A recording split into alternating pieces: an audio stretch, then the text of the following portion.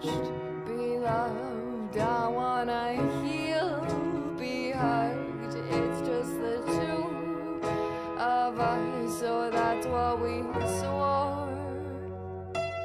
And if I've lost my charm, apologies due. No harm, 'cause you got a hold of my heart, and I know it's worn. So won't you please spare me indignity, and won't you please give me some decency, and won't you please call it if our time is through, 'cause I know that we fall apart when nothing's new, nothing's new.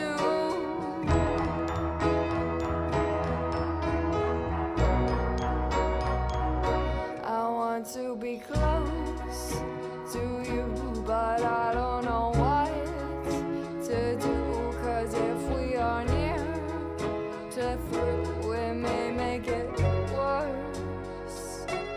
And if I start to grieve, 'cause it feels you're about to leave, forgive me, I'm not naive, I've been here before.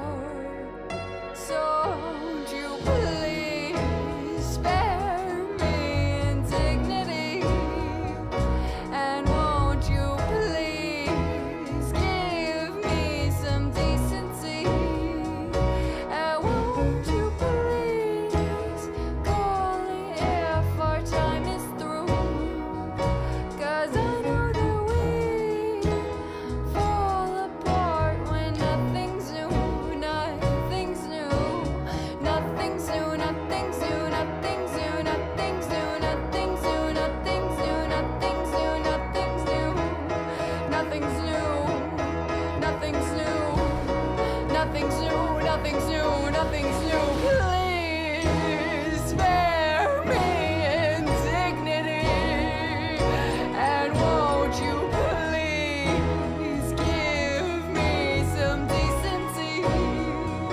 and won't you please call it if our time is through, 'cause I know that we fall apart when nothing's new, nothing's new.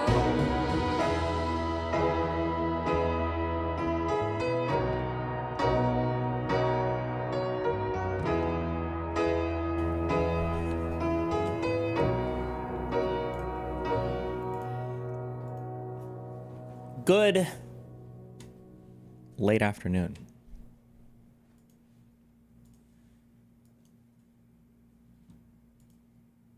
Push. Welcome.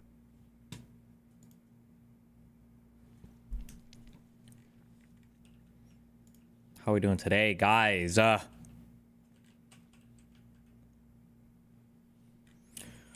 is YouTube stream like 10 things behind the kick stream? Because the real true Destiny fans watch me and support me on kick.com/Destiny. Okay? That's where the real fans are. Don't be a fake fan.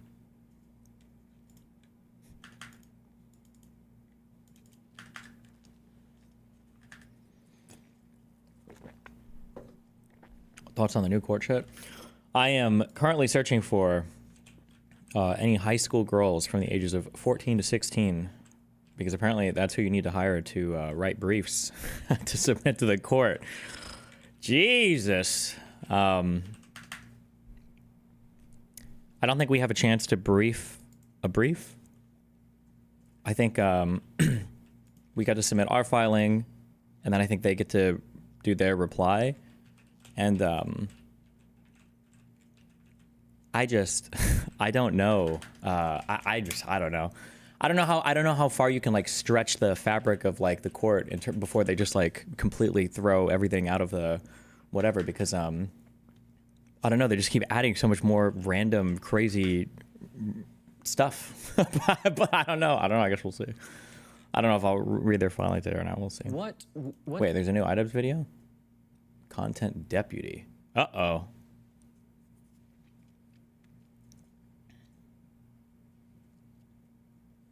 When is the ruling on the PI stuff? Well, since it's just a preliminary injunction now and not a TRO, I think that it can be anywhere from 2 weeks to 6 months. I don't know if I think it can just be whenever. So fortunately, it'll take a while. The annoying thing is that there was a chance. I don't know how good the chance is. It's hard to estimate probability of it. But there's like a chance that the entire case could get tossed as a result of the PI hearing if the recommendation is to ditch the preliminary injunction, but then also if the magistrate judge agrees that there is no subject matter jurisdiction because they don't have anything that fits the statute, whatever they're alleging is not in the range of the dates or whatever. But now they've brought on more random stuff to try to make it seem like that is the case. But we don't get a chance to reply to that brief that they filed, so we just wait for the magistrate judge now, and then we just keep moving on, I think. Good times.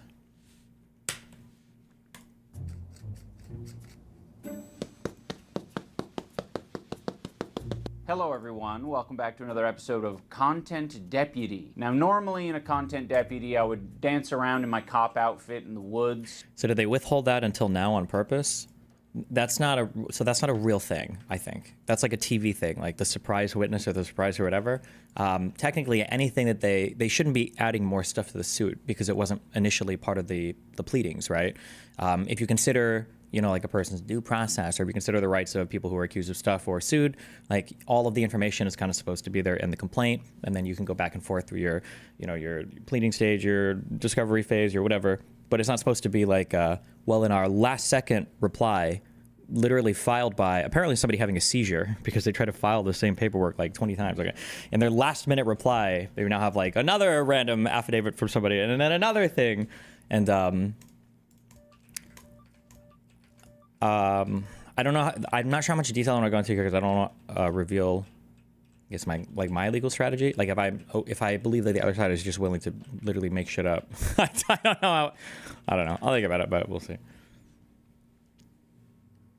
Do you think Hassan was playing word games with what counts as happening on October 7th? For example, a mass assault happened on the 8th.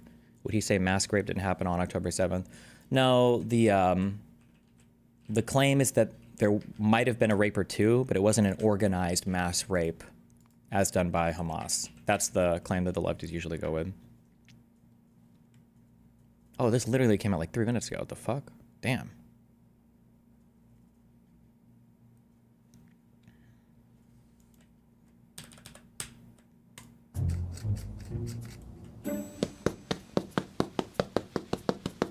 Hello everyone, welcome back to another episode of Content Deputy. Now normally in a Content Deputy I would dance around in my cop outfit in the woods, but this video isn't going to have any of that fanfare. We're just going to get straight into it. I was hoping...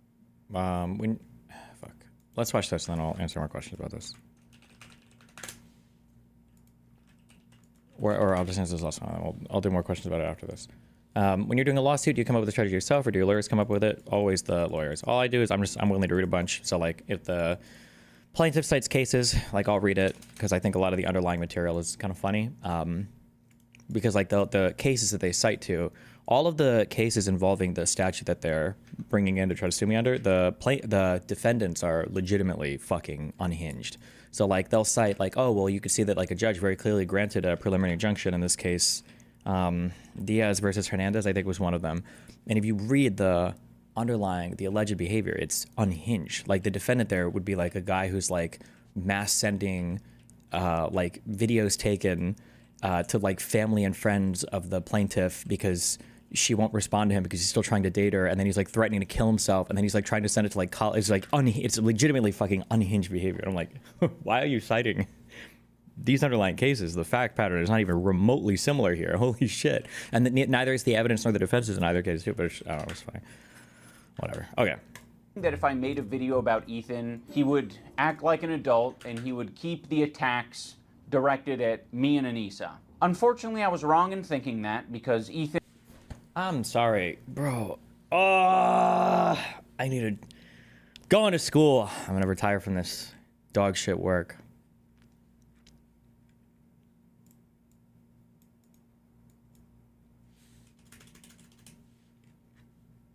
This is such a stupid statement to make.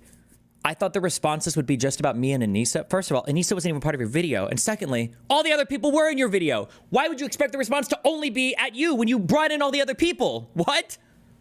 If I made a video about Ethan, he would act like an adult and he would keep the attacks directed at me and Anissa. Unfortunately, I was wrong in thinking that because Ethan, in a desperate attempt to attack and smear Anissa and I, he started attacking our charity event. I don't know if you know this, but last year they lost $250,000. To be charitable, you actually have to give money to charity, Hassan. You have to give money to be charity. It's like a slush fund for them. Ethan and Hila are well aware that we raised $1.3 million for charity the first year of Creator Clash. The second year we operated at a loss, and I take full responsibility for that. We did band together. The community and the fighters involved ended up raising $175,000 for charity. It's been really disheartening to see how often Ethan will attack Creator Clash through us or attack us through Creator Clash. Ian and Anissa, masters of putting on an event. I need to be more I gotta do it. I'm gonna do it. I'll figure this out. I will figure this out. I need to be more shameless. I need to be more shameless. I need to do more. I need to do like a dono driver charity event. I have to just plug.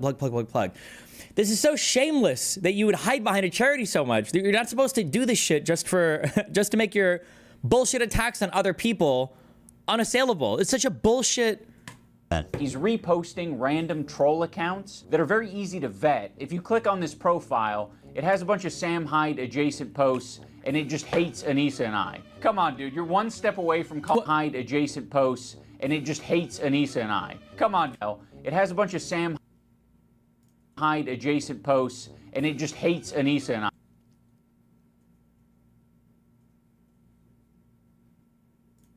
Come on, dude. Okay, you should have went through that whole account to check to see if that person also tweeted. Okay. Dude, you're one step away from calling me a cuck. Just take... Like, you're one step away from calling me a cuck because you screenshotted a reply underneath a tweet that's joking, or the guy is saying that you didn't give a refund for a thing, and then you didn't go through that guy's entire post history. Remember what I said before? I'm going to there are some things I will continue to harp on, and this is going to be one of them. Different standards. Keep in mind the different standards, right? On their side...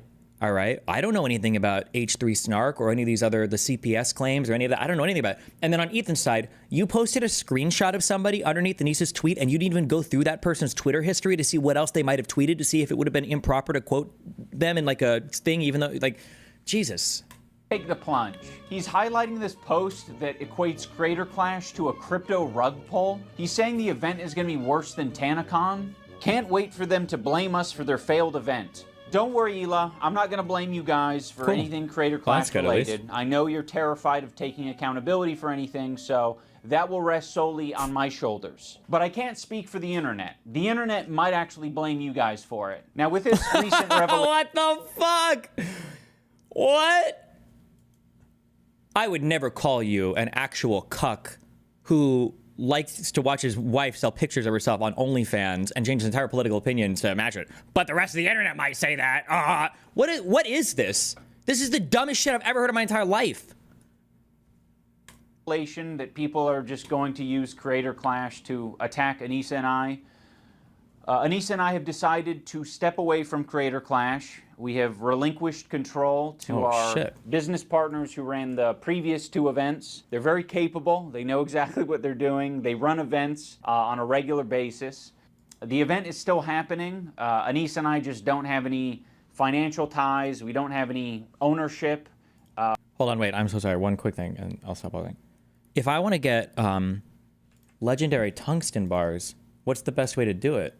Is it recycling ore until I get legendary ore, or is it recycling bars until I get legendary bars? Okay. We are, I think just going to be known as the founders of the event. Yeah, I mean, I think it had to come to this eventually. That's crazy, dog. I can't keep my mouth shut. I can't, I can. I just didn't want to.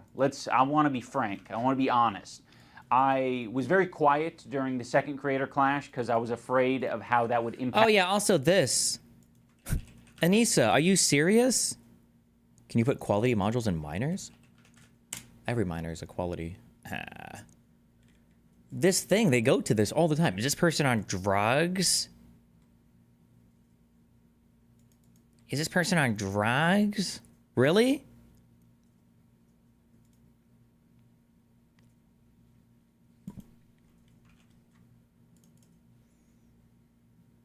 attacked other people. This year I said I'm going to do something different. I'm going to fight back if someone's trying to attack me. So that's what I did. And now I've realized, like, I can't really have my cake and eat it too. It's either you're going to talk shit like a foul beast on the internet, or you're gonna have a charity event. You know, it really can't be both. I'm very proud of the event that we made with Creator Clash. It's still happening, June 28th. I'm just not gonna be involved in it. Please, for the love of God, support this event. You know, I feel like in some ways I'm like cutting off an arm so that I could escape the bear trap, and so I can fight. Well, that's a bad analogy.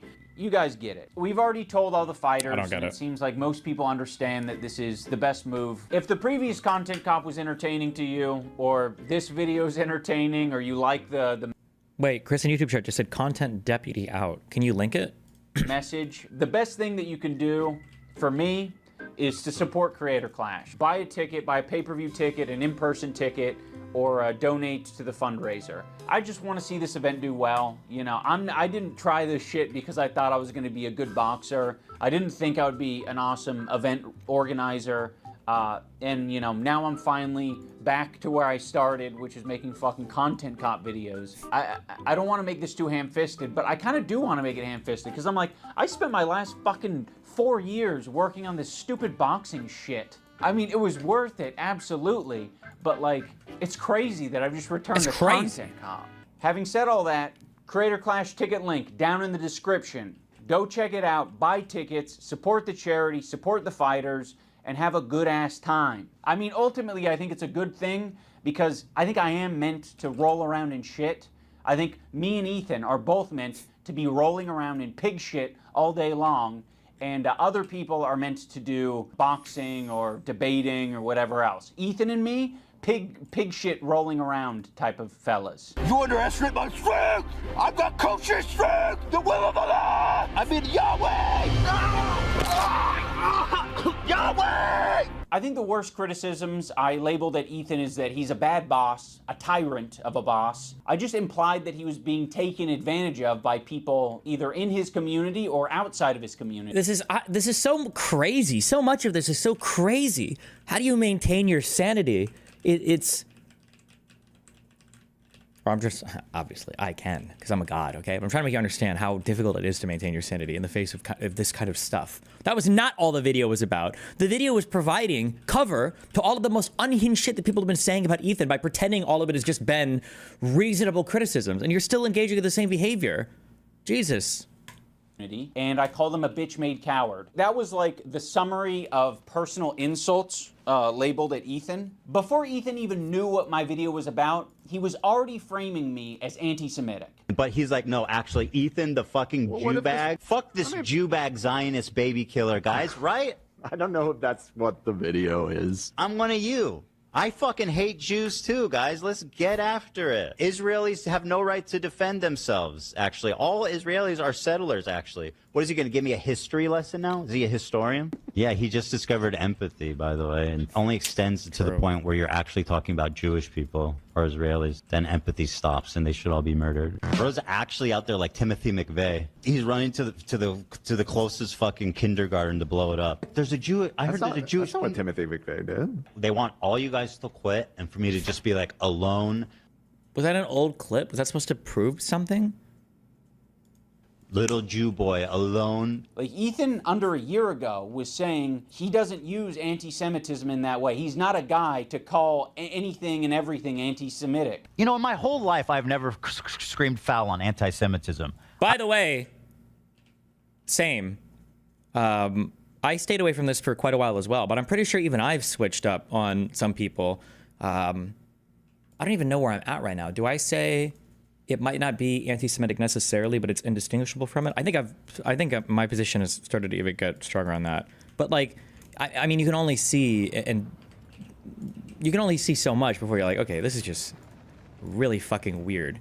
Like when you've got Hassan rapping, oh my god.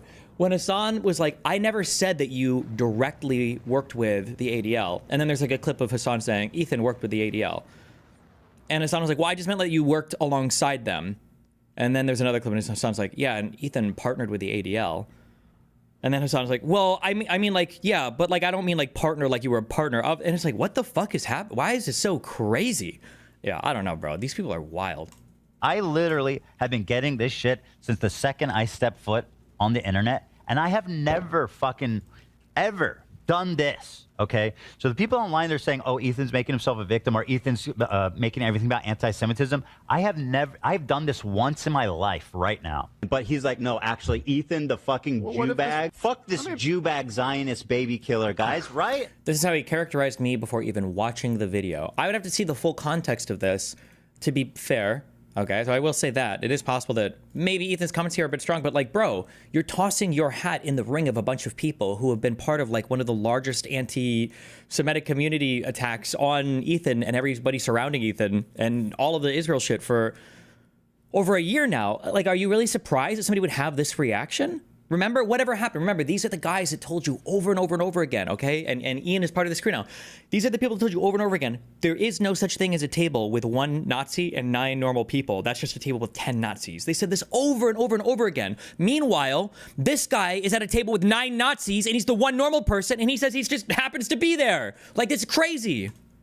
I don't know if that's what the video is. I mean, I get that he's scared and offended, but this was the whole fucking point of my video, Ethan. I was saying that you shouldn't be doing this. It led to me making this video in the first place. You were triggered by this CPS harassment thing, and then you immediately equated Anissa and I to it. That was sloppy, and that was... Because that's what you pulled all of your clips from that video, and you didn't even mention the title of the video or what it was about. Horrendous, and it was horrendous for us. And now you're doing it again. I'm gonna watch it live. Should you? Yeah, I mean, I don't care. But like, why? Also,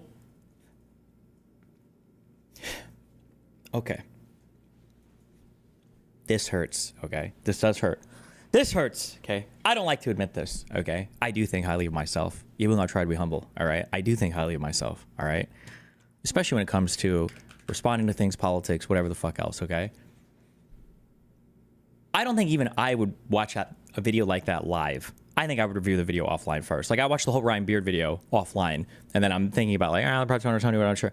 The fact that that content cop, I think it dropped live, and then I think Ethan watched it, I think on the same stream. That's insane, okay? That is a incredibly fucking brave, okay, set of actions for Ethan to take there. That shows an ungodly amount of confidence in his position for him to do that. I don't think I would have done that. That's wild. But Jesus. I just don't think, I feel like you're going to get really emotional and say something you regret. Well, I've got the button. Like, I know you don't have a problem taking a head. Also, I want to say this as well, and part of this is from jealousy, I guess, but major props to Dan and all of the crew, by the way, that have stuck by Ethan, with Ethan, through all of this bullshit, because they are getting a lot of pressure externally. You don't see it. You probably don't even see a tenth of the insane amounts of crazy, unhinged, weird DMs that the H3 staff are getting. So they're getting a lot of those. They're still showing up on the show. Politically, I do think that people like Dan and them are more aligned, I think, with Hassan than with Ethan. And despite all of this, they're still there and they're still friendly and they still work for. I think that's super based. The crew here, even though I think most of them hate me, but I think these guys are super awesome. That's major props to these guys for all of that. And on, but I just feel Of course not, because I know that you're whatever... understandably upset, and I feel like it might be a little. Should we wait to talk about it, or you want to talk about it? You should do it off stream. Because I don't know. This escalated initially because we were live and you guys were heated about. I forget what it was. I just think it might be wise to watch it, think out your thoughts, and respond in a calm way. Because there's no chance that you don't get heated. I don't need the fucking... I will also say, too, for all the accusations of Ethan being an unhinged boss and being crazy, and also keep in mind, Ethan's been on the internet for a long time, right? He could be mega egotistical, or he could be a tyrant, or he could be a piece of shit. Not to say that, like, he's earned doing that, but I'm saying, like, he could be. It would be a lot of people that make it on the internet, you know, over time do get big egos. The fact that his staff feel comfortable like suggesting against something or pushing back against him on stream kind of seems to imply that he's not this tyrannical, horrible, evil overlord boss that people are saying that he is, right? Because Dan and who is the other guy? Is that AB? Fuck, I don't know all their names. This one, is that AB? Yeah, the fact that these guys are comfortable like recommending like, hey, you shouldn't do this. Hey, you might be making a mistake. It speaks well for all of them, I think. Yeah.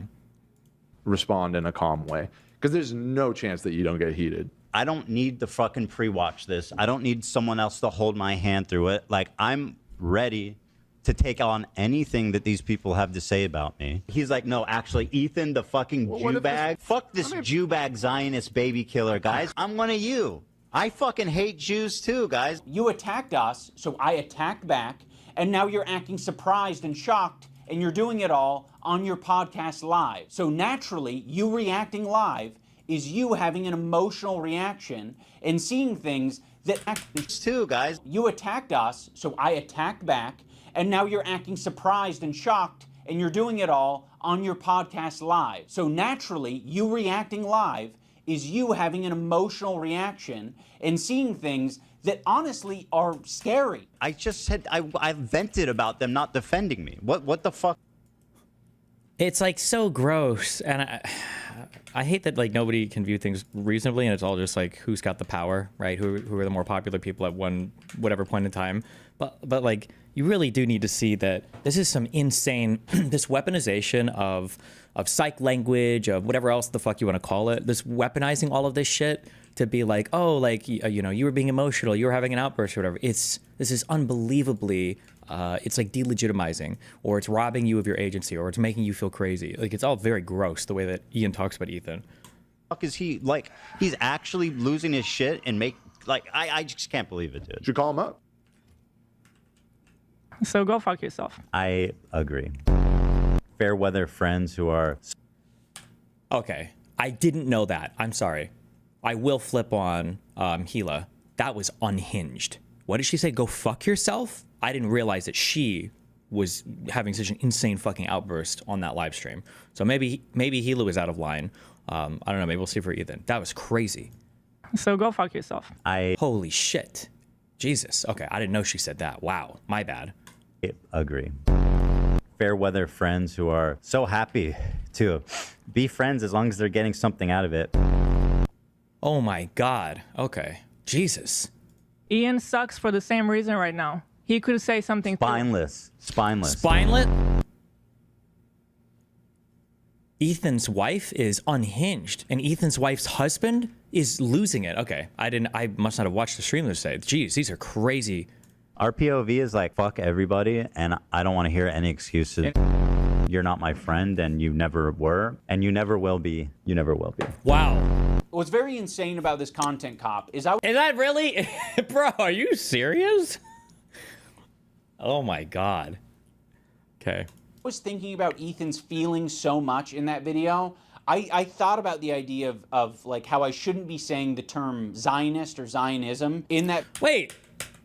And I was thinking about their feelings. This video is not their response to you though, right? This was the CPS video. What? It sounds like he's implying that this video was his live reaction. Am I?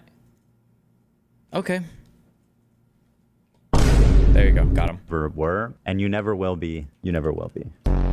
What's very insane about this content cop is I was thinking about Ethan's feelings so much in that video. I thought about the idea of like how I shouldn't be saying the term Zionist or Zionism in that video because I was like, he has explained before that that's personally insulting to him and he doesn't like. He has like about Ethan's. Never will be. What's very insane about this content cop is I was thinking about Ethan's feelings so much in that video. And wake up, Ethan. Wake up. Time to be awake, Ethan. Wake up, Ethan. This is no longer a dream. This is a nightmare. Wake up. Ethan, the dumb bitch is telling you to wake up. Wake up. Ethan, wake up. Wake up, Ethan. Ethan, wake up. Friend, and you never were, and you never will be. What? You never will be. What's very insane about this content cop is I was thinking about Ethan's feelings so much in that video. Since anyone? Just wake up. Wake up. Wake up. Wake up. Wake up, Ethan. I'm not gonna do a react content yet, chat. I'm the same kid. I thought about the idea of like how I shouldn't be saying the term Zionist or Zionism in that video because I was like, he has explained before that that's personally insulting to him and he doesn't like that. You know, regardless of how true it is, I was like, I'm going to think about Ethan's feelings and not mention this. Fast forward to Regardless of how true it is. What the fuck? This is like this is the most like manipulative, emotionally mindfucky set of statements I've ever heard in my life. What the fuck? Him reacting to my video, he's just outright calling me a fucking Nazi. Is it a coincidence that Ian really shaved his head just before doing this video and he's holding a swastika one? I mean, we can free Palestine without being a Nazi. You fucking Nazis. How about that? Well, this is the white savior, Ian, who's just found empathy, unless you're Jewish, of course. This comparison is not remotely similar, okay? Calling somebody a Nazi because you think that they're a Nazi or whatever, you can argue whether or not that's good or bad, by the way, is a lot different than calling a Jewish person a Zionist when they've been getting anti-Semitic attacks against them for over a year by a bunch of people who are, at the very least, indistinguishable from anti-Semites, if not actually anti-Semitic themselves. These are different types of things, right? Ethan, people are allowed to shave their head and not be called anti-Semitic. I mean, if you're going to critique his... I don't think it was the shaving the head thing that was setting him off there, swastika sword buddy. I think it's the fact that you chose that fucking sword and decided to pose with it. Which, by the way, based, okay, if that was intentional, then I think that's Giga Chad, okay? I fucking go full send, dude. All right, I'm a child of the early internet. We know what era you come from, okay? Don't tell me the guy who did the content cop on Tana, okay? And the guy who roamed the big bad streets of YouTube with fucking Leafy, all right? Doesn't understand the implication of choosing the fucking swastika sword. Come on. Podcast or be pissed off that he personally insulted you. Even that is enough to be called anti-Semitic. It's fucking crazy. Now, I don't want to talk about Hassan's sword. I don't want to talk about Hassan's sword hilt because Ethan himself basically admitted already multiple times he doesn't think any of us did that intentionally. And he would be right. Do I think any of them actually like wanted to put a swastika in the photo? No, Yeah, that's... Well, hold on. I would have to check the dates. Also, I would just full on disagree with Ethan here. But it might be that, was Ethan saying this before he had clips of Hassan literally calling it the swastika sword? Because that kind of changes things. Because I think, I don't know what my reaction was, but my guess is I would probably say the same thing. Like, I doubt did they really choose swastika? They probably should have been aware of it, but did they really know? But then when clips of Hassan coming out and they're like, wow, that sword sure is sus. That's a swastika. Well, that changes things pretty significantly, no? No, I don't actually think that. The chances that they... Oh, he finds clip 2 minutes after that. Yeah, this is such a whatever. Put a swastika in the photo? No, Yeah, that's... no, I don't actually think that. The chances that they did on purpose is close to zero, right? So I'm not accusing them. I picked up a random sword in Hassan's room that was laying around. That could be the end of the discussion. You don't... Really, though? Does he have swords just laying on his fucking floor? What is this guy, the fucking Last Samurai? What are you talking about? Come on. You didn't look at anything? You just picked up the first thing that shined? And you were like, oh,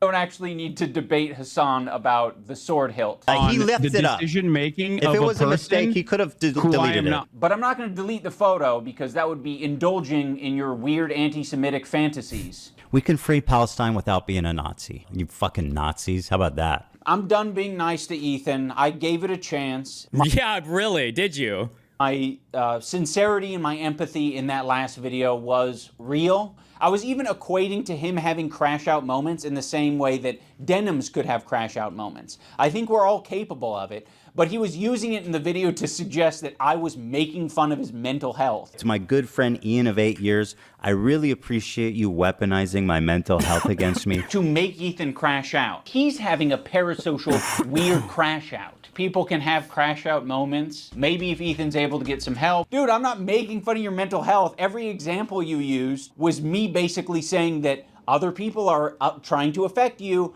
It's understandable that you're going through this right now, Ethan. We all go through this. To characterize anything I'm doing as crashing out, that I need help, that I need to get some kind of treatment, is cruel and pathetic on a level I didn't think he would ever be possible of doing. Every fucking example that you tried to smear me with was me actually pointing to something else that could be affecting you. He even brought up the clip of me saying, if you get help. We all need help. Everyone on this... Dude, it's such a joke.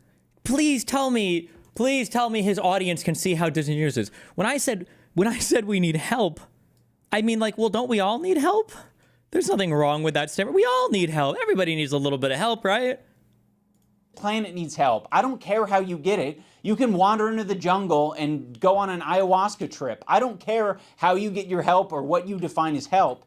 But if it helps you, that would be good. Because right now it doesn't seem like you're getting much help. The main criticism that I was seeing online with my video from Ethan and Hila is that I didn't mention the CPS call. There's really just one central point that I want to make here. My good friend Ian, in his hour-long takedown, did not mention one time Child Protective Services. Not one time. There was not even one mention of CPS. And a lot of the clips he uses is us fired up from the day that CPS yes. came to us. So, like, without, for a lot of without even explaining that at least that's the context, it's pretty cowardly. I wonder why I wouldn't mention the CPS call. Could it be that the CPS call happened the same day that you were shit-talking me? And I didn't have any chance to defend myself? You just immediately, in the same pod... You literally sourced the video where he's talking about it for the entirety of your content cup. What is he even talking about? What? Podcast right next to each other said, CPS call was very traumatic. And then you said, fuck Ian and Anissa. And you linked those together, you kind of layered those flavors. And then Anissa and I got a bunch of harassment. We had nothing to do with the CPS call. What are all these fucking... Sure, maybe you didn't, but all the other people that you kind of brought into your video did. And it was the fact that you seemed to be co-signing their opinions, which you now admitted in your content cup you were. Because you called Ethan crazy for assuming that your silence meant that you were supporting their statements. And then in your content cup, you came out and said you were silent because you support their statements. Comments on your Reddit saying like, it happened because of the CPS call. I don't entirely blame your audience for getting confused because number one, it's a fucking cult. And number two, you can't even get the timeline straight. So if anyone's watching your dumbass, their brain is also gonna get scrambled. Be friends as long as they're getting something out of it. So again, he's not showing the context. What was the okay, I'll play this part. Did you guys ever find the context of what I was talking about here? Because I feel like I wasn't even talking about him. I could be wrong. I just don't remember ever saying like, if I did say that, I thought you were talking about them, about Anissa and Ian in that clip. That's the same clip of it's all the when part of the same CPS was clip. called. Yeah. Same clip. It's part of the same conversation. You completely wiped your brain of what happened during the CPS stream. That's not my fucking fault. That's no one else's fault but yours. All I wanted for you to do was say the bare minimum of like, hey, this is fucked up. This is not true about CPS, whatever, like the bare minimum. It came up because they were talking about it on their fucking podcast. By the way, they're the ones that like started this conversation by talking about it on the podcast. Be like, hey, I'm not getting involved. I think that was their response after you guys initially called them out. This is what I was talking about. You cannot have something terrible happen, be like, yes, let's make some content, and then shit talk your friends of 8 years. I'm so fired up. Let's make some content? Don't even know what to do with myself, which is why I'm coming. On the other hand, I don't know if that's a good state to be in live. That's that. Kind of spitting. And a lot of the clips he uses is us fired up from the day that CPS came to us. For anyone confused about the timeline, Ethan was talking shit about us on his Instagram before any CPS shit. He was also talking shit about us on his podcast before any CPS visit. On March 7th, CPS visits. Hey, dipshit! If you think he was talking shit about you before any of that happened, why didn't you include that in your fucking video then? Why are you bringing it up now, motherfucker? What the fuck? Ethan and Hila, and that same day, they decide, let's do our podcast, and let's have the topic be the CPS visit and how distraught we are about that. And then right next to that, right after it, you guys talk about me and Anissa. But you don't just talk about us. You shit talk. Wow. Let's talk about some crazy event that's happening, and then right after that, let's talk about how we feel like friends that were people that we thought were friends are supporting this crazy event. What a completely and totally disconnected set of facts. What? Talk us, and you imply that we're friends with people who are doing this, who are the ones who are harassing you. Do you have evidence that H3 Snark called CPS on you? Did I say like that? Random anonymous Redditors? Did I say that? Wait, what's the... I said they're primarily responsible for harassing me. Who called CPS? I think a big part of all this confusion is Ethan unwilling to admit that there isn't a literal genocide happening and the IDF are not literal terrorists. He caved on those points so quickly to avoid conflict and is forcing to fight back from other angles besides... I mean, but to fight back on those angles, it's such a losing argument on like the wokey internet, and it requires like a level of understanding of things. It's just too much for these people. Like, I don't know. What the fuck? So, I don't know. To be honest, I'm very proud that I didn't immediately jump to Ethan and Hila's defense, because when you look into the story, it actually looks a lot shittier for Ethan and Hila. And I do mean that literally. There was this H3 stream where oh no, and now he's gonna repeat the same attacks! No shot. No shot. He's not about to, is he? where Ethan was dumping as per usual. He was talking about his own health. He was talking about his caca breath, his dog having diarrhea, his dog having giardia. Olive has giardia. It's a bacterial infection in the intestines that makes you have diarrhea. His child running around putting things in their mouth. Sonny's crawling around. He's putting everything in his mouth. He's at that age. He has giardia. The whole family possibly having giardia. Oh, and now Hila has giardia. Shut. For real? And now I think this morning I had diarrhea. Oh my God. Jeez. What can I do to not get it from you? I'm trying because I'm not trying to get it. No, it's extremely ridiculous to get. You have to ingest my poop.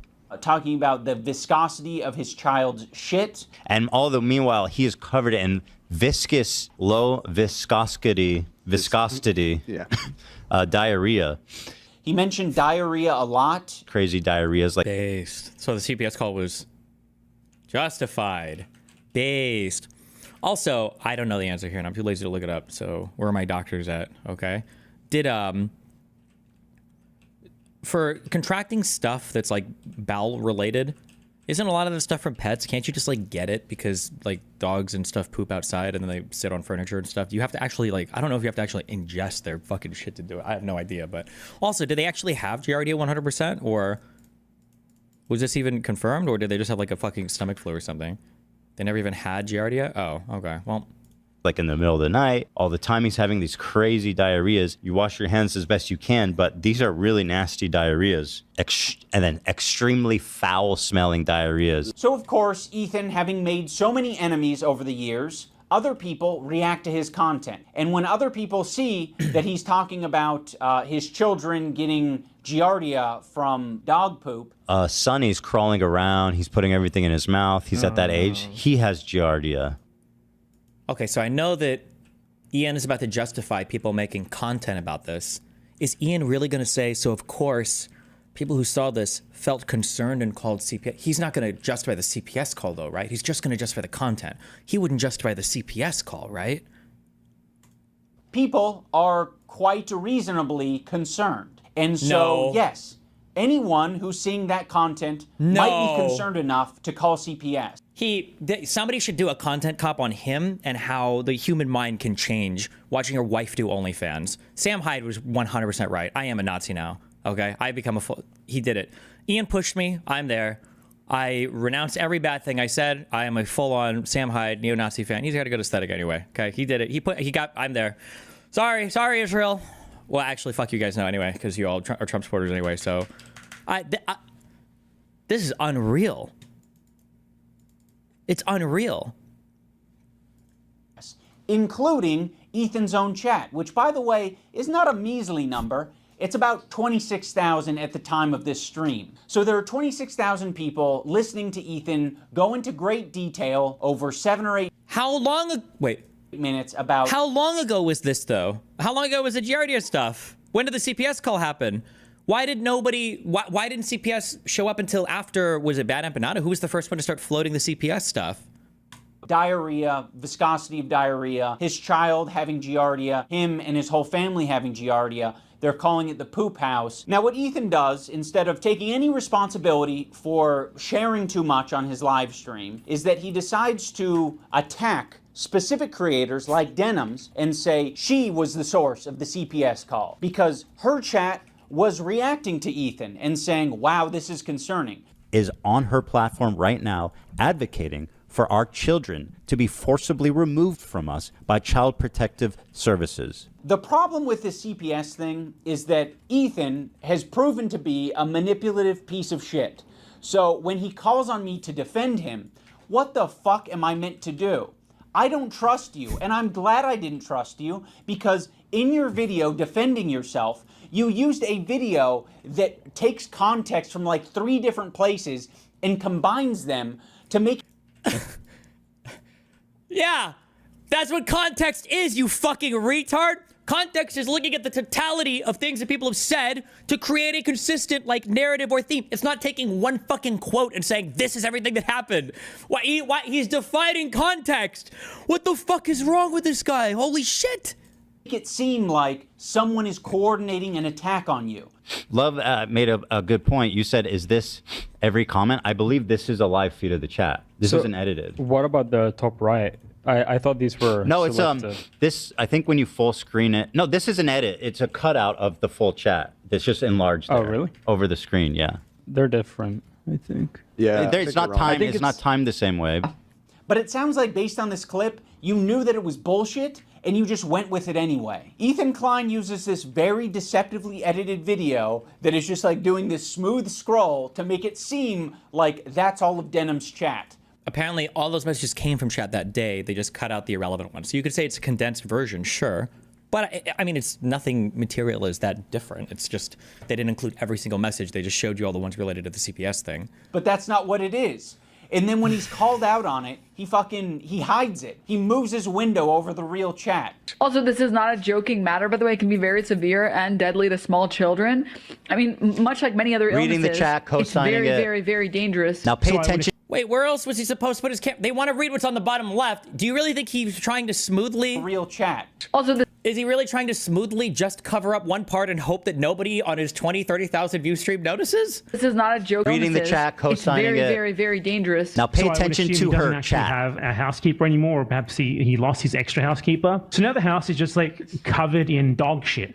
And he has kids, and his kids like... Why does it have to be anyone else's fault but your own? Take some fucking responsibility. It's just so bizarre that Ethan would expect Anise and I to make a statement when Denham's herself already made a statement about it and said that she does not condone calling CPS. So we're talking about CPS. One, I don't condone. Two, I've never condoned it, and you will not be able to find a clip of me saying, yes, we should do this, because it doesn't exist. I've literally given Ethan Klein credit on multiple times or multiple instances, and I will do it again right now, for not showing photos of his kids. Part of my criticisms of Ethan So initially brave, Queen. was the openness. I think Somebody said Ethan doesn't control his cam placement on the show. Is that true?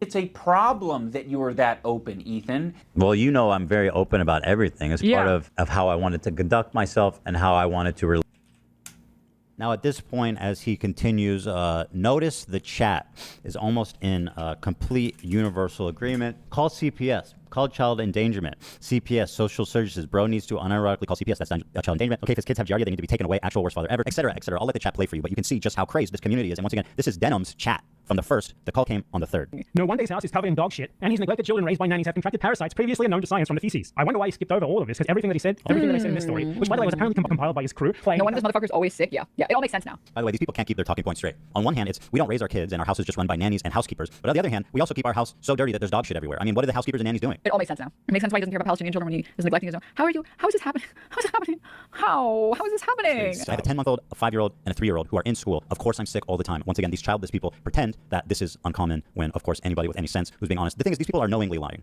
They know that they're lying. It makes no sense what they're saying, but they do it anyway. Because, as you can see in the chat, and Denham's endorses this clearly, as you can see, she's not moderating this at all. And it's pretty much 100% of the comments saying call CPS on them. Their kids should be taken away. That she wants. She believes that it's justified to break up our family. This disgusting fucking human being, who's endorsed by Hassan and the entire left community on Twitch, who is protected and elevated by Twitch, is on her platform right now advocating for our children to be forcibly removed from us by Child Protective. Somebody said this gave the timeline.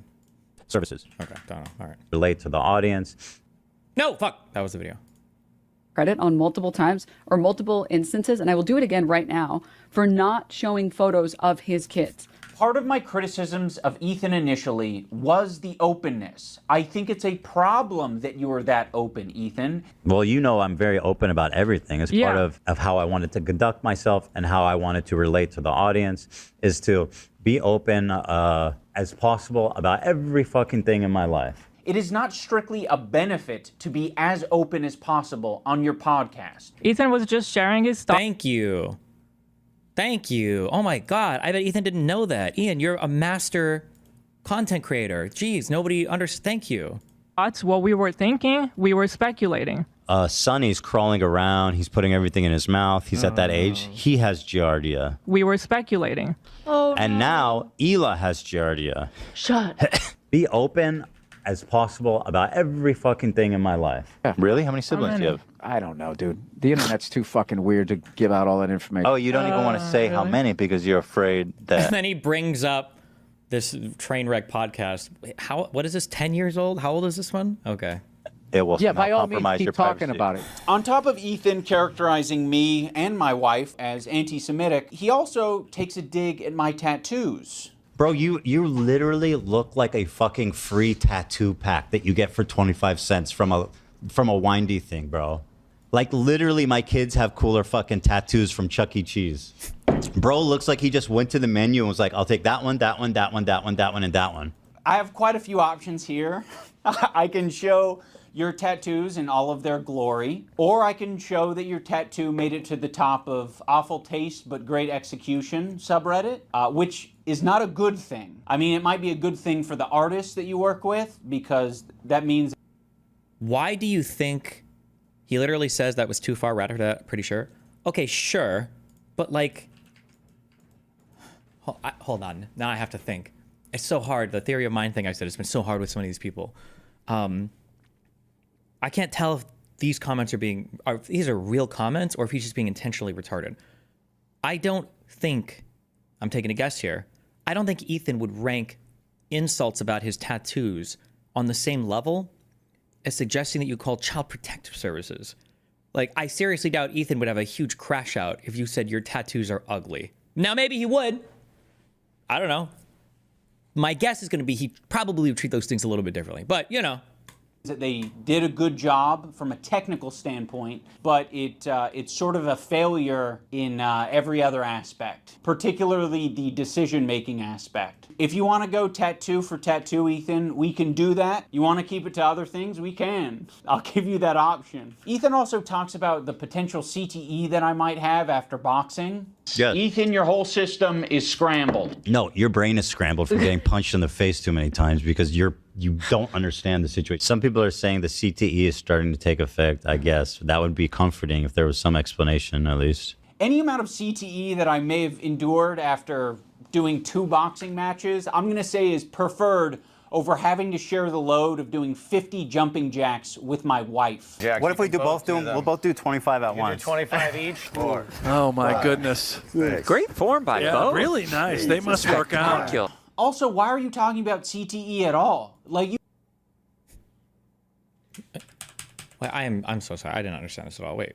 Comforting if there was some explanation, at least. Any amount of CTE that I may have endured after doing 2 boxing matches, I'm going to say is preferred over having to share the load of doing 50 jumping jacks with my wife. What if we we'll both do.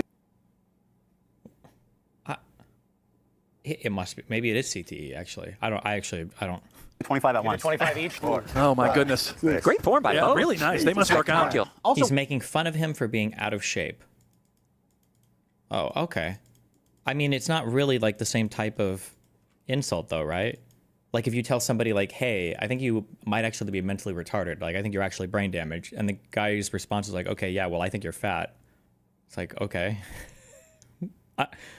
Okay, I guess. So why are you talking about CTE at all? Like, you've continually illustrated that you can't keep track of anything. It came up because they were talking about it on their fucking podcast. By the way, they're the ones that like started this conversation by talking about it on the podcast. Be like, hey, I'm not getting involved. I think that was their response after you guys initially called them out. He can't even keep straight who attacked who first. He thinks that our podcast where we're expressing sympathy for him and Ela was the impetus for him talking shit about us. I much prefer boxing-induced CTE than harassment-induced CTE. Ethan acts like we're such great friends and that like he shared such intimate moments with me, but it's all horseshit. He's lying. Like the whole thing is a fucking lie. He's manipulating his audience. We did not have a close relationship. You guys were buddies for a long time. He texted me like one time like, hey dude, we should talk this out. And I was like, I don't feel like having this conversation right now. That's it. So Ian kept trying to get me on the phone or text with me. And I told him, dude, honestly, I don't feel like having this conversation right now. Okay. Fair, right? I just didn't want to do it. Okay? Just in that particular moment, and then or like at all? Well, it turns out I didn't want to talk to him at all.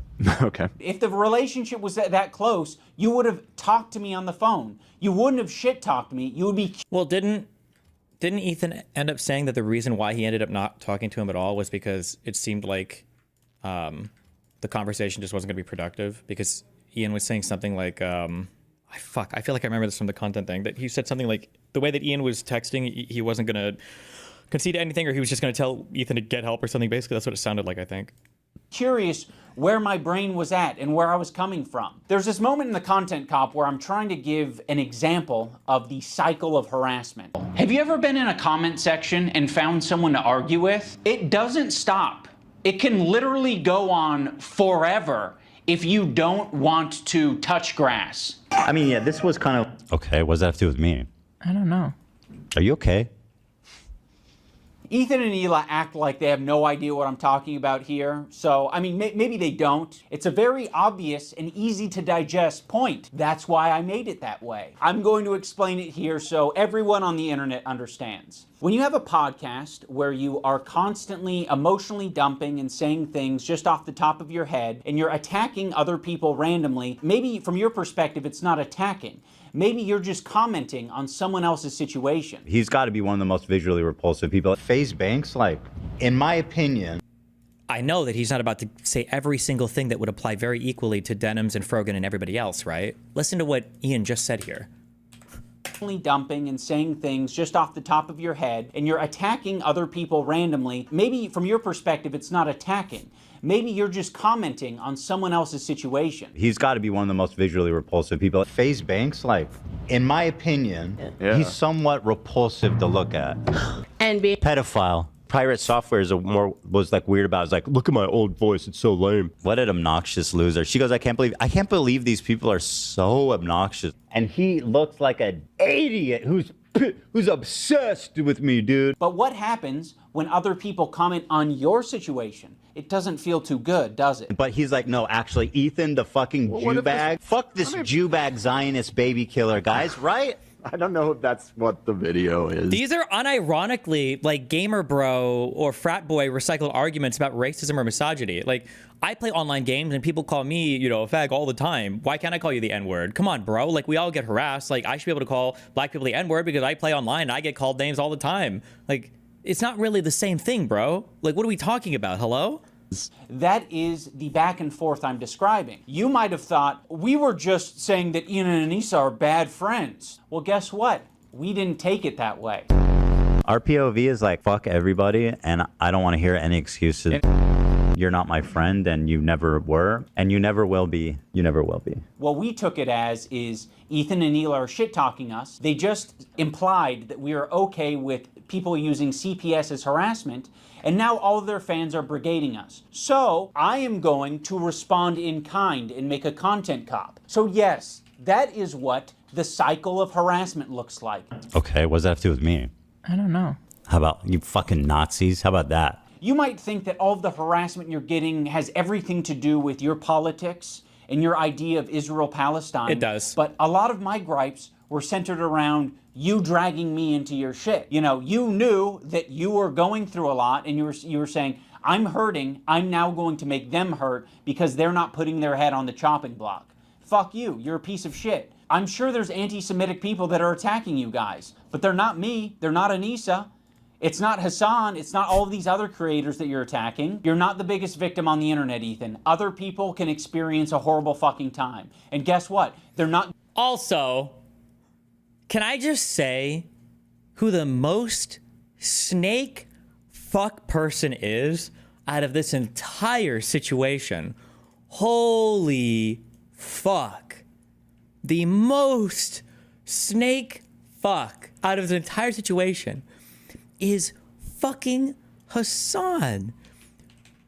I don't know if Ian has any idea what the fuck he stumbled into in all of this, okay? But Ian comes out, makes this whole ass retarded fucking video, okay, trying to give cover to Hassan and all of his cringe fucking lefty LARPer loser friends. And then when Hassan is tasked with defending it to Ethan, Hassan is like, oh, I don't know. I don't speak for the content cop, or I can't do anything. I'm not going to defend that. Or I was like, damn. Hassan throws Ian under the bus in record time because he saw how lackluster the reception was. Unbelievably fucking snake clout obsessed behavior. Holy shit. getting this other benefit, which is he basically used Ian as like a fucking J-dam, and then when it missed, he's like, oh, I didn't do it. Like, unironically, it was like, Fuck.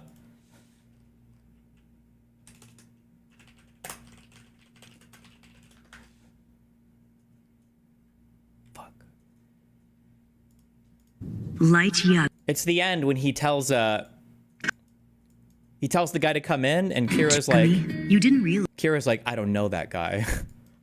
That was Ian. I'm not gonna be able to find it. Pretend I found the reference immediately and it was sick, okay?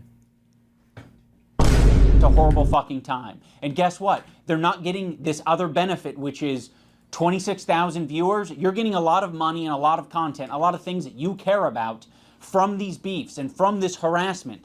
There are a lot of people that you've just bullied. What? 26,000 viewers. You're getting a lot of money and a lot of content, a lot of things that you care about from these beefs and from this harassment. There are a lot of people that you've just... I love how he puts harassment in quotes for Ethan. When Ethan gets it, it's like LOL harassment. But when it happens to, you know, one of the MLs, one of the lefties, one of the pro-pallies, it's real harassment. Bullied, and they have nothing to gain out of it. Frogan isn't making a bag from this. She's not getting content out of this. She literally has made content out of this, a ton of it. What are you talking about? What? You're attacking her in relentless ways and endorsing so much worse harassment than what even you send her way. What? So much worse harassment? Like what? Frogan literally inserted herself into all of this. What are you talking about? The shit he's said and posted about Frogan over the past years is like insanely nasty shit. Yeah. Worse than anyone I've seen. If this is true, absolutely mind-blowing, insane shit. Hold on. It's not worse than anything you've seen. How can it be worse than anything you've seen? Literally, no. I guess he was not. very nasty. Well, I'm just saying, people like fucking want to like lay down and fucking like. I'm talking about specifically against Frogan. But like he called her fat, right, and ugly, which is horrifically mean. I get called a fucking baby killer. I was talking specifically about That's way Frogan. worse than being called fat and ugly, in my opinion. It's true. Also, on top of Ethan and Neela constantly victimizing themselves, I did notice that as soon as we didn't immediately jump to Ethan and Neela's defense, Ethan took that to heart and he started to make that his employees' problems. Instead of just... Make it his employees' they all do a show together. What are you talking about? You know, sucking it up and taking it on himself. He decided to imply that Lena is going to have a problem with that. A lot of this has ramifications for the crew. The way that they have it set up is basically, if Lena were to drop out, she would lose, like, she would have to pay back like $25,000 or something like insane. And besides that, which I told her I would cover if she wanted to drop out, she's been working really hard. And just because I'm having an issue with what's going on here. You bringing up Lena dropping out of the fight was you publicly showing to your fans, like, I don't approve of this. You were saying this shit before the content cop even came out. Which I told her I would cover if she wanted to drop out. But now you are saying that you didn't have a problem with any of it until I made the video. I was totally on board until the organizer put out a video calling me a psycho. That's totally normal. What do you... You were okay until I put out a video that was co-signing all of the most insane and unhinged attacks against you, and I'm the lead organizer of the event? Yeah, no shit. Path or harassing his friend. Obviously, Ethan and Neela will victimize themselves every chance they get. But when they have the chance to victimize someone else who's on their crew, they'll also do that. You already forced Lena into this horrible situation. And again, you forced this situation on her. Why would I do such a thing to Lena? Dude, you have as much agency as I do. You didn't have to badmouth me on your podcast. That was a choice that you made. So go fuck yourself. I agree. My good fucking friends who I stood by after all these fucking years can't find a spine to speak up. Oh, the organizers of this event are not jumping to my defense? All right, well, maybe instead of shit-talking them, maybe I should zip it. So go fuck yourself. I agree. You already forced Lena into this horrible situation. And again, you forced this situation on her. By the way, iDubbbz, Lena's fucking having a panic attack. So go fuck yourself. I agree. But you're just lobbing it to me and Anissa. I'm lobbing it back to you. You're the one who brought it up. If you lob it back to me and you say, well, I didn't have your back publicly. well, fuck you. I'm going to lob it back and say, you're being irresponsible on your podcast, and you're not taking any accountability for the shit you're putting out online. I think that's going to do it for this video. There's a lot more that I can share, but I'll save that for the future. And in closing, I will reiterate so that, there's no ambiguity about it. Anissa and I are no longer involved in Creator Clash. We're stepping down completely. We hope that the event is a I'm sure that it's going to definitely be successful now that you've had some of the largest talent, one of your headliners, by the way, dropped from the event, Harvey Weinstein, and now that you guys are like obviously the most popular people associated with it, now you're stepping down from the event. Like, Jesus. Massive success this year. We hope that all of the fighters get what they wanted out of it. I'm sorry that I'm such a fucking nasty person who just wants to roll around in the shit. I'll put the link to Creator Clash down in the description if you want to support them in their mission to get creators to fight and raise money for charity. You can do that down there. I will... Sorry, Harley, not Harvey, my bad. Fuck names, okay. Be doing that on my own, and I hope you guys... By the way, when that Creator Clash event fails, they will 1 trillion% be blaming Ethan and all of them for it. 100 billion trillion%. Have a good time. Also, IDubbbz is trying to make money for himself and Creator Clash, right? I think their intentions are good with Creator Clash. I'm not going to be unhinged like Hassan and all these retards and claim that everything they're doing is horrible and evil and whatever, but... So for all the people who touch grass, I want to remind you to click the like button on this video, not so it goes in your algorithm or anything, just specifically so that we can add a counter narrative or I can get an idea of how much astroturfing is out there, because I know that a lot of these fuckers, they love their dislike button extensions. And I saw that shit and I was like, what the fuck? These are all like fabricated numbers. The like-dislike ratio was like 80-20 on my video, and then they tried to create a narrative of like, no, people actually hate this content cop, guys. It's actually so much worse. Like, bitch, like, people were more upset with, like, my wife being on OnlyFans. You're not gonna convince the internet that fucking Ethan Klein isn't being a piece of shit. Like, sorry, guys. It doesn't matter how many dislike extensions you have. We can free Palestine without being a Nazi, okay? Yeah, fuck you guys too, okay? How about you fucking Nazis? How about that? It's blatantly and obviously fucking disingenuous. This shit blew my fucking mind. Like, this is fucking insane. And, like, dangerous. He is going out of his way to slander you as a neo-Nazi. Like, that can get you hurt. Thank you, Ethan Klein. You are my best friend. Okay. Well, that was good, Cancer.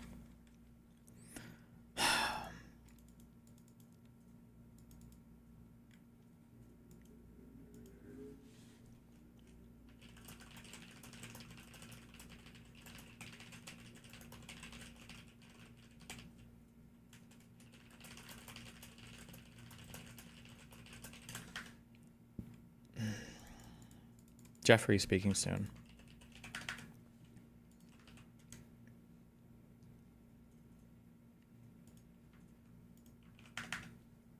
All right.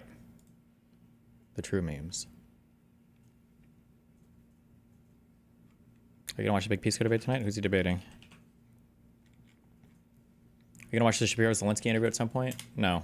I watched the first half and it was really boring. Although I guess if Ben is getting educated on basic facts about Ukraine, Russia that he could have learned with the 20-minute glance of the wiki, then good for Ben Shapiro, I guess.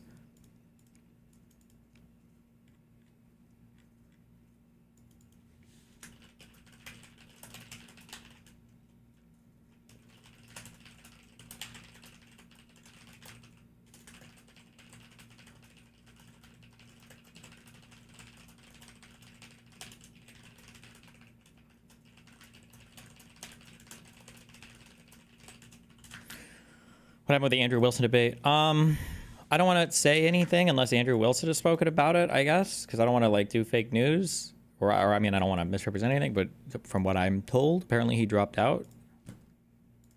Oh,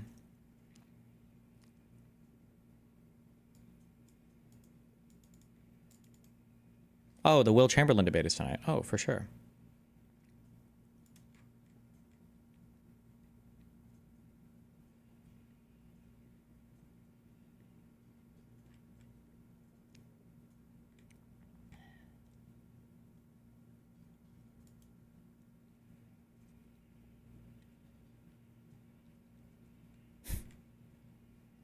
Dude, I don't know where the country goes after this fucking administration. It needs so much healing. It's not right though that like conservatives could just act like this, and then in a few years we're all expected to like go back and pretend that none of this ever happened. This is just like.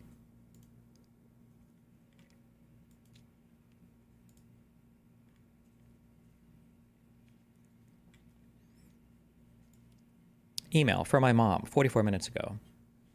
It's a picture. It says, cocaine was found at Biden's house. A dead body was found at Obama's house. A male prostitute was found at Pelosi's house. An illegal server was found at Clinton's house. So the FBI raided Trump's house. Good one.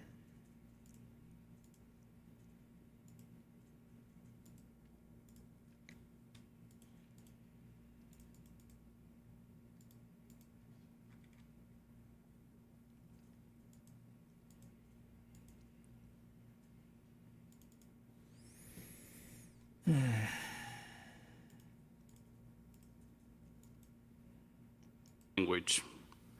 Questions to their fellow rivalries.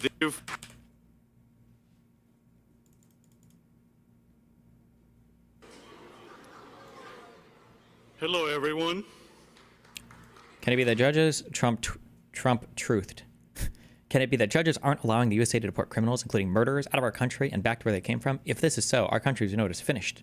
Americans will have to get used to a very different crime-filled life. This is not what our founders had in mind. Somebody linked this and said they're preparing to ignore the courts. That sounds to me like they're complying with the courts, and they're doing it begrudgingly, and they're upset. I don't think that they'll fight against the courts now. For a dictator like Trump, all of his power comes from... God, we're so fucking lucky. We're so lucky he's so stupid. All of Trump's power comes from his popular support. And remember, he came in just barely on that 50% approval mark. No, I shouldn't even say that. I'm sorry, it wasn't 50% approval. I think it was less than that. Right? I think he might have come in at the most unpopular. Fuck, where is that one thing? Popularity of president's first 100 days.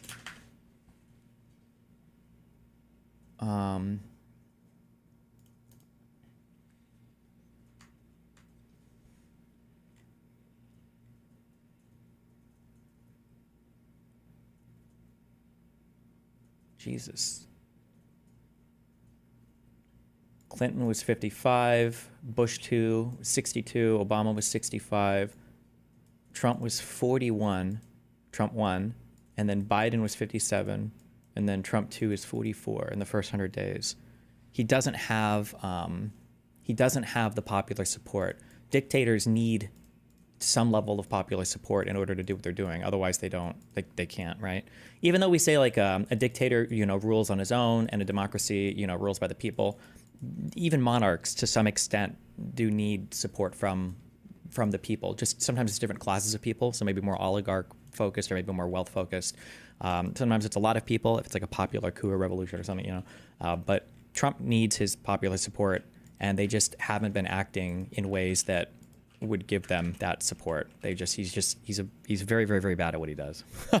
I'll just say that, yeah. I want to welcome everyone and thank you for taking the time to be with us. My name is Frank Reese. I am the Congressman Dr. Raul Reese, District Director.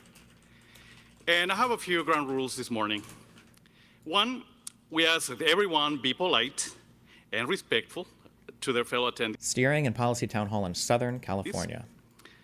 Repeatedly disruptive attendees will be asked to leave. You will be given one warning. Please silence your phones. I agree they need popular support, but Trump believes he has the popular support, just like he was adamant that Abrego Garcia has MS-13 child who's not insane. I don't know if Trump thinks he does have popular support right now. I think he's gotten enough pushback in different areas, both like popularly. So, you've got like all of your polling coming up in the midterms and Republicans that are being told not to attend town halls. Then you've got like the numbers, you've got the stock market, you've got the international numbers like the treasury bond market. I don't know if Trump can delude himself into thinking right now that he has the support broadly of enough people to be a dictator. So, no hate or personal attacks, and please refrain from foul language.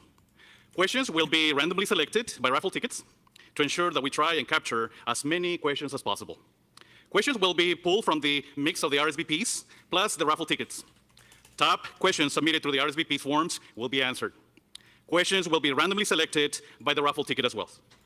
Are you still doing the pirate video? Yeah, I will. I don't know if this is going to be relevant. Do we care about this or? Please keep your questions under 1 minute. If you need to exit, there are 2 exit doors. And if you need to use the restrooms, you can go out and they are to your right, men and women. I also want to invite you all to please stand up and join me in the Pledge of Allegiance. Gentlemen, please remove your hats, and please, everyone, face our American flag. Placing your hand over your heart, I pledge allegiance to the flag of the United States of America and to the republic for which it stands, one nation, under God, indivisible, with liberty and justice for all. You may take a seat. And now it is my honor to introduce a man that has committed his life in the service of others. First, as a physician, and second, as a member of the United States Congress. I want to introduce you. Please help me to welcome Dr. Raul Ruiz.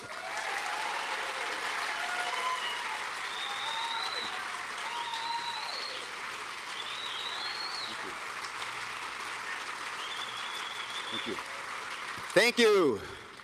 Good afternoon, everyone. As you know, I'm Congressman Dr. Raul Ruiz, and it's an honor to represent you in Washington, D.C. in the House of Representatives. Welcome to the launch of the Steering and Policies Committee's Town Halls. And I am so thrilled to see so many of you here, eager to engage in important conversations about what's happening in our world today and how you can be a part of the change that we need. So thank you for taking the time and coming to this Town Halls.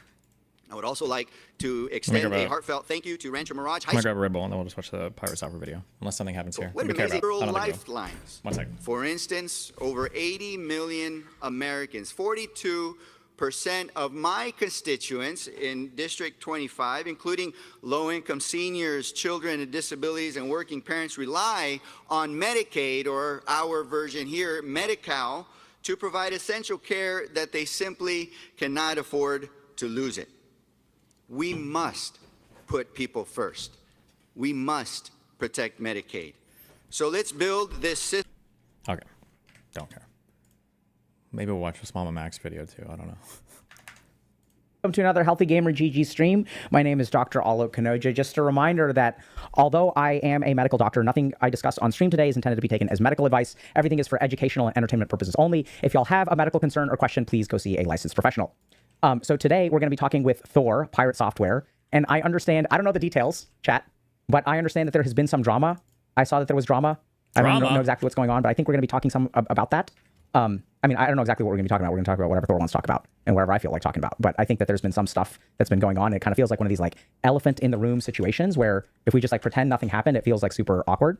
But I don't know. I don't know, to be honest. Like, I don't really follow like streamer drama very much. But yeah, whatever happens. So we're going to see. We're going to just talk. So I really enjoy talking to Thor. We've talked to him a couple of times before. It's usually been a great conversation that people have enjoyed. I understand that a lot of people are unhappy with him, more unhappy. So we're going to just figure out what's up with that. As always, we are, we try to be like compassionate and understanding. That doesn't necessarily mean we're non-judgmental, right? So that's not one of our key values, but our values are to be authentic and compassionate and recognize that like, people sometimes struggle, sometimes make mistakes, sometimes have stuff going on. So we try to be as like understanding of that as we can. And Oklahoma just passed social studies standards that include 2020 election conspiracy theories and assertions that COVID came from a Chinese lab. What do I do? Is it homeschooling time or what? Good luck. Somebody needs to, dude. My predictions have been on point the past year. Okay, I said this right. Remember that as unhinged as all of the crazy shit that's going on is, like, remember that in the future, your kids or your grandkids or whatever, there are going to be kids in your child's classroom who are going to be learning from their parents that the 2020 election results were fake. I said that that would happen, and it will happen. And I'd ask y'all to be like as understanding as you can. And before we hop in with Thor, and we just do that for everybody, right? It's not like he's getting special treatment. That's just what we do here. So we've added, we have a quick update to our Mental Health Awareness Month calendar. So I'm going to just show you all this real quick. So we did Mr. Who's the Boss yesterday. Really loved that stream. Thor Pirate Software is today. We're adding one memberships lecture for those of you that don't know, in October 2023, we started HG memberships, which are like deep dives into a lot of topics that people in the community want. So things like ego, discipline, emotions, stuff like that. And these are usually things that would not work very well on the algorithm. So I don't know if this kind of makes sense, but like if you look at YouTube, not everyone or very few people are looking for like people who are really wanting to understand a topic very deeply and or like really want to get into it and understand it at a high level, those videos sometimes don't perform well, right? So if you look at like what performs well, it's usually like 8 to 12 minute segments on something. So you can wait, is this really the best way to get legendary tungsten? I have to recycle fucking underground ramps? There must be a better way to do this. Look at channels like the most successful channels on YouTube, like Kurt Sagetz, which is an awesome channel. They make like roughly 10-minute videos. So if you'll want deep dives into topics, we're going to be focusing on how to build a social circle, deep dive into resilience. And the addition that we have is breaking through overwhelm with Dr. Ali Matu. So Ali Matu is also he's a psychologist, YouTube creator who specializes in anxiety disorders. We've gotten really positive feedback about him. So that's going to be this Thursday. And then as usual, we have plenty of content over just regular content that we've got stacked. So we've got interviews every Thursday. And then on Fridays, we're going to be doing like more traditional HG streams, which can also be like deep dives into stuff. But the World on Fire stream next Friday is going to be all about, okay, so like there's a lot of stuff going wrong in the world today. How do we manage? How do we cope? How do we thrive even? Apparently there's like, people have been preparing voicemails for me to answer. There's going to be a debunking terrible relationship advice. And then this is one of my favorite ideas. We'll see how this goes. Maybe this will be a mess. But Doctor versus AI. Wow. Which we'll share more details about later. A couple of other quick announcements before we hop in. We have an awesome community challenge going on right now in May. So we usually do this like every May where we'll have like a pretty big community challenge. And so this one is pretty cool. So it's in case of crash out, break glass. So it's actually like a resilience challenge. So the whole point of this month's community challenge, which y'all can, it's absolutely free. Y'all can join on Discord. Is we're going to be like, in case of emergency, break the glass. So in case of the world falling apart, like what are the skills that you need to develop? How do you cope? So there's going to be a community challenge where people will like, we'll give you all tasks and stuff like that. In the past, we've done things like touch grass challenges, which was awesome, which is like people going out and like doing things in the world. So things like meditating in a park, like meeting up with friends. One of my favorite things from, I think, the touch grass challenge was like making a fresh beverage with like some kind of juice. So like people would make like smoothies and stuff like that. So it's just like, it's basically an excuse for y'all to do the things that you should be doing, kind of made in a gamified format that's like fun for all of us to do together. So y'all should definitely check that out. And then another kind of quick, really quick kind of interesting announcement. So I know this is going to sound kind of weird, but sometimes we here at Healthy Gamer do things that are not streaming. And I know that sounds weird. It's like, oh my God, how are we, why are we doing things besides streaming? Why aren't we just like streaming content all the time? Just stream more. So I know it's crazy, but we believe that managing the mental health crisis that we're living in today may require a little bit more than watching things on the internet. So about 5 years ago, we developed a coaching program. Our initial pilot study of the coaching program was like 1,500 people, showed really great outcomes. It's something that we talk about quite a bit. Some of y'all are tired about hearing about it, but the reason that we do it and the reason that we do many of the things that we do, like, you know, so this past year, we advocated for like $2 billion. So we went to Washington, D.C. and advocated for $2 billion of additional funding for training an addiction workforce. So we realized like, hey, like addiction is a problem. Wait, did you say $2 billion? So this past year, we advocated for like $2 billion. Damn. So we went to Washington, D.C. and advocated for $2 billion of additional funding for training an addiction workforce. So we realized like, hey, like addiction is a problem. And can Dr. K make videos about it on the internet? Absolutely. But sometimes videos on the internet may not be as effective or may not be sufficiently effective as going to the federal government of the United States and saying like, hey, we need like, it's hard to find a therapist. Therapists are incredibly expensive. They have really long wait times. People are struggling with addiction. Can y'all please give $2 billion for the training of an additional addiction workforce? Okay. So we do a lot of stuff at Healthy Gamer, and we developed this coaching program. Coaching works great. We believe in coaching because it's using the peer support model and stuff like that. It basically is working with someone to help you figure out appropriate goals, achieve those goals in a like limited time period. That's really the big advantage. So if you're on the DIY track, the problem is we procrastinate. The key thing about coaching, though, that we're super excited about now is that we have gotten our curriculum certified. So I want to just show you all. So this is coaching. So if you guys have questions about coaching, we've got info here. But we started something called the Healthy Gamer Institute. So that's where like, you know, people will sometimes ask us, hey, where can we find a therapist like you, Dr. K? Or people will say, hey, I struggle a lot with video game addiction or pornography addiction. I went to see a therapist and they didn't understand what I was talking about. So we started the HE Institute maybe a couple of years ago. It's like, this is like IRL stuff, so it moves slowly. So, and then we actually have recently gotten our coaching program certified by... Okay. At 8 o'clock tonight, we will be calling and talking to Z from the Zoomer drama as well. Good luck. NBHWC, which is like the National Board of Health and Wellness Coaching. So this means that like there's a certain, because like basically anyone, we don't have to get too much into this, but like basically anyone can do coaching. It's not like a licensed profession. So how do you determine whether the coach that you have is like a good coach or just someone who just says they're a coach? So that's what some of these third-party certification programs are about, and we actually just got awarded the certification, which is great. So that basically means it's like someone has looked at our curriculum and said, hey, like you guys have, your curriculum meets the minimum requirement to like be good. So it's a good thing. I know it's kind of outside of people's scope, but anyway, just wanted to share that with y'all. If y'all are interested in becoming a coach, by the way, like learning coaching, y'all can sign up. I think HEI will start having cohorts soon, so y'all can sign up over there if y'all want to like learn coaching. So let's hop in with Thor Lord. Let's hop. Okay. Let me see where. Oh no! Wait. Pirate. Real quick, we're gonna read this also real quick. That's crazy. From the Dean drama stuff, yes. From Representative Marjorie Taylor Greene, the lady who believes in Jewish space lasers. I represent the base, and when I'm frustrated and upset over the direction of things, you better be clear. The base is not happy. I campaigned for no more foreign wars, and now we are supposedly on the verge of going to war with Iran? I don't think we should be bombing foreign countries on behalf of other foreign countries, especially when they're fucking Jews, or when they have their own nuclear weapons and massive military strength.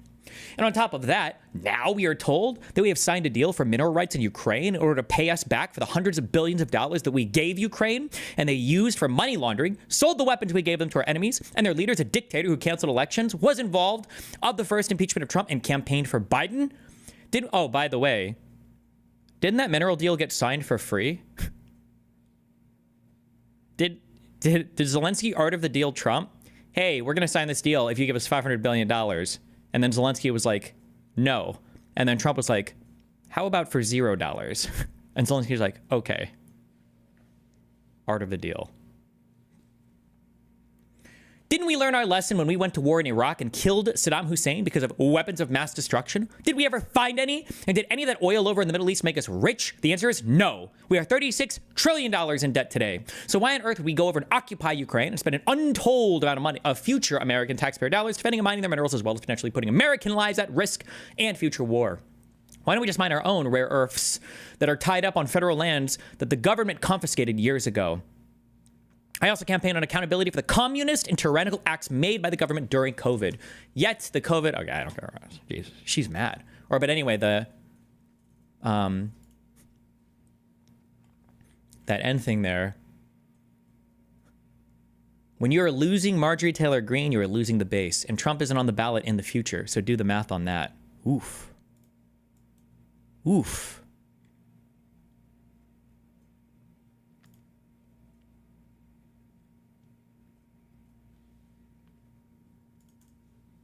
I call Pirate. All right. Let's see. Click. Hello. Oh, weird. Hold on. I gotta change this too. Can you explain Lincoln 5, the mineral deal? No, because I don't believe it's real. I don't believe in any part of it. I don't think it's going to happen. I don't think any part of it is real. I wouldn't trust any deal this president signs. I don't think any of them are actually going to come to fruition. I don't believe it. Supposedly to rights to mine some resources somewhere, but I don't think anything will ever come from that. But who knows? Where did this go? Okay. Virtual camera. Whoop. Virtual camera. Give me a second. There we go. Oh. Hold on. For some reason, this is showing the big U, and I don't know why. Very okay. nice. Now I think fix this. I think I got mine. How's your portfolio looking these days? It's fighting for its life, okay? But on my meme stock picks, all right, NVIDIA is dragging us down hard. But we have a champion in our portfolio, and his name is CrowdStrike, and he fights for truth, justice, and my individual stock pick portfolio. He's fighting hard. Did we do it? Okay. Kind of. Okay, sweet. I'm trying to fix it on my end. Okay, well, it's working for me, so that's all that matters in life. Is that how it goes? Yeah, that's usually how it goes. Isn't that what you've learned from being on the internet recently? Yeah, definitely. That's how it works. Is that if it works for someone, that's all that matters? It's all that matters. Yep. Yeah, so how you been, Thor? It's been rough. Yeah, I hear that. I put everything in Canadian housing. Oh, cool. I would, but I'm not Chinese. Video game. Just kidding. It's all that matters. Yep. Yeah, so how you been, Thor? It's been rough. Yeah, I hear that. So I don't really follow much. Is his real name Thor? He seems like the kind of guy that would get a name change. I'm sorry. Of, internet drama. So you want to talk about what's been going on, or you want to not talk? Oh, which is totally fine. I don't even know where to start with it. His name is Jason. What's going on? I think recently have actually been dealing with the ferret rescue. So I guess we should start with that. Oh, ferret rescue. Hey, wait, how do ferrets need to be rescued? Are those animals that ever live outside, or are they always? We had, and this kind of ties back into it too. So we had 2 deaths in the rescue this last week, which is rough. And I'm finding, because we're at about 60 ferrets now, we hover around 60, and we lose about 1 to 2 a month because it's a rescue, and that's kind of how it works. You get animals in that are really messed up, really bad position, and that's kind of how it goes. And I'm finding that I can't emotionally connect with every animal. You just can't do it. It's not humanly possible. Right. The ferrets now, we hover around 60, and we lose about 1 to 2 a month because it's a rescue, and that's kind of how it works. You get animals in that are really messed up, really bad position, and that's kind of how it goes. Okay. And I'm finding that I can't emotionally connected with every animal, you just can't do it. It's not humanly possible to do that because you're going to lose them, and you can't like absorb that at all times. It's not like a healthy thing to do. And I've been going through that through like the last couple of them, but the last one really messed me up because it was Ghost, and Ghost is she was one of the first rescue ferrets, and this animal was like physically abused badly originally. And when I went to go pick her up, she was like one of the first ones that I went to go pick up. Normally they give you in like a carrier, and the person's like all excited, and they're like, "Hey, I'm really sorry, and I feel bad. I feel like a bad person." You talk to them about it, and then they give you the animal, and there's like crying and whatever, right? And then you take the animal, and then they want to reach out and know how they're doing everything like this, because it's usually a person surrendering because they just can't take care of them. This one, I go to the house, and I'm like, "Hey, I'm here to pick her up," and this person just did this. And like handed this ferret to me like this, and it's covered in shit, like just feces all over the body. And I'm like, "Do you have like a carrier?" And they're like, "Nah." And emaciated, covered in feces, ear mites, visible ear mites. It was awful, and it's just she's scratching herself. She had like it was bad, dude. Oh my god. Take her to the vet, and we fix her up, and then we find that she is deeply afraid of other animals. She can't be near other ferrets at all whatsoever. Anytime you put her near one, she freezes, and then she bites them and immediately pee and poop, which is not a normal response for a social animal. It's like very clearly something has gone wrong. She came from like some kind of an abusive household situation. We've never seen a ferret do that ever. And I worked for, I want to say, God, it's like 2 years now. It had to be like 2 years of working with this animal every day, trying to like get her to integrate with the others, and she never would do it. But she was just so sweet, and I just played with her every day because they need. You see this? Seems like there are some real journalists still around, very few, but they somewhat exist. Hunting Russians for 8 days, exclusive. I'm not gonna watch this kind of time, and Ukraine-Russia's just. I feel like it's just a boring conflict to me because it's so obvious that there's like a right or wrong, so there's not as much interesting stuff to dig through. I will say though, real quick, just as a quick thing.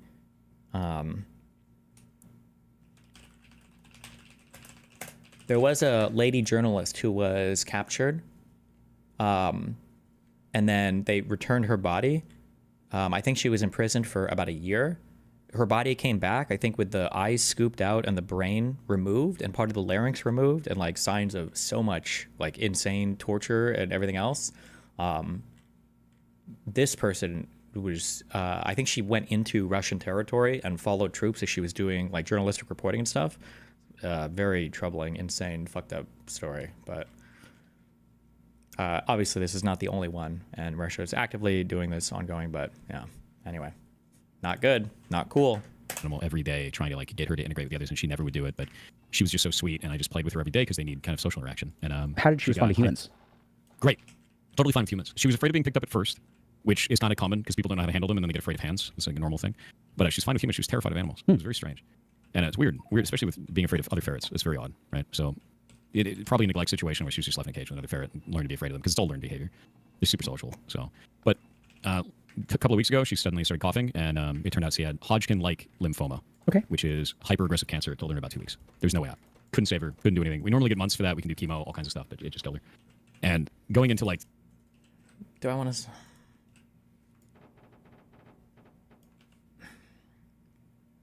I don't know how I feel about this take. I don't feel like super married to it, but there is like something that just makes me feel a little bit weird. The idea that in the United States, or maybe even around the world, that there are like people who are suffering and dying from like easily preventable diseases or stuff like tuberculosis or malaria or whatever else. And then in the United States, we're doing like chemotherapy for ferrets. I don't know. I mean, it's, you can walk and chew gum at the same time, I guess.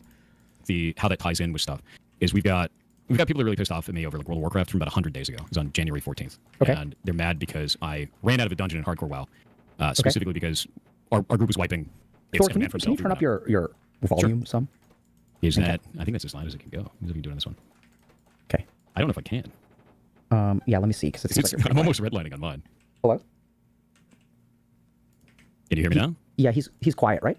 Yeah, so he's saying he's jacked up as high as he can go. So should I turn my volume down and just tell Stream to turn up the volume? He's already... Oh my God, he's calling his troop. Listen to the way he frames that event, by the way. People are just mad because I was running from a hardcore dungeon that failed, and it was every man for himself, and right, the minimizing, good. Jacked up to 200% on Discord. Oh, that's weird. Is it your headphones? He's not listening to you, little bro.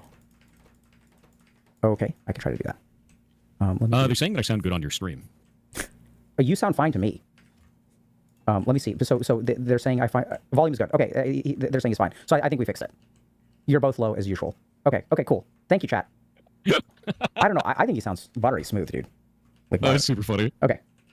Yeah, so this whole thing started with like World of Warcraft Classic Okay. back in January. And it was part of this thing called OnlyFangs. And you kind of meme around, you make characters, but it's hardcore. So if your character dies, you lose it forever. But it's a character in a video game, right? So we're doing this dungeon, and the call was made to run. But it's kind of before that is we did the dungeon before that in a group, and we failed. And it was like, oh shit, everybody's running, everyone's freaking out, and we all made it out alive on that one. So we decided to go back in. Probably shouldn't have done that. When you have a group that falls apart like that, you probably shouldn't do it again. But we went back in, and on this one, a poll was made that was way too big. We weren't ready for it, and then all of us fucked up. Like every single one of us did, including me. And I talked about it online for it. But there was a pinnacle moment where one of the guys said, run, run, run. So we all ran, because you're letting a guy be a shot caller. And then as I ran, he goes, why are you running to me? And I'm like, I could be a dick right now and be like, you told us to run. Oh my God, this guy is so fascinating. We're so lucky, or maybe unlucky, I guess, because we don't get good content out of it. But if this guy was involved in like a drama sphere or like relationship stuff or whatever, oh my God, there would be so much good drama. Sometimes people do a thing where what they do is they will give a situation where clearly any person would act the way that they acted, and because of the way they're telling the situation, and then they'll apologize at the end, and it's supposed to elicit sympathy for the person instead of like an acknowledgement that they actually fucked up. So like an example of this might be, hey, I saw that you you know, punched your wife in the face, right? Or something, or can you explain what happened there? And a guy's like, well, so what happened is my wife said she was gonna like murder my kids and my family, and then she was stabbing me to death with a knife, and I was bleeding out and almost died. And so, you know, I swung at her once, and I know I shouldn't have done that, and I'm so sorry for that. People will give like these types of explanations, and it'll be like, okay, well, you're not really sorry, and you know that nobody's going to think that you did anything wrong. There's like a way of doing that. Actually, the meme version of this is like the Reddit post of like, the title will be like, today I told a young woman to fuck off. Was I in the wrong? And then the Reddit post will be like, today I was at a homeless shelter feeding people in need. All of them know me on a first name basis. And then a woman came in and she said, I'm here to steal all the food from the homeless people, especially the children. And as she was stealing the food, I went up to the lady and I said, lady, you need to fuck off. This is wrong. Do you guys think I was too mean to her? And obviously all the Reddit comments like, oh my God, no way, King. You're so good. Oh my God, you're so in the right. It's okay. Like, no, you're fine. You know, you weren't the asshole, you know? It's like, okay, yeah. He goes, why are you running to me? And I'm like, I could be a dick right now and be like, you told us to run, right? I could just like reflect that, be like, what are you talking about? Like, you did that. And I was like, what do you want me to do for you? Right? And I said, what do you want me to do for you? Look at my mana. Because it was mostly out of mana, but I had resources that I could have done for it. And I tried to make like kind of a light of the situation, and I was mostly irritated. It was an irritation response, not like a real accurate response. And it turned into this massive meme. And there's people in chat getting banned for it right now even. So for over 100 days now, these people that spam mana gem and you're out of resources and run away from your friends and all this kind of shit. And the thing that's crazy about that is, tying back into the ferret stuff, is when Ghost died, my YouTube got littered with comments saying Ghost died because she was out of mana. Oh my God. Damn, and he goes full fucking manipulator mode, and he tries to tie in like the ferret rescue stuff. He's doing that. It's like, this is a charity meme that I mentioned. He's trying to tie in like his ferret rescue stuff with the online harassment shit. Jesus, okay. It's the shit that I'm getting every day now. Because these aren't people that give a shit about World of Warcraft. They're not people that give a shit about those characters. They're not people that care about any of this stuff. They just want to hate me, and they're doing everything they possibly can to do that in the most vicious and fucked up way I've ever seen. And it is thousands of people.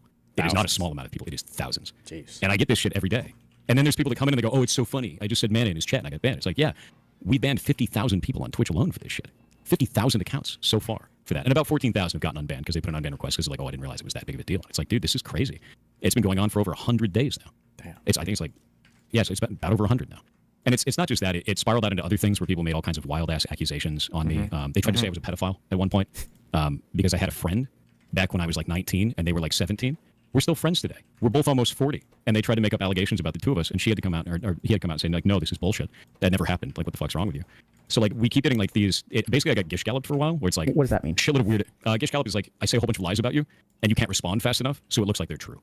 Is basically the way that it felt. So it was like a whole bunch of, like, weird accusations all at the same time, as quickly as possible. And it's weird because when you fight against them, I found... Something that's really odd to me is I've never seen this before on the internet. Normally, when you ignore stuff, it kind of goes away. You can't ignore things now. If you ignore something like that, people immediately think it's true. When it's serious allegations like that, you have to respond. So immediately responded to it, shut it down. When I did that, there was a very large number of people that go, no one thought that was real anyway. And then there was a whole other group of people that go, oh, you're fighting it, which means it's true. It's like, where is this coming from? It's like it's the most whiplash, strange behavior that I've seen on that stuff pretty much ever. And it kind of freaked me out, man. But yeah, it's invested internet trolling. Yeah, I think it's the most invested that I've seen with this kind of stuff. It reminds me. Wait, is he responding to chat when he just said that? it's coming from. It's like it's the most whiplash, strange behavior that I've seen on that stuff pretty much ever, and it kind of freaked me out, man. But yeah, it's invested internet trolling. Yeah, I think it's the most invested that I've seen with this kind of stuff. Okay. Destiny, is that true that you have to respond to allegations? I always call this like the lose. When people start digging up like personal stuff and they make claims against you, you're in a weird world because if you don't respond, you look guilty. If you do respond, sometimes you can look guilty. Sometimes you have to dig out even more personal information to respond, and then people have more stuff to like dig through. It's kind of it really depends on a lot of stuff going on, I guess. It reminds me a lot of like 2012, which is just like they've absorbed into their personality that they need to kill me by whatever means, right? And Jesus. when I say kill, I mean it. Like I've gotten swatted over this. I've had weird phone calls to my phone where they're trying to like set me up to try to get me arrested and all kinds of shit. I've had death threats, thousands of death threats over this, which is just insane. It's weird, man. Like I've never seen this kind of vitriol for something that's just so not a big deal, and for such a long period of time too. Yeah, so I'm kind of curious. So first of all, that sounds insane. It is, yeah. Like, I've certainly seen that there are people who. I don't think people on the internet realize how much power they have to really like mess up someone. So there's this perception that, okay, if you're like successful or famous, that I don't know if this makes sense. It's like almost like the things that you have going well in life are in the same HP pool as the psychological attacks. But that's not how it works, right? So like I can have a really, really, really strong biceps, but that doesn't protect me from like Hodgkin's lymphoma. Like it just, like the dimensions of a human being, and maybe people understand this, right? So like you can have some dimension of your life going well, and if some other dimension of your life like goes really, really bad, there's a certain amount of resilience that carries through with like the human body. But generally speaking, having a great relationship doesn't make up for a toxic boss. It can help you withstand it. And I think the other big thing that people don't really appreciate is that like, when someone has an emotional thing that happened to them, like it sounds like you lost a ferret that you were very closely attached to and had sort of connected with. And when they kind of like attack you in that way, like that's very like hurtful. Well, I mean, it's intended to be. And like, I think what it came to is like, how aware do you think Dr. K is that pirates retelling is complete BS? Just on my personal thing, and I hope this illusion doesn't break at some point, even though it literally seems to break with every single fucking person I've ever associated with. But Dr. K to me seems like he has the best understanding of people, like in terms of understanding them and cutting through bullshit and like hearing what they're saying, whether it's true or false, or whatever, and able to figure that out in live conversations than any other person I've ever met in my entire life. It seems like he's insanely good at that, like scarily, like so good that I almost think he shouldn't do these conversations publicly, because I think it misleads people into what they can expect out of, if they get a therapist, that you will ever find somebody who can understand you as quickly and as easily and as adeptly as he can understand people. It sets up an unrealistic standard for literally anybody else to live up to. It's insane, in my opinion. I can identify that and be like, okay, this is an unreasonable attack, right? There's kind of like reasonable attacks where like, hey, I'm upset at you for like legitimate reasons. This is why I'm upset at you. And we go, okay, cool. We either resolve that or we don't resolve it, and we kind of go from there, right? And then there's unreasonable attacks, which I think that is an unreasonable attack of like going in and be like, your ferret's out of mana. That's why it died. Like that's designed to just, it's designed to get in your head. It's designed to fuck you up. There's no someone trying to fix a scenario there. They just want to hurt you, right? And so I kind of package those in different ways, but yeah, no, they still hit you. There's no. One of the things I say, this is kind of a meme piece of advice that's given, but it's also true, is that you have to be careful sometimes. If you're intelligent, you can actually rationalize away your emotions in a very toxic way, in that you're avoiding any kind of true any kind of true introspection, and you're just making excuses. There's a way that people can talk about their emotions where you can tell that they've done some like intellectual investigation, right? Because rather than just saying, I feel this way, like I feel like this guy, he made me feel horrible, or even like, I feel like this guy is just trying to like fuck with me. When people start speaking in these kind of like these meta abstracted ways, I understand that people do these types of attacks just to elicit this response from me. Then it's clear that the person has done some intellectualizing of things that they've experienced, which isn't necessarily bad. But once you start that intellectualizing, there are always two ways that you can go. One is you abstract it, intellectualize it, and then you try to like integrate it into your own experience, and you figure out like, okay, well, I think people do this. Why do they do this to me? How does this make me feel? And then how can I navigate better? Or you can abstract and intellectualize in ways where you're like, nothing is ever my fault. It's actually not my responsibility at all. This is why people are doing these things, and none of this is anything I ever have to change anything on, Oh, there's no dodging that. So what I'm kind of curious about, Thor, is like, so first of all, I don't think that what you're going through is, I guess, justified. I mean, it's not my place to judge, but also like, it sounds like what you did was, I'm still not quite sure. You made a snide comment and then ran away in a hardcore dungeon? I made a snide comment as we were escaping the dungeon, and 2 people died in that. Also, Dr. K could be a filthy, disgusting pre-watcher, okay? But, assuming he's not a pre-watcher, so much of the way that Dr. K talks, you can pick up a lot of good tips for how to deal with bullshitters in your own life. If somebody comes up to you, okay, this should be one of the first things you learned, I think. If somebody comes up to you and they're like, God, my boss is so fucking unfair, it's bullshit. And it's like, well, what happened? My boss they hate me for no fucking reason, okay? They always give me the worst schedule. They've made all the other employees fucking hate me, okay? They're like turning everybody against. It's just so horrible. And it's like, okay, like why? Or what'd they do? Or what's going on? They lie about me all the time, and they're out to get me, and they just like, everybody believes them for some reason. It's like, okay. These are the types of people that you're like, can I see some proof or show me some DMs? Or you go and talk to other people and you're like, oh, okay, there's a way different second side of the story because something is not adding up. You're giving me a truly exceptional movie tier plot of like manipulation and psychopathy. And it's like, is that really what's going on? Or are you leaving out, like a whole bunch of shit that you did that would make this sound more believable? And I can't tell if Dr. K has already picked up on it right here, but when Dr. K refocuses and he's like, okay, wait a second. You're getting this unhinged of a response just because you fled from a dungeon? That doesn't make sense, right? That doesn't seem to line up. Really? Guys, this must happen all the time. Why would you get this type of response for months on end just because you ran away from a dungeon? So he's asking again to refocus, yeah? I'm still not quite sure. You made a snide comment and then ran away in a hardcore dungeon? I made a snide comment as we were escaping the dungeon, and 2 people died in that runaway. Okay. And that was it. And then all the people involved, this is the funny part. The person who made the rude comment to me at the first place, it was like, why are you running? He ended up getting caught in some other drama with it. They don't even know what happened. And I stepped away from it because I was like, I don't want to deal with any of this. I'm out, right? Like, that's not even relevant. What does that have to do with anything, right? Because he's trying to demean the character, I think, of the other guy to show even more credibility on his side. Like, it's, yeah. After all that shit. But what ended up happening right after that was it just exploded, man. Like, it just detonated into the sun of just like people being, I feel unreasonably angry because to me, it's like, that's a character in a video game. We just go make new characters. And the whole point, the whole motto for that entire thing was we go again. Your character dies. That's not even true. He's just, I don't know how much I knows, but he's just lying about that, okay? Nobody plays fucking hardcore WoW and is raiding or doing dungeons with max level characters. You're like, oh, if we die, it's all cool. We'll just go ahead and re-roll. It'll be fine. Like, what? But okay.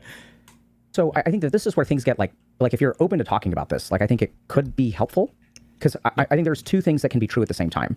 One is that the amount of hate that you've received is not acceptable. That I think is true. Like in this moment, I believe that to be true. Like that's not okay. And the way that you are describing the story and the response that you got, there's a big gap there that I think does not. Yeah. Okay. So even if it's unfair, it seems like there's something missing to evoke. So what I'm thinking is like if there's a hardcore raid and people die, sometimes there's a weird situation on the internet where it's like Tinder catches fire and then things get blown out of proportion. Sure. So there's absolutely like an unfairness to that, but I'm also imagining and thinking about my experiences on the internet. It's so hard for people to keep both of these things in their head at the same time. Like, it can be possible that somebody is being unfair to you and treating you unfairly, but then you also have to, like, if it's something that's coming up or it's like completely disproportionate, you have to be able to take a look at your own actions and figure out like, okay, well, what am I doing something that's like not optimizing for my success here or whatever? I remember thinking this a lot after my second relationship because my second one was also physically abusive. And despite the fact that it's never okay to obviously hit or attack a partner or whatever, like I have to wonder, like, okay, well, hold on. What, dude, like 2 in a row, what are the chances? Something is obviously the way that either I'm approaching relationships or approaching partners, or there's some behavior that I'm exhibiting or whatever that seems to be inducing this, or at the very least I'm picking for it. But like sometimes it's really hard because having the second conversation, people will feel like delegitimizes the first conversation. Because I think that if you analyze an action to see how you can avoid getting in a certain situation, that you're basically blaming the person, right? It's victim blaming. You're blaming the person for ever being there. And that's not necessarily the case. But. And the way that you're describing it seems, so there's no question that things are like objectively, in my mind anyway, maybe I'm wrong here, but there's no way in my mind that you deserve what is happening to you, because I don't believe that someone getting death threats is warranted for anything that happens in World of Warcraft. I just don't think that that's like, I cannot envision a scenario in which those 2 points get connected. And at the same time, do you understand the route that it carried though? And I can't explain that anyway. Yeah. So that's because I think that like the nerve that so what I'm getting is that you struck a nerve. You really pissed a lot of people off, and running away in a hardcore wipe, like a hardcore raid that is wiping, I do not think is the nerve that you struck. Does that make sense? No. It was the fact that I was smug on the way out, because I made the comment that I made was made with a smug face, right? Because like at that point it was like the group had already wiped once. We were in the process of wiping again, and I'm like, dude, like everybody who's involved in this is screwing up. Why are you calling out just me specifically? So oh God, he's doing this so well. This is like textbook, quote unquote, bad apology, right? Or sometimes people do this as like a debate tactic where they'll say like, oh, you know, like this particular action wasn't justified, but then they'll go ahead and they'll give all the reasons for why it was justified, right? So he's saying like, you know, okay, I made a smug comment on the way out, but I mean like the raid was already over, nobody gave a fuck, like this shit was already fucked, no one cared. It was like, right, it's like, so he's saying like, maybe I messed up, but like here's all these reasons for why I didn't actually, and even if I did, it didn't matter, you know, yeah. I'm gonna make a smug comment in response. And then it turned into, this is just this guy's fault. It's just my fault. Shouldn't have made a smug comment for it. Know that, obviously. But the response for this to be 100 days of this and all these crazy allegations being made against me, doesn't make sense. So you made you made the smug comment on stream? Oh yeah, no, all this was live. Okay, so this was live. And then was there some kind of aftermath? So usually when this stuff happens, it's like, if things go to Twitter, that's when people, I think, really dig themselves into a hole. No, I didn't go to like I posted a post on Twitter saying, "Hey, this is all this stuff." I said in there like, "Hey, this is everybody screwed up, including myself. This is everything that was going on," and that was that. And I have the post if we can go pull it up. Let me go grab it. Whoop. So what I'm curious about is the people who got mad at you at the beginning. I'm not talking about the death threat folks. The people who got mad at you at the beginning, what were they mad for? They were mad that I was being smug. That was like the general initial catalyst for it. The problem was what I ended up seeing is a whole bunch of content creators, because this is a content guild. They took a whole bunch of clips of me to make it look as exaggerated as possible and then turn that into content all over the internet. And they kept pushing it and pushing it and pushing it. Since there's so many content creators pushing it at the same time to try and get as many views as possible, it pushed this narrative and that spiraled it completely out of control. And when I say making content out of it, one of those creators actually had his child on video with the face blurred out say, "Pirate Software is a disgusting roach." Like, this is wild shit. That's not a small creator. It's like thousands of viewers, right? So you see this kind of shit and you're just like, what's wrong with you, man? Like, why are you doing this? I get it. That's why I put out the video of like anything for views. And it's like, dude, I get that you're trying to do this for views, but you're doing it to cannibalize people around you in the same space as you. That's not sustainable long term. Maybe they don't care. Transition to like career advice and everything. It's like, okay. It's sustainable in that. But that's fucked up. I don't think there's any other way I can describe that, is to try to cannibalize some of the creators so you can get a quick view. Is nuts to me, man.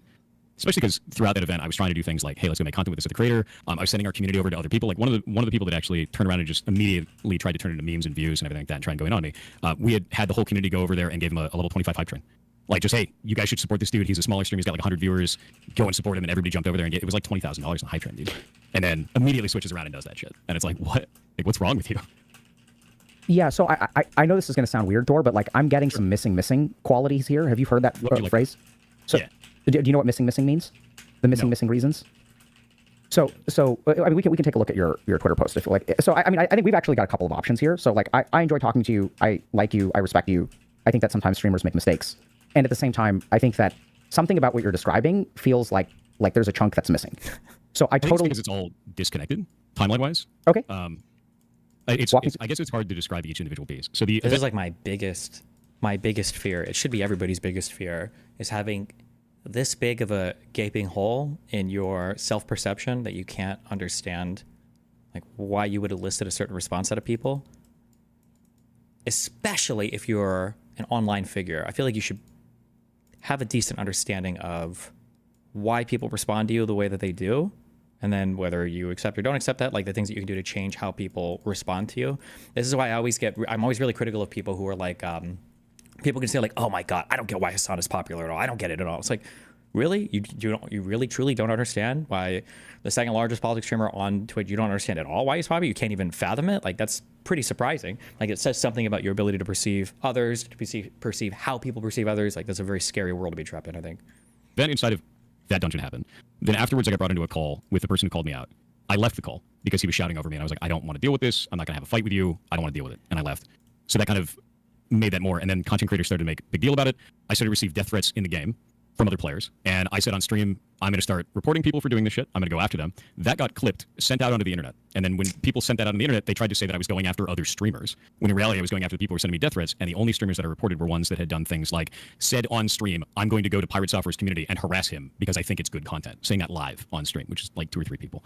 And I don't think that's a wrong thing to report. So they clipped that one. And this all kind of got spread onto Livestream Fail and all these little pieces out of context. I guess the basic way to think about it is, imagine you're driving your car and there's a guy sitting in the side seat. And he handcuffs you and takes control of the wheel, and you just get to watch the car drive, and no one will listen to you saying, hey, I'm not driving the car. This is this isn't accurate. They don't listen to that anymore. They just see your car driving in that direction. So they've taken full control of the narrative at that point. I can't do a damn thing about it. And that's what happened on Livestream Phil. And we get that all the time now too. So like anything that I do on stream, this will probably be clipped out of context and put up on Livestream Phil as well. I'm not really surprised if something like that is. And they'll bring it up and go and do that kind of stuff. Yeah. Does that make sense? There's still more. I would love to hear what else there is. And I think what bothers me the most about this is making sense for me on two major levels.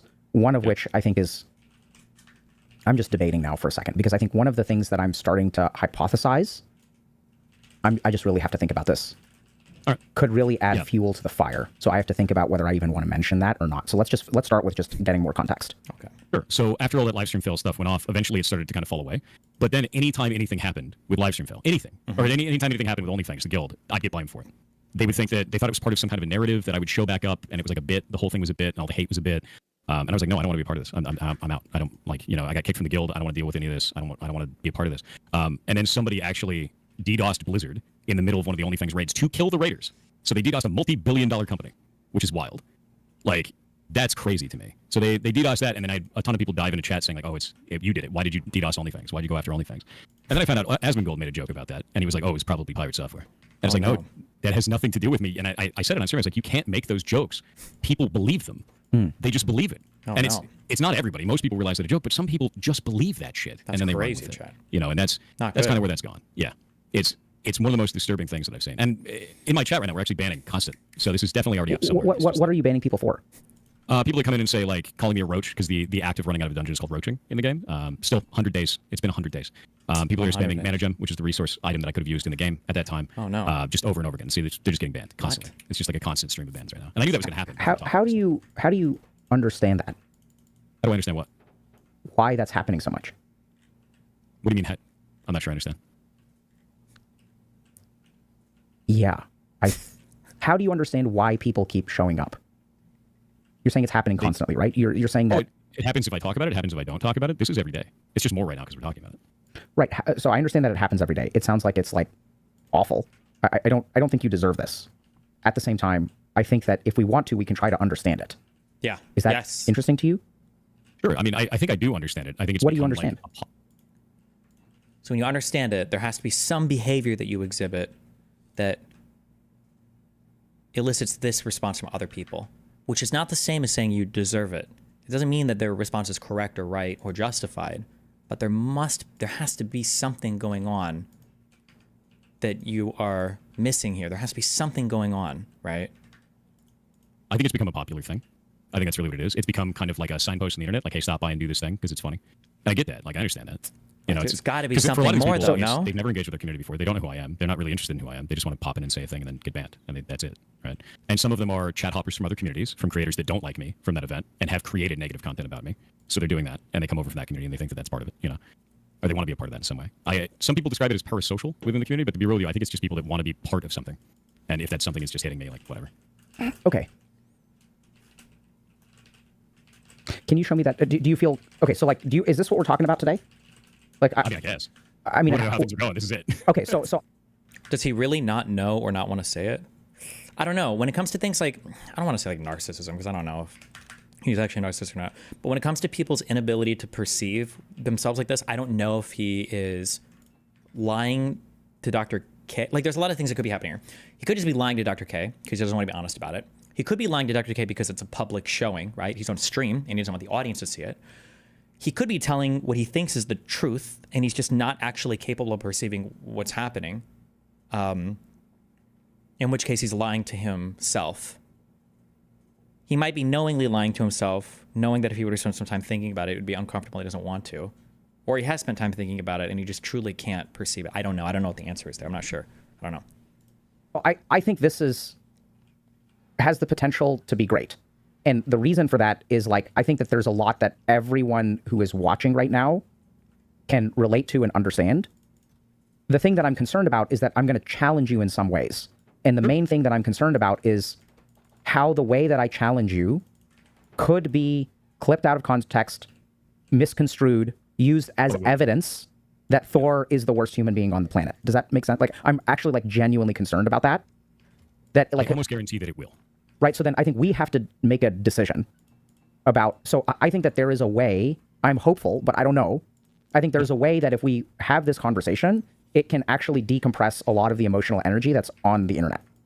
But I think No, a lot of talk about it because like I'd be down to talk about it because to be real with you, it's not really changing anything at this point. Like the route of trying to ignore it, route of trying to talk about it, route of trying to reason about it. We've done pretty much everything that I can think of at this point over like 100 days. And like I've sent over to Kronos. Kronos will be there. I sent him the tweet so he can get it over to you. Okay, let me take a quick look at this. So, because I think this is like, I'm really sorry you're going through this, and I think there's a lot that we have to be careful about. And also, I think the reason that we're here is to try to have some challenging conversations. So can I actually, while I'm waiting for that tweet from Kronos, I'm going to go grab an iPad because I think drawing here could be helpful. Sure. Okay. Yeah, do it up. Actually, I need to find out if Kronos is here. Mods, in the emergency channel, is Kronos here? Why am I not getting any epic recyclers? Is Kronos not here? Yeah, I'm just going to send it to him. We'll just do this. Okay, let's just I can send it to him in this channel because I don't know if he's actually here. There we go. There we go. Can you build recyclers on Novice? Crafted on... No, you have to grab them here. God damn it. Whatever.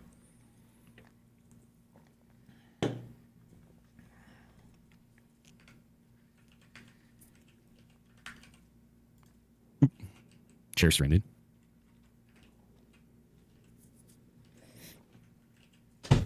Upcycle asteroids? Yeah, I'm doing it. I should just build them epic. Because I have all that stuff here. I should just do that. That's what I should be doing. This is going to be interesting. Joe was talking about the chair stream that they just got to experience. I know. It's great. So let me see if I can pull this tweet up.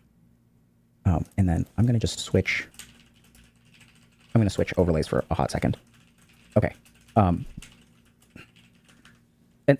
Thor, let me know, the second that this feels like not a good use of our time, please let me know. Yeah, no. Okay. So Totally makes sense. This OnlyFans stuff actually sucks. Lots of weird attack posts. There's a couple of links in there as well. Yeah. They go to the original like posts about this stuff. I think you need those for context. Okay, so let's take a look at that. Okay. And what? Okay. Okay. So to start with, here's my response to the Dire Maul. From my perspective, I didn't feel I could save anyone else with the resources I had left, even with the mana gem and robe cooldowns. Since the call was to run, was made, I followed the call and got out as quickly as possible. In every other instance where stuff has hit the fan, a shot caller is called a specific target, and nobody died, you call run, run, run. Okay, Yamato pinned the entire thing on me. Yep. Okay. That's how I felt at the time, and I still feel that way. Okay. Our party went wrong. Each person in the group made mistakes, including myself, to pin on a single person. Okay, hope it was worth it for you. Okay. So this was live on stream, right? Right. Yeah, all of it was live. And so it was also live who made the call to run? Yes. Yeah, he made the call to run. Okay. Okay. And? Okay, so it sounds like here's the hate raid that you're talking about. Okay. So thank you so much for... And we expected, and that's why I wrote in there, I was like, those trying to defend me, don't worry about it. We expected that to last like maybe 10 days. The internet generally doesn't care about things a super long period of time. Okay. 100 days? Yeah, still so... people in chat like spamming and getting banned, and like, that's wild. This is, you were right, this is wild. So we're going to like try to understand this, okay? So... This is going to be tough. Okay, so let me start with this. Thor, I wonder if Thor thinks Dr. K is agreeing with him right now. Like it's wild as in your responses. No one can ever figure out why people are responding this way. Or if Dr. K is saying it's wild because you're doing a lot of stuff that you can't perceive. But I can't even tell if Thor's paying attention or if Thor's just reading chat. So let's say that you do something, right? Let's say you take an action in life. Literally, he's just typing. In the response, would you agree that the response that you are getting is disproportionate to the actions that you've taken? I would absolutely agree with that, yeah. Okay. Oh, that's such an interesting question. Would you agree that the response you're getting is disproportionate to the actions that you're taking? The locus of control here is entirely different between the two of them when they agree with this, because he thinks that the response is disproportionate completely due to outside forces. And I imagine Dr. K is going to make the argument, no, the response you get is disproportionate completely due to your own actions. So they both said yes to that, but they have totally different perceptions of where that, where the origination of that disproportionate response is being caused, or what it's being caused by. So let's. It doesn't mean I was in the right. It doesn't mean I was in the right. But I do think the response is disproportionate. I'm with you. Okay. So I'm going to start by. Huh? I don't think it's disproportionate on an individual level, to be clear. I think each person individually that responds with that thinks that they're the only one responding with it, or that they don't feel like it's that. He's intellectualizing away different. This is not relevant. I think of a deal because it's just one person and they don't understand scale. Okay. So I concur with that too. So let's start with a couple of like really basic things.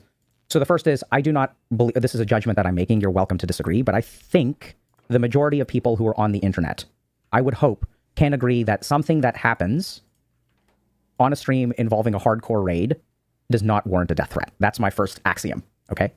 The second thing is that I would hope so. even if we think you're an asshole, that the amount of psychological punishment you are experiencing is, at this point, sufficient.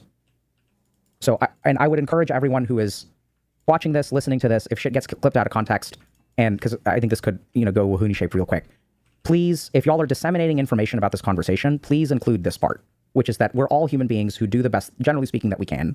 Do people make mistakes? Absolutely. Are you allowed to get mad at them? Absolutely. Should you do death threats? No. But also, I want not me though. Want everyone who is a hater on the internet to really stop for a second and think about what the hate does to you, right? Like, you're hurting another human being, but like, for what purpose? Like, I think it's just kind of, it doesn't make the world a better place. I know that in the moment you feel like, oh, I want to put someone in their place. Like, I'm like, he needs to be taught a lesson. He needs to be talked to, he's like, oh my God, like, you did this. And I understand those feelings. I'm not even saying that those feelings are wrong, but also, like, I don't know how else to say this. Like, it's just a bit much. I don't think it's actually helpful in the long run. You guys are doing all this crap to Thor. It's not clear to me that he understands why you're doing it. Okay. And I think that's the first place where we're going to start. Does that make sense, Thor? Yeah, no, I mean, like, I can understand being mad about it at the beginning. Like, I get it. Your favorite streamer's character died. Like, that's going to make you upset. I was smug about it at the time. I get it. I made a mistake in a dungeon. It's all things. Oh, yeah. It's also the secondary thing of, like, it's like admitting to a fault, but not the actual fault. Like, imagine a girlfriend finishes hanging out with friends, and you said you'd give her a ride home at the end. You said you'd pick her up and get her a ride home. And then let's say that you're supposed to pick her up at 8 o'clock and the boys want to queue up some League, and you end up queuing up League, and then you end up showing up at her place, to pick her up like 30 minutes late. And then when you get there, she's like, what happened? And, you're like, oh, I had to queue some bot lane. What do you want me to say? And you get into a big fight over it because she's like, I told you over and over again, like, listen, if we're going to have one car in this household, you got to pick me up on time, blah, blah. And eventually the boyfriend is like, every time this problem comes up, the girlfriend's she's not really mad that he's 30 minutes late. She kind of is. But it's more so the fact that he was late for a really stupid reason, right? Like, if he would have gotten maybe pulled over for something that was out of his control, or if there was like a car accident or whatever, she'd be like, oh, okay, it's fine, I get it. Or if his mom was sick or something, right? But it's the fact like you queued up games with the boys and then you just left me over here for 30 minutes. Like, what the fuck?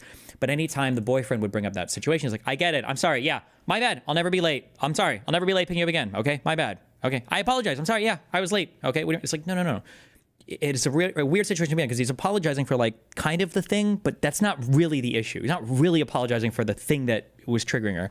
And it's just like owning to a smaller wrong to avoid admitting fault on the central issue is like another thing that people do. And he's right. People aren't just mad because you were smug about a thing one time. That's not really what's happening here, Why do you think he has a lot of hate over the months? I don't watch too much of his stuff, so I can only go by stuff that I've seen on like LSF and stuff. But I would say just the impression that I get from him, like the type of character that he is, it really, really, really seems like he has a massive fucking ego. He just comes off that way as being very ego-driven. And I don't know if he necessarily has the record to back up that insane ego. Like, I don't know if it's necessarily deserved. I don't even know if he could have a record to back up what he's saying. And there's also like a way of, I'm trying to understand. Fuck. He has a type of personality that's very hard to put your finger on, like why you get a certain feeling from it. I don't want to say repulsive because that's too much. That's mean. But there's like, you have a person who brags a lot about what they do. Like, hey, what's up? What's up? Just came from making a $5 million investment into a conservatory for animals, and everybody there worshiped me and praised me, and blah, blah. There's that kind of person who brags a lot about what they do, and that person is annoying. It's annoying when people are bragging all the time and are very whatever. But this isn't that.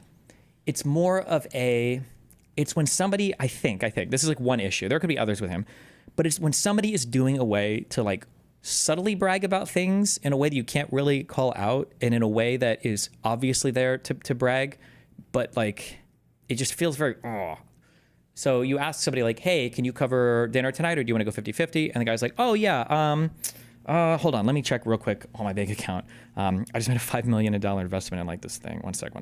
Yeah, I can cover tonight. We're good, right? It's like that kind of feeling where they're like, offhandedly kind of bringing stuff up, and it's like, really? They just like happen to bring up all these things that make them sound so good and so cool constantly, and they're like, they kind of play it off like this, and it's like, wait, I understand, I'm not retarded, I know what you're doing, right? I feel like he has that kind of demeanor a lot. I think there's other stuff going on too. I don't think this is even maybe the biggest thing, but it's one thing that I perceive, and that I hate it when people do it. Oh, it triggers the fuck out of me. The dungeon didn't go well. Everyone, like 2 people died. Like I understand being angry then. I don't understand thousands, and I mean thousands of people 100 days later still on it. Like that's really weird to me. That's not something I get, right? So this is going to be a little bit tricky. I'm wondering if there's some way that I'm going to play around with. Oh yeah, no, they're piloted now. That's okay. So I'd encourage everyone who's watching this right now to just give Thor a break for just a hot second. Oh, and if you are actually fucking up or making mistakes on top of that, then you're, then people are really not going to like you. If you're actually like incompetent, then you've basically transformed into, you're like this person. Let me introduce the Gilderoy guy. My assistant, Professor Snape. But more subtle. He has But he's like this guy. sportingly agreed to help me with a short demonstration. Now, I don't want any of you youngsters to worry. You'll still have your potions master when I'm through with him. Never fear.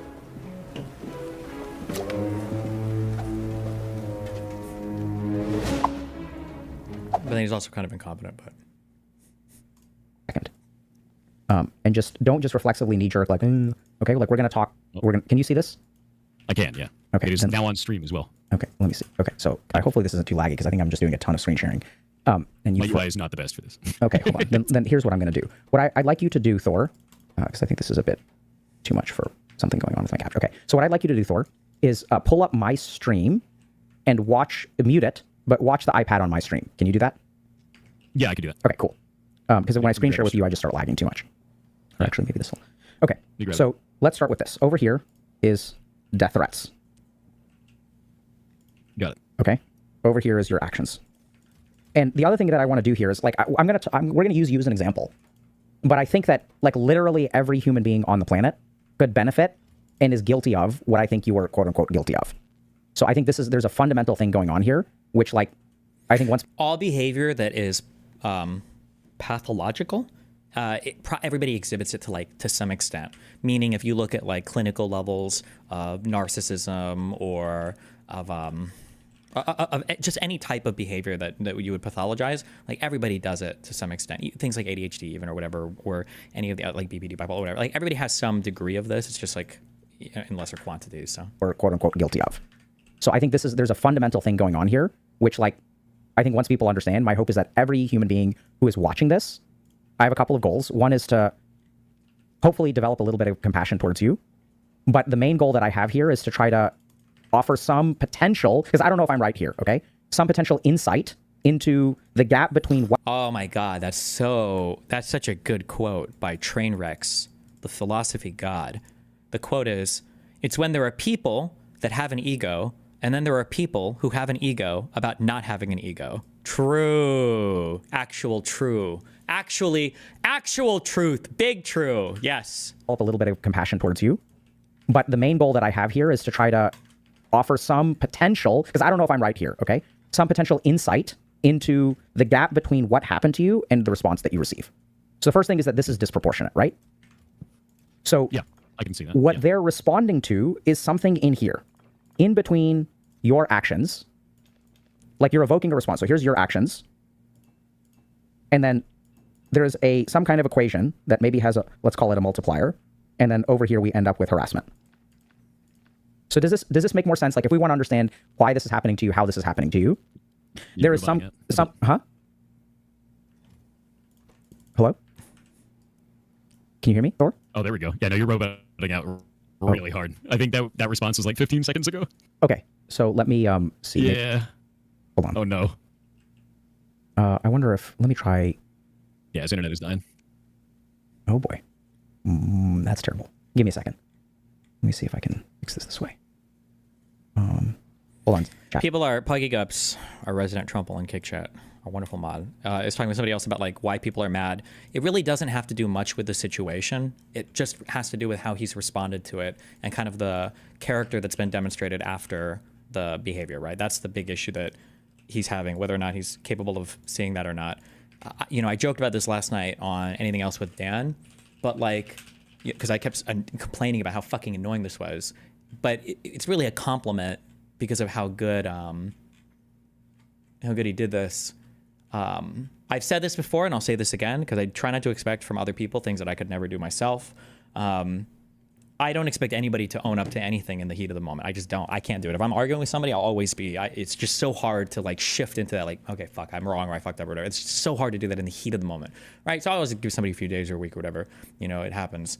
So Dr. Lupo was very clearly cheating, very clearly running an engine, very clear. Like, it was just obvious he fucked up, right? And he went through he did the denial and everything, and then he said, oh, fine, maybe I read chat or whatever. But I think it was the same day, right? Eventually, I think he says, listen, I cheated. I used an engine. It was pathetic to defend my fragility. I shouldn't have done it. It was bad. And then that's it. It's over now. That's it. Like, what are you going to attack him on now? Like, he admitted it's fully, like, that's it. Like, there's like, that diffuses any future hate. Like, people might bring it up in the future, of course, for whatever reason, which is fair. But, at least in the moment, and then now going forward, like, there aren't going to be people perpetually being like, oh, and then he denied blah, blah. It's like, no, he owned it. And I think it was even the same day, too. He owned it. He said it was pathetic. It was it, you know? So that was good. It was good on him to do that. In the face of all the public backlash and everything, too. So, but fuck, I'm not going to be able to find it now. Okay, whatever. Don't care. Or maybe it was the next day. People were saying it took it 24 hours, so.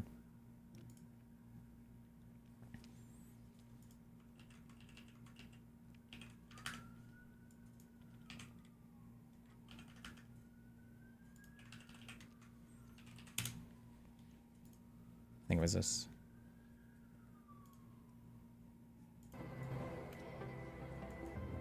Was it this? It's okay. Like I said before, I cheated and then lied about it, and paying the price, man. We're gonna take a break of this. Hopefully, I'm good. hopefully, there's containers in this game that comes out, because fuck. Yeah, also. Oh, there was another clip. I'm too lazy to find it, but yeah. Can you hear me now, Thor? Testing? Yeah, I can hear you. Okay, so I wonder if, let me see, just make sure that... I can hear you, but I don't think you can hear me in real time. Okay. I'm going to just change... Can you hear me now? What percentage of pirates' unlikability / off-putting nature just assume being really weird looking, almost like a human ferret? I think there are people that need to spend way more time outside. He looks like a normal person. People get weird where they don't like a person. They start saying the person looks ugly or weird. He looks like a normal human being. You're unhinged, but... Yeah, I can hear you. Can you hear me? Yes, I can hear you. Can we count in sync? 1, 2, 3, 4. Okay, so it's about a 5-second delay. Oh boy. Hold on. Hey, what's going on? I like that he has like people. Okay, I will do that. Okay, I have stopped. Okay, is this better? Thor? Testing 1, 2, 3. Can you hear me? Yeah, I can hear you fine. You good? Okay, so now we have mostly in time. So okay. It's like less than a second delay. Okay, cool. So I think this is pretty normal, and we're going to get back to it, okay? Wow. So, if we look at... let me go back to this. It's his son. He's pretending. Let's see if this works. And... I'm going to do... grab your stream and then bring it up on here so then we can see what you're drawing on my stream. Yeah, give me just 1 second. There we go. Okay, so I think I'm back to... Yeah, just pull me up on the stream. Okay, so if we look at it, right, so there's your actions, and then there's like various amplifying effects that result in the level of harassment that you receive, right?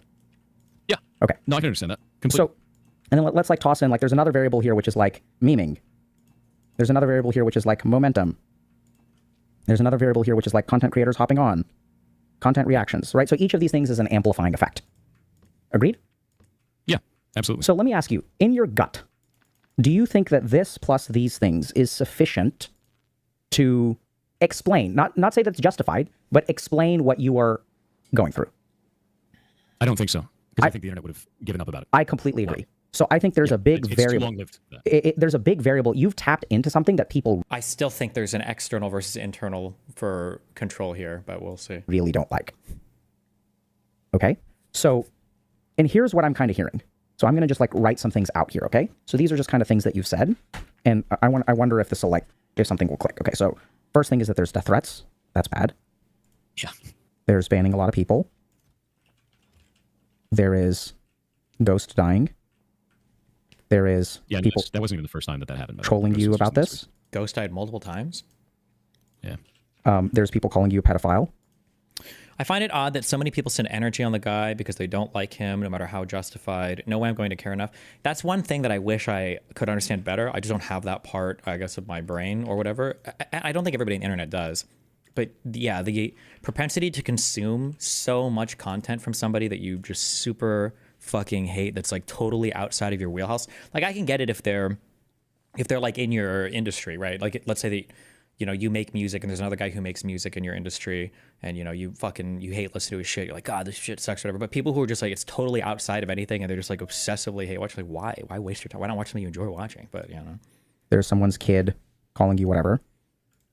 Yeah, the roach thing. Okay. Right. And then the other thing is there's your like making sense. Why do so many ferrets die around him? True. Sense of it. So there's like kind of this Gish Gallop. There's, you said something about these people, like ... Like, you know, these people are like, why are they doing this? Like you were talking about like what these people.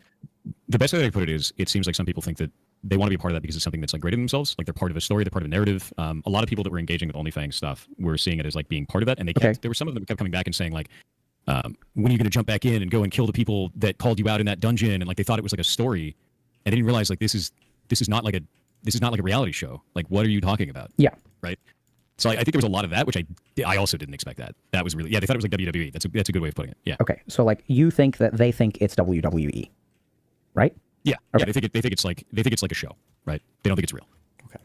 Right. And then, so then you use this car analogy of like, someone else has taken control of the car. Yeah. And then I'm not driving. I'm being punished. Someone else is responsible. Does this make sense? I would say someone else is fully responsible, but I think with that level, yeah. Yeah. So when I write, you can't control it. And when I say like someone else has grabbed the wheel, it's more like, that's not what happened. Here's what happened. But like, I guess the basic way to put it is like, if you're having a conversation with someone, they make an accusation at you. Mm-hmm. They say, you're a terrible person because of this thing. And you go, well, I didn't do that thing. And they go, that's just what a person who did this thing would say. Like, where do you resolve that at that point? Right? That's a great question. So do you know people, or have you heard of people who get accused of things and say, I didn't do that thing, but there are other people who continue to insist that they did that thing? Yeah, it's called Every Day That Ends in Y on the internet. Okay. What about things that are not on the internet? I don't know. Like that seems like a pretty normal thing among humans. Yeah. So has there ever been someone in your life that you felt was like had done? I can't see anything. It's too small. I can't read it either. It's in cursive. You'll live. Something, and you were really confident that they had done something, and they were like, "That's not really how it happened." I was confident. Like I felt that before in my life. Yeah. And then I either want like proof or not proof. If I don't have enough proof, then like I'm not gonna. What am I gonna be mad about at that point? I guess is the basic way that I usually feel about that. And like if I have an accusation against somebody, I'm gonna be like, hey, this is how I feel about this. And then they go, hey, well, here's evidence to the contrary. Let me talk it out. That's generally how that is. I think when I was younger, I was a lot worse at that, obviously. That's something I think that you learn over time is like how to conflict resolve in a way that is sane, if that makes sense. Okay. Yeah. So is sane. When I say is sane, I mean more like conflict resolve based on things that are provable or not provable, not just gut feelings. I'm with you. And how does that work out? Well, when I'm talking to people who are older, it's fine. Okay. Yeah. I find that there's very few people that are younger that can have conversations like that. There are still ones that will. Wow. But I find like usually people past their mid-20s is when they start to be able to do conflict resolution better. Wow. Okay. And want more of a trust but verify kind of approach, which is like, I trust that you're telling the truth from your perspective, but I need to verify your claim before you get mad. Right. Okay. So I want you to just like, we're going to tunnel down into that for a second. Okay. So let me just understand this. So like people who, your method of conflict resolution sounds super reasonable, right? It's like, if you've got proof, then you push forward. If you don't have proof, you kind of let things go. And then when I ask you, how does that work? And you're like, well, if people are mature, it works great. But if it doesn't work for them, they're immature. I wouldn't say they're immature. I know you wouldn't say that. I'm using that word. You use the word young. But I think the implication of that is that there's like a people either understand what you're saying because they're mature enough, or if they disagree with you, it's because they're immature. Yeah. Value judgment on people who that works for, and a value judgment on people who that doesn't work for. Oh, definitely. Yeah, no, I absolutely do a value judgment. Like when somebody comes in and goes, you're this, this, and this. And I go, no, I'm not. And they're like, and then they just spew a bunch of vitriol. I just ban them, right? Like that value judgment at that point is like, okay, this is a person that is not able to have a normal conversation. They don't want to have a normal conversation. They just want to spew some like garbage. They don't care what's true. They just want to fight about it. And then I don't want them here, right? And that's where I do that kind of evaluation of like, are you cool enough to like, are cool-headed enough to have a conversation, or do you just want to shout what you saw on Reddit? You know, that's really what that is. Wow. So what is you? So this is the trolling that you receive is fine, but for the people who got upset with you, what is your understanding of the most rational reasons why people got upset with you? Let's forget about the troll for a second. Huh? You know, 100%. It's because I was smug. Right? What does that mean? It means that in this situation, in that moment, it appeared that I didn't feel remorse. And people thought that I didn't apologize. They thought that I didn't care. They thought that I... It's interesting how narrow he defines his smugness. And I think he's done this almost every time he's brought it up. In that situation, in that moment, I was smug. This doesn't say anything about my overall character, my overall level of smugness. It was just in that situation, in that moment, I was smug. It appeared that I didn't feel remorse. And people thought that I didn't apologize. They thought that I didn't care. They thought that I wanted those characters to die or some weird shit with that. But no one stopped to actually ask me. They just saw the clips out of context that made it look like I was a big villain, right? And like, I get that. But if you want to talk about that stuff, if you want to believe that, you should probably just come ask me. So hold on a second. Talk about it. How do you know that they formed their opinions based on the clips? You get legendary dirt. Because they repeat verbatim the same message over and over again that we can only find on places like Livestream the Reddit. It is copy-pasted information. Point of the same legendary exact dirt. messages, the same exact thing. They had like the same phrases over and over again for this kind of stuff. And the only way that you get that is if people are getting it all from the same source. Oh. Okay. You've done more than during the retreat? Yeah, and I said so in social posts, but nobody cared about those. I think that was one of the weirdest things about it is like, I said, yeah, I could have done more in this. I said everybody made mistakes in there, including myself, but no one cared. They just wanted to continue the drama. So Thor, I even said everybody made mistakes, including myself. Jesus, dude. Yeah. When I point this stuff out, do you notice anything with all the stuff that I've written out? Like, does anything kind of pop to you or not so much? Trying to deflect from like personal ownership over something, but I don't think I'm doing that, so I'm not sure. Why do you say that? Because you put I'm not over on the right side. Okay. Yeah. That'd be the only reason for that. Yeah. So I think I think your assessment is somewhat correct. I think there's like a couple of things that are like blind spots, is what I would call them. So the first is that I've noticed that this is what's so tricky about this. I think that objectively you're correct. I don't think that anyone deserves the degree of harassment that you've received. Dr. K is good in that he always harps on this point. Like, he's very smart to keep harping on this so that it can't be misconstrued by the audience or by Thor. It's important, yeah, because he's a human as well. That like, hey, I'm not saying that you deserve people to act unhinged towards you. I'm not saying that like you've earned this response or that people are right in the way they're responding to you. But I hope people stop. I really wish they stop, and I mean that genuinely. And at the same time, I notice just the way that I hear you speak, I notice certain blind spots or narratives that are constructed. So the first thing that I'm nervous about talking about it, to be clear. Like, it's a defense mechanism. Oh man, even the meta. Oh, he's even intellectualizing this. The meta intellectualization. Like, okay, why? I'm trying to understand why I have this feeling and how to explain this. So, like, are you aware of what you're doing? And instead of being aware of what he's doing, he's intellectualizing the awareness, right? Like, do you understand that you're missing something? And it's like, yes, I understand. I'm actually deploying a defensive mechanism right now due to the fact that I'm uncomfortable, as anybody would, having this conversation in front of a whole bunch of people. It probably accounts for, you know, some lack of my ability to perceive my own flaws and faults, I'm sure. It's like, hold on, wait, what? Hello? Entirely because of the fact that this has been going on for so long. It involves all of my staff. It involves my family. It involves... Oh, and now he's also justifying why he has this response again, showing that he isn't really understanding the blind spot. Yeah. General well-being. It involves my physical security at events. It involves all that stuff, and it makes me nervous to talk about it. So it's hard to articulate. Oh, Jesus! I'm sorry. His meta-analysis is even less perceptive than I thought. I'm sorry. I thought he was just saying that he was nervous to talk about himself publicly because it's hard to do introspection publicly, which it is. It's very difficult. It's hard to do it privately. It's hard to do it among friends. It's very hard. I can't imagine. Well, I guess I can because I've done it. It's very, very difficult to do publicly. But he wasn't talking about the introspection. He's just saying he's worried about doing it publicly because he fears for his safety. Well, damn, how can you attack that, right? Okay, well, that's legitimate, right? Being involves my physical security at events. It involves all that stuff, and it makes me nervous to talk about it. So it's hard to articulate in a time like that without... I don't know. It's just hard to articulate, if that makes sense. Okay. So that begs two questions. One important one, which is, are you sure that we should be talking about it? Well, I mean, it's already too late. No, it's not. I'd rather talk about it. No, it's not too late. We can stop. We can stop right this second. I would rather talk about that, and the reason why is because I find, and this is a very serious part, right? I find that if you don't talk about this, it's not going to help other people, right? Like, I get it. I'm going through it right now. But this is something I think needs to be talked about because the amount of... Oh, my God. And he's martyring himself. He's martyring himself having this conversation. Wow. hate abuse that's going on from this isn't just going to happen to me. Okay. I know that's Do you consider yourself as a Trump hate watcher? If so, do you get enjoyment out of it? No, I consider myself to be a political streamer who talks about politics, and Trump is the president of the United States, so I feel like it's... because the amount of hate abuse that's going on from this isn't just going to happen to me. Okay. I know that's Also, sorry, last thing. Is there any point to collecting legendary ice? Like, aside from making these science packs, is it the fuck? I think that you are pretty unlucky here, but I think you are the unlucky person who has tapped into something very fundamental in human psychology that has like triggered the shit out of people. Likely, yeah. Okay, so I want you to notice what just happened. Okay, so it's now that you're insisting that we talk about it. Fair enough. I said, hey, I'm noticing something about your narrative, and what was your answer? That was like deflecting. What do you mean? It's unless we're talking about something else. No, what we just talked about. I said, hey, I'm noticing something about your narrative, and then you said what? Yeah. That I was like deflecting or trying to push off blame onto somebody else. Okay. Yes. And then what did you say after that? I don't remember. Okay. So then what you said is the reason I'm doing it is because I'm anxious. Yeah. Oh, 100% anxious. Right. I'm worried. There we go. Okay. Right. Okay. So the interesting thing is that like you're doing something really interesting, which is that like you provide a very logical reason, which is very compassion inducing for why you are doing the thing that you're doing.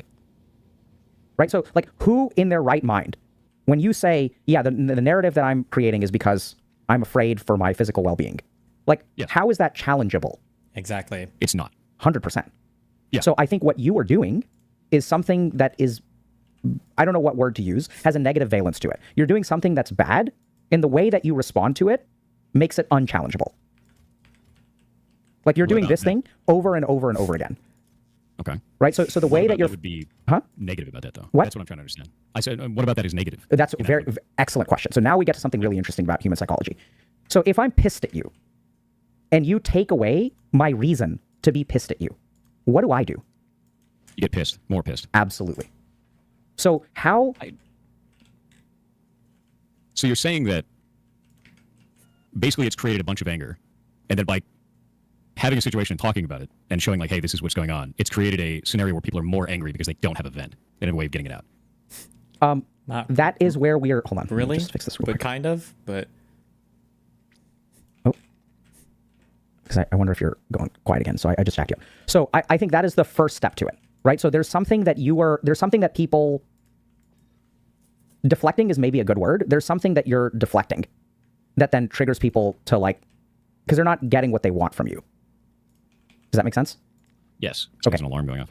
So now the question kind of becomes like, I don't know if this sort of makes sense, but I think when I hear your story, what I hear is, and this is what's so tricky about it, is like, I think everything you've said is logical because you kind of base things on sort of proof, right? But I'm noticing that like the way that you accept responsibility is like 1% of what your narrative is. So you say that you were smug. Yeah. Right. I was super smug about it. And yeah. I think that feels like a tiny part of your narrative. But it's not. I think it's only a tiny part of the narrative because it's the flashpoint. It's the moment that started, right? Sure. So it's hard to make that larger in the story. But yeah, I think it sounds to me like, and like now I'm going to say something that's like, this isn't, I don't know what better word to say. I think it's not the flashpoint. I think it's the fuel. Okay. So I think that was a catalyst for something else. I think this sounds judgmental, but I think the way that you responded in that moment, so you said early on, you made some kind of like joke, right? Where like someone said run, and then you said, I don't want to piss them off. Yeah. So I'm going to make a joke instead of saying, bro, I ran because you told me to run. You remember when you said that? Yeah. So I think that there's like little things that you're doing that, so if I made the call to run and then you ran and then I was like, bro, why are you running? And then you say you made the call to run. How is that? Why would you not say that? Right? Like the reason I'm doing this is because I was listening to you. Yeah, no. Dr. K is saying this is all logical. Is that right? Or is he just making a concession to move the combo forward? Like if this guy is failing to account for / recognizing his mistakes, then he must be doing something actually wrong now. When we say logical, what Dr. K is saying is it's a shorthand for strictly deductively true, but kind of missing the central point. I usually, the way that I've expressed this recently is I'm saying that you're missing like magnitude. So for example, in the earlier hypothetical I gave where you pick up your girlfriend late from her friends or whatever, right? the argument could be that, well, she's mad because you picked her up late, but not really. That's not really why she's mad. She's more mad because you picked her up late for a really stupid, shitty reason. That's the actual rage-inducing thing. And they're quite different, because if you find a way to only apologize for the small thing and to not acknowledge the larger thing, the other person is always going to come away from that feeling unsatisfied. Legitimately, that's the one thing, and I've talked about this before, is like if I would have just turned around and be like, you told us to. If I would have just said that, I feel like this whole thing would not have been like this. Like, he's missing the point. So unbelievable. That is so incorrect. He's missing the point so hard right now. That's crazy. I agree. So I think that the interesting thing here is that I suspect that there are a dozen other things like that. So just the way... Okay, so when Dr. K says he agrees that he could have responded that way, but the issue is not that it wasn't just that one response, because Dr. K says there's probably a lot of things like this. It's the way that he moves through these situations, or it's a character issue. But I feel like this whole thing would not have been like this. I agree. So I think that the interesting thing here is that I suspect that there are a dozen other things like that.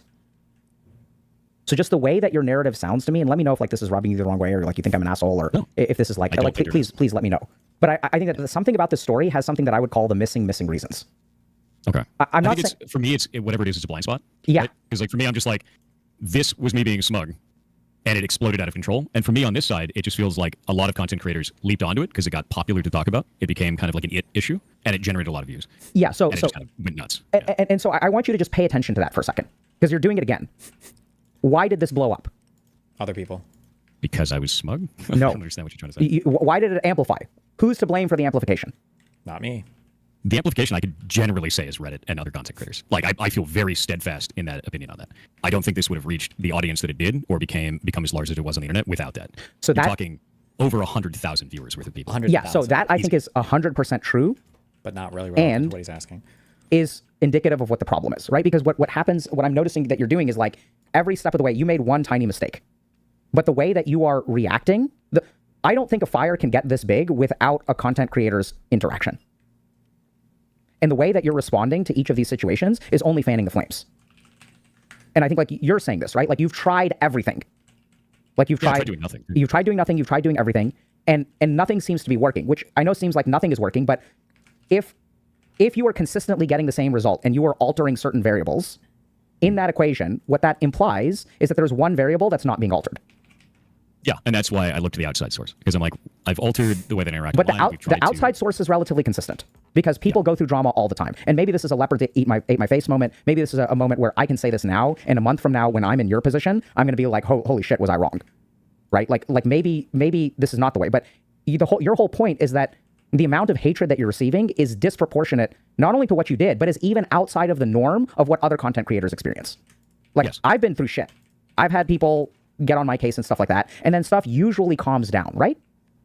Yeah. For most of us, we all get these kinds of problems where people like are really mean to us. I don't think they understand. No snowflake thinks it's responsible for the avalanche. But what I see is a guy who is, everyone thinks they're snowflakes, and you're getting swamped by an avalanche. They don't understand that. I think people on the internet don't now know how to understand it until you are on the receiving end of hate from thousands upon tens of thousands and hundreds of thousands, and people who are just piling on. Once the bully starts kicking you when you're down, the internet is like 1,000 other people who are like going to get in a lick because it feels good.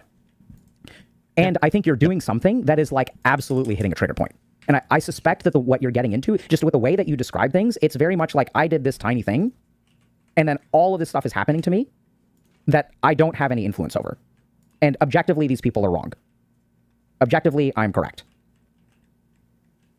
And when someone does that and says, I am objectively wrong, I mean, I'm objectively right and you are objectively wrong, this is not what happened, this is what really happened, and by the way, all this shit is happening to me now, it's like a very like, it's a very, like, you kind of get what I'm saying? I'm trying very hard not to say certain words. I don't see it that way, though. Like, I know you don't. don't. Like an objective, Objective, disubjective that. I see it as... That's the whole point. It's more of a deep emotional response from people that don't care about me, or they don't care about resolving the situation. They want it to continue in some way. Yeah, so I think... You're also running into... Somebody in chat says, is that really logical? Another thing I'm kind of hinting at too here, and I had this problem a lot through my 20s, is people view emotions as kind of like this weak, irrational thing, and then you've got like rationality, okay? And the rational part of your brain is stronger than the emotional part of your brain. But same thing is nature versus nurture. Eventually you hopefully you grow up and you learn more and you realize that these two things play off of each other and one can't exist without the other. There is no reason without some subjective emotional thing to interpret it. Your emotions are not random. Even if you're being unreasonable, it doesn't mean that they're, they come from nowhere. And you can wind up in this weird trap where you are dismissing other people as being emotional. And what you should be asking is like, well, why are they exhibiting that emotion? Because remember, it's something I say a lot, even if people are being wacky, even if people are being completely incorrect or crazy, they're not random. You can be irrational, but not random, right? It's coming from somewhere. I get it, but like, I don't want to be a part of your story. It's like... Right. So I think that's what's fueling the flames. You don't see it that way. Yeah. Okay. I don't know how that... Right. So when I live, why would you care for so long? We'll get to that in a second. But I think that this is another thing, which is that you're thinking a lot. Hey, Destiny, former Son Piker fan here. Is there a way to get in a Discord call with you to talk about some content fallout? If you want, maybe I'll maybe later I'll do stream disagreements, I guess. Okay, so we're going to talk about something called mentalization. Okay? So when you imagine what is going on in someone else's head, I don't think you are doing nothing you're saying is incorrect, but I think everything you're saying is pretty incomplete. Right? So you're saying like, okay, there's a parasocial aspect. You're completely right. Like you're right about everything you're saying. I just think the main mistake, if you can call it that, the cognitive process that is really getting you in trouble is incompleteness. So I don't understand. I know. I know. I know. I'm like 99% confident that this is going to be very hard. And I think this is why you're in this situation, because this is like, it's like, you're like, I don't know what the fuck is going on. I don't know. I've tried everything. What they're saying is just not true. The reason that I know that these people are not valid is because they copy pasta each other. Right? Do you see how much... No, I think that's not everyone, right? There are some people that are just upset because they saw me as like some pure holier than thou content creator, which that's not realistic. I'm a human being. And then there's more just like, you make, oh shit, cryogenic plants. You're right. My bad. I think hold on. Some people that are, whoa. No, I don't agree with that. No, I definitely do, because there are some that have messaged me with stuff like that. There are definitely people that felt that. Yeah, I know they felt that. But I don't think that you're an ordinary content creator. I don't think you're an ordinary human being. I think you're a superhuman being. What? Yeah. How do you think about yourself? I don't know. I don't, generally. What? I think therein lies another problem. How do you not? Right? So if you don't think about... I know it's weird, like I'm sending you a lot of weird stuff. Right? So I think that if you don't think about yourself on a regular basis, the version of yourself that you will have on your mind that then projects out to the outside world is not going to be an ordinary human being. I think you project exceptionalism. I'm not sure I understand, but... I can understand that. So I think that this is going to be a situation where it's going to be very hard, and I'm going to do my best. So the first thing is I'm not right. But I think that there's something about the way that you construct narratives. There's something about the way that you are objective, but other people are subjective. How do you know that you're not the subjective one and they're not the objective ones? I absolutely am. You can... Wait, I don't know what he's about to say. But it's always a really good question, and it's always a really good test. In my opinion, there's a lot of good tests that you can perform where you ask a person a question, and based on their response, you can tell if they've ever considered a thing or not. My go-to examples of this are always like, how do you make sure that you're being objective when it comes to media consumption? And the number one thoughtless response always given is, I consume media from a variety of sources. It's like, okay, that doesn't say anything. That's one of the hollowest answers you can ever give. In my opinion, when somebody gives an answer to that, they've never put in real thought into being objective in their media consumption, because that's not a real answer. That's an answer you give that you think people want to hear, that you think means you're being objective. You never really thought about it, because you could consume media from a wide variety of sources and still be wholly misinformed on some given topic,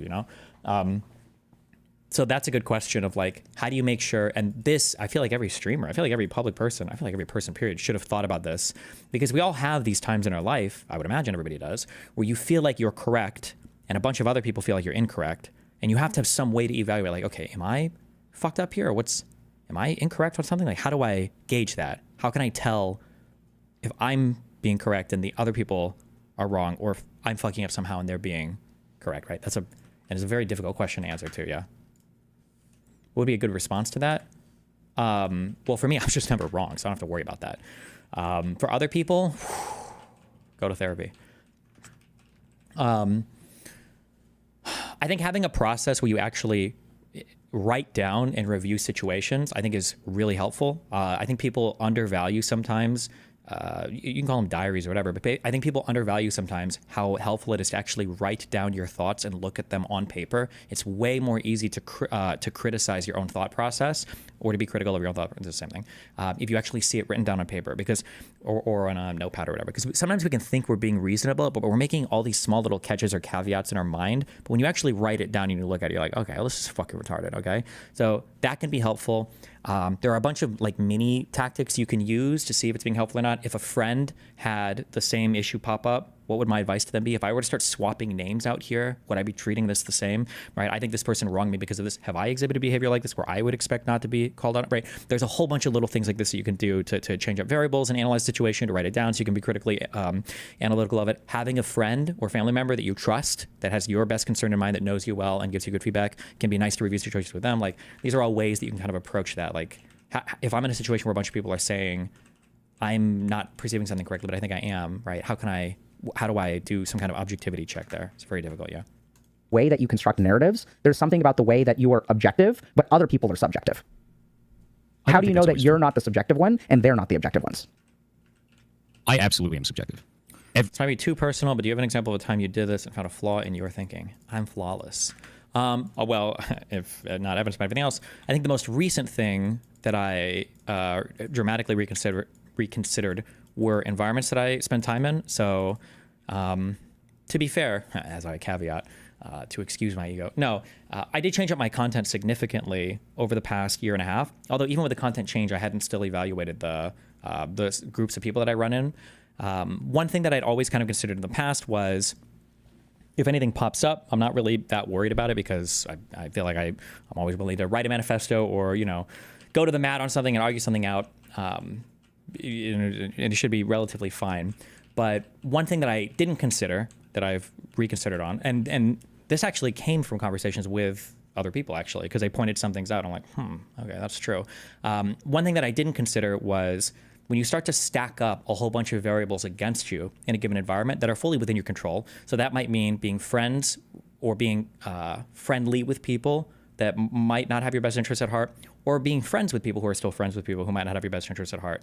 That you might think that you can navigate all of that in an adept manner, and maybe you can, but then if there's a certain situation that pops up where it's too much or you can't, what you've done is you've stacked the deck against you in such a disfavorable way that you're setting yourself up for a really bad time, depending on what's going on. But but before I would have just said like, fuck it, whatever, we'll deal with situations as they come. Whereas now I'm a bit more proactive in that, like, should I be friends with this person? Do I need to be friends with this person if I know they're part of this group? Probably not. I should probably not talk to this person at all. I think that's a pretty significant change I've made over the past year and a half. I don't think that that's the case at all. There's no way that everything that I say is objective. That would be ridiculous. Can you be more concrete? That seems a bit confusing to follow. Does it? I think that would be absurd. And if we go back and listen to the conversation that we've had from now, would we be able to predict that's the way that you feel about yourself based on how you've been talking? I don't know. I think the answer is going to be no. Right? So when I have to and listen to the conversation that we've had from now, would we be able to predict that's the way that you feel about yourself based on how you've been talking? Wait.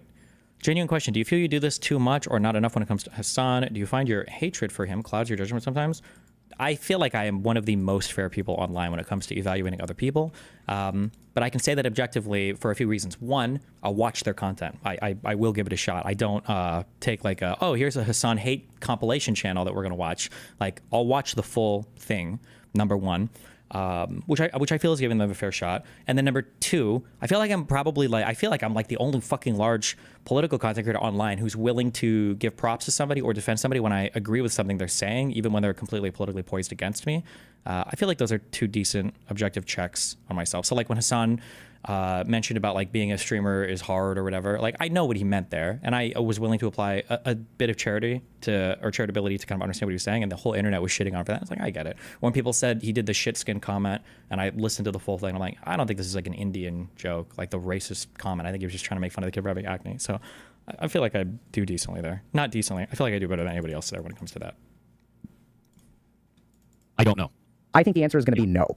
Right? So when I ask you, why do they feel this way? How do you know that they're wrong? You say, well, objectively, you rely on proof. And if you're dealing with people who are mature enough, then they understand that. But if there are people that are younger than you, that means that they don't, these young kids nowadays. Fuck. Okay, wait. How do you treat other people is also objective without just losing from a numbers perspective. If so many people disagree with you and you weigh them equally, all as people, won't you always be wrong, or shouldn't you always suspend judgment? So in my case as a content creator, this is very difficult because obviously if you're a content creator and you do politics, there's gonna be a lot of people that disagree with you. So this is what I would say, and I've said it in the past. If you elicit a response from somebody, you just need to understand why, at the very least. You don't necessarily have to agree with them. So, like a lot of people might say I'm an asshole or I'm pro-genocide or whatever. I know that I'm not pro-genocide, but it's an error in thinking to say like, okay, a lot of people think I'm pro-genocide, but I know I'm not pro-genocide. They just think that because they're jelly haters and they're losers, right? It's like, well, hold on.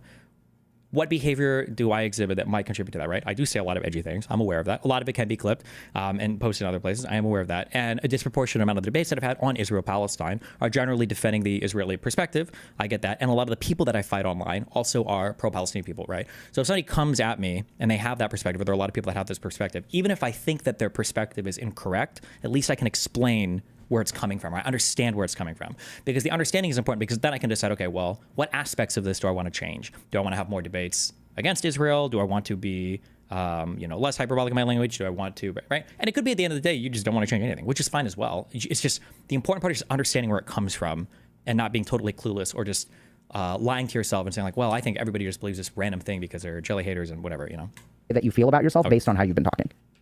I don't know. I think the answer is going to be no. Right? So when I ask you, why do they feel this way? How do you know that they're wrong? You say, well, objectively, you rely on proof. And if you're dealing with people who are mature enough, then they understand that. But if they're people that are younger than you, that means that they don't, these young kids nowadays are not proof oriented. There's parasocial. Yeah. And the tricky thing about this is that you're not wrong. So I would agree with every single one of the statements that you made. But you're missing I think that this defense mechanism for that. 100%. A defense mechanism meaning what? No, it's a defense mechanism on my end. And the reason why I did that is because it's and he's still intellectualizing all of it. Yeah. Gone on too long. And it's gotten to that point where it's hard for me to have a response that is not an emotional response.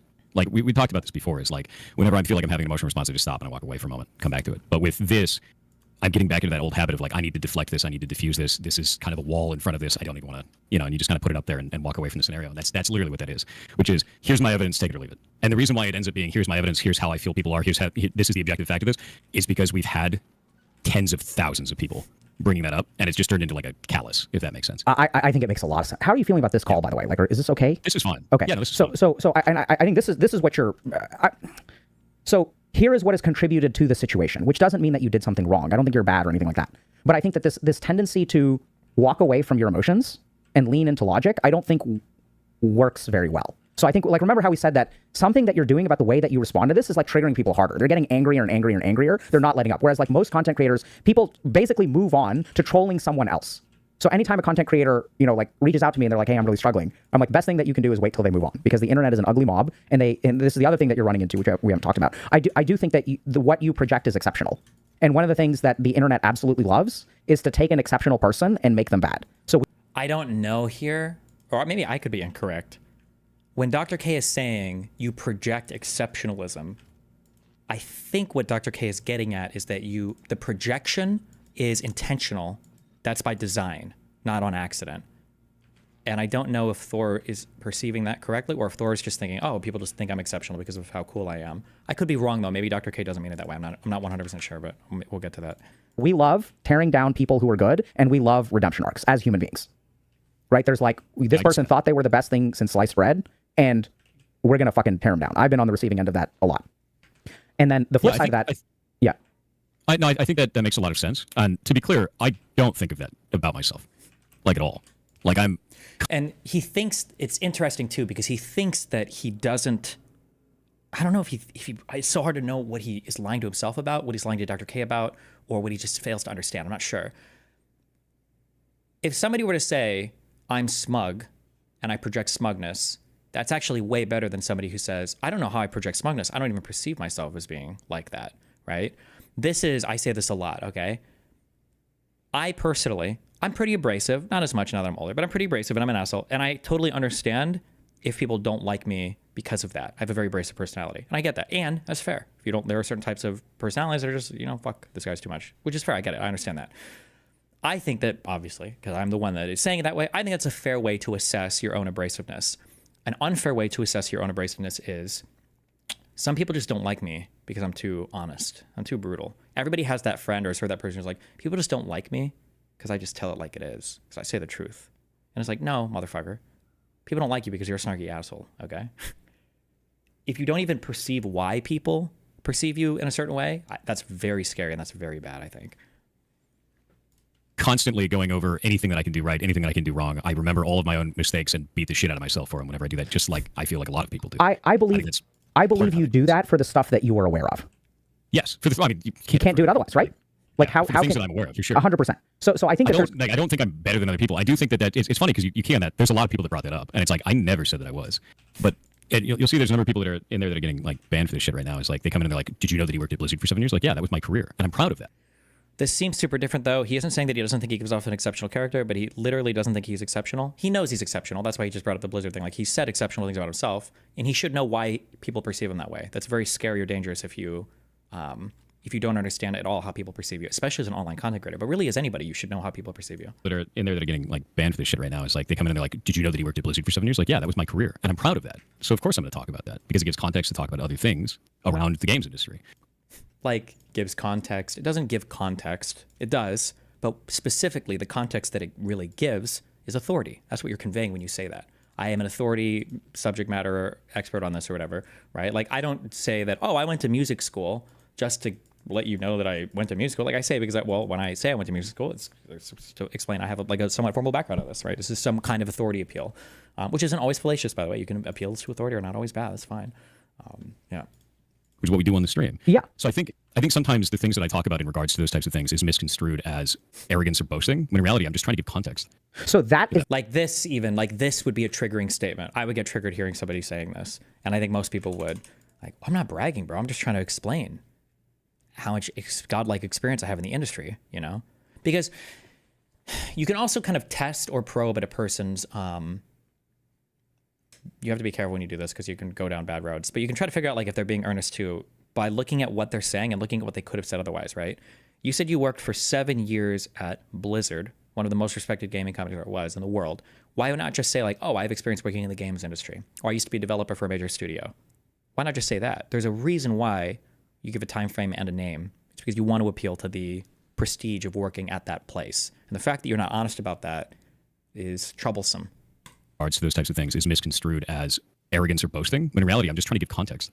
So that is the problem right there. So I want you to listen to this phrase. Sure. This gets misconstrued as arrogance, but in reality it's this.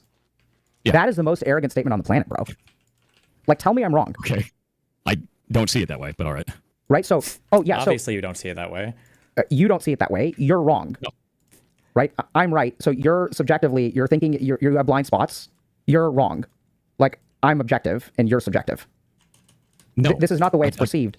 This is really the way it is. I think that turns into, I guess, conversational PvP for the sake of it, if that makes sense. Absolutely. It absolutely turns into conversation. That's what you're doing. When I say I'm doing this for context? Yes. When you're saying other people get it wrong, and here's the reality of it. Like, go back and like we can like rewind the stream and just listen to the structure of the That is me being adversarial against people that are trying to make it out like that is an arrogance thing, that it is a boasting thing, like I'm trying to push somebody else down. That is absolutely me being adversarial against that kind of speech. 100%. I'm not. I don't think it's so. I think there's a construction in your speech, and there's a theme. If we listen, I know it's kind of hard, but you do things that are objective, right? Yes. And subjective. I'm a human being. Which ones do you represent? Which ones do we hear when we hear you talk? I'm not sure I understand. Okay. So, for example, if we were to code statements as subjective or objective, okay? Okay. Like, so coding a subjective statement is, let's say, like, I'll just give you an example. You know, why are people getting mad at you? Or you said something about, you know, I rely on proof. So if I were to code that, it doesn't mean you don't. I know. Well, I feel like somebody could take it that way, but that's not. No. That's I'm not going there. So if we were to code that gets coded as objectively, right? That's an objective statement. Okay, sure. So here's a subjective statement. I feel like this is unfair. Okay. Have you said that at any point? Yes. Over this conversation? I feel like I have said that because I was talking about the response is not proportional. There we go. That's hold on. No. That's beautiful. That isn't the response is not proportional. That is not a statement of subjectivity. That is a statement of fact. Yeah. Okay. Do you understand how I'm coding it? I guess I could see that. I mean, like, that's me making an objective statement when I guess somebody else could say, no, it is proportional, you deserve this, sort of a thing. I guess the thing is I just don't agree with that stance, so I state it in the way that I do, right? With that. And I don't agree with it, so I state it as objective fact. The fact, damn, I think maybe he really does lack the self-awareness, because I think if you were, or maybe by definition, narcissists are self-aware. Because I was gonna say, if you were self-aware enough, I think you would phrase this more, I don't want to say maliciously, but there's better ways that you could cover for yourself here, unless he truly just doesn't perceive it. But that's crazy that he just said that. I guess the thing is I just don't agree with that stance, so I state it in the way that I do, right? With that, and I don't know if that's wrong though, because I feel like there's a limit that seems sane. And by sane, I mean correct and like not. Absolutely, man. There's absolutely a limit that seems sane. Yeah, and I think it's gonna be different for everybody. No. Whatever their version is. No, it's not, because you didn't say there's a limit. It's because you use the word sane. Sane is like an objective thing, right? Sane is like crazy, insane versus sane. That's not a subjective thing. That is an objective kind of assessment. Yep. Right? So like if we say that someone is insane, we're not saying that they're subjectively insane. We're saying that they are objective. Like those words are about an objective dimension. But I'm not sure I understand the direction of this. And I think the reason why is because when I'm talking about these things of an objective stance, if this is too far, is because the statements that people are making are really fucked up. Like, I do think that it is correct to make an objective statement to be like, you shouldn't be sending me pictures of my house from Google Lens. Right? I agree. I don't think that's wrong. So great. So let's take a step back for a second. Are you sure this is okay? Yeah. No, I guess I just don't understand the direction of subjectivity versus objectivity. I'm with you. So I'm slow playing it. So let me be explicit. So remember, this goes back to what you are dealing with is disproportionate, right? So there's a variable that's missing. Something about the way, and now I'm making an objective statement, okay? It's not about blame. This is about assessing the way that you are existing on the internet and the response that happens to you. There's something in here objectively that is disproportionate. Yes. Okay? And this is completely, and even if we say, oh, here's the reason and you're to blame for it, I don't think that there's any reason that we can come up with that justifies other people's behavior. Does that make sense? On some of these cases, yes. Yeah, okay. Okay. So, yeah, I think there is a limit. Now what I'm trying to get into is precisely this, which is and this sounds arrogant, but I'm going to say, so it's clear to me that you have blind spots about this, because something about the way that you are navigating, you have a rubric for how you interact with people. And something about that rubric is fucking triggering people. So what we're trying to do, so how did you feel when I said that? I thought it was funny because, like, I guess for me, it's a kind of a dumbing down of the scenario, right? Of like, yeah, it's triggering people, but it's so much more than that, but yeah. Okay. Even what he's saying here, he can't handle the response. So, like, it's not that just that I'm triggering people, it's that people are being unfair to me, right? It's still leading them to do things that I don't even understand the reasoning behind it on a lot of that stuff. Yeah. Right. So I think the end game that I have here is to hypothesize what could be responsible for that. There's no way he's just a narcissist here. There's no world where you don't understand or pretend to not know why some people would dislike the way you phrase things at all. So I should assume everyone sees it in the same way. I feel like it comes from a disconnect from how you view things compared to how the average person does that. More than just ego, which is more autistic than narcissistic. I think that, I don't know what the DSM says about this or whatever, but like, I don't think that narcissists generally perceive their narcissism. I don't think they do. I feel like sometimes they'll just say or do things where it's like, bro, do you really lack that much perspective on yourself? Are you serious right now? I feel like a really good example of this was when Mr. Girl was trying to get me, and he posted it was like a 2.5 minute conversation that he had with Anna, and he was like, Destiny's trying to say that we manipulated Anna, but look, I'm posting the whole conversation to show clearly that we didn't. And it was the most manipulative conversation that I've ever heard in my entire life. They were like, I think Lav and Mr. Girl were screaming at her, just like, you have to send everything right now you've ever said to Steven. You got to send it all. He's about to destroy our whole lives, and it's gonna be your fault. You got to send. It's like, oh, bro, this is like the most manipulative shit I've ever in my life. But he didn't even perceive it that way. He's like, well, I'm not being manipulative. I can't be manipulative because I'm never wrong, right? I genuinely do think that people who are super narcissistic they don't actually perceive it. They don't. That gap. So in my experience, when something like this happens to someone like you, I think you're a decent dude. I think it sounds like you made a smug comment and you ran away from the raid. It's a fucking hardcore raid. So I don't know what people were expecting. You know, like when you play WoW hardcore and you raid, sometimes things go bad and people die. Like that's just what happens in a WoW hardcore raid. Like what were people expecting? But I think what you're tapping into some energy that I think you're blind to. You don't understand. It doesn't make any sense. And my point is that the reason it doesn't make sense to you is because of the way that you are looking at the world. Which is that if you pay attention to your statements are coded very objectively. And so then what happens is once you start looking at the world in terms of proof or not proof, I don't know if you're right, I don't know if you're wrong, but the question then becomes, how do two people that think that they are both operating based on reality. Can you play that Mr. Girl clip? I'm super interested. It was on his Twitter. I don't know if it's up anymore, though. Who disagree, how do we patch that up? How do we bridge that gap? I mean, generally what I see with that kind of stuff is you, the way that I like to do is you kind of present evidence and stuff, you talk about it, you find out if you were right or if they were right. And sometimes you're both wrong, right? Like it just comes out to that. You learn something, you move on. Sometimes when it's like, I find it to be disingenuous, right? And I will use that as an objective term. I find it to be disingenuous to have a person come in that is not interested in a resolution, that just wants to cause a hateful situation. Absolutely. Right? And that's most of what I'm getting with this. And when they can't get me, it makes them angrier. When they can't hurt me, it makes them angrier. When they can't do anything about it, they can't shut down the stream, it makes them angrier. We get tons of people that'll come in and say things like, people still watch this guy. It's like, yeah, we still have a massive community. People, hanging out here and doing stuff. So like, I feel like when I make those objective statements, it's because I go, this is how I have this situation for communication. And if your only reason to be here is to cause problems, it's not going to be compatible. But if you want, and I tell people all the time, it's like, if you want to talk about this, we can talk about it. But if you're just here to copy paste something off of Reddit, cause a scene, and then get banned, like, we just don't care. It's going to ban you. Okay. So I think what makes this, if that makes sense. Yeah. So I think what makes this really challenging is not that you're wrong. I think what makes this hard is that you're right. Okay. So when you're wrong, it is easy to show a correction. Mm-hmm. Right? Yeah. Oh, yeah. When you're right, but incomplete, it becomes harder to show a correction. Yeah.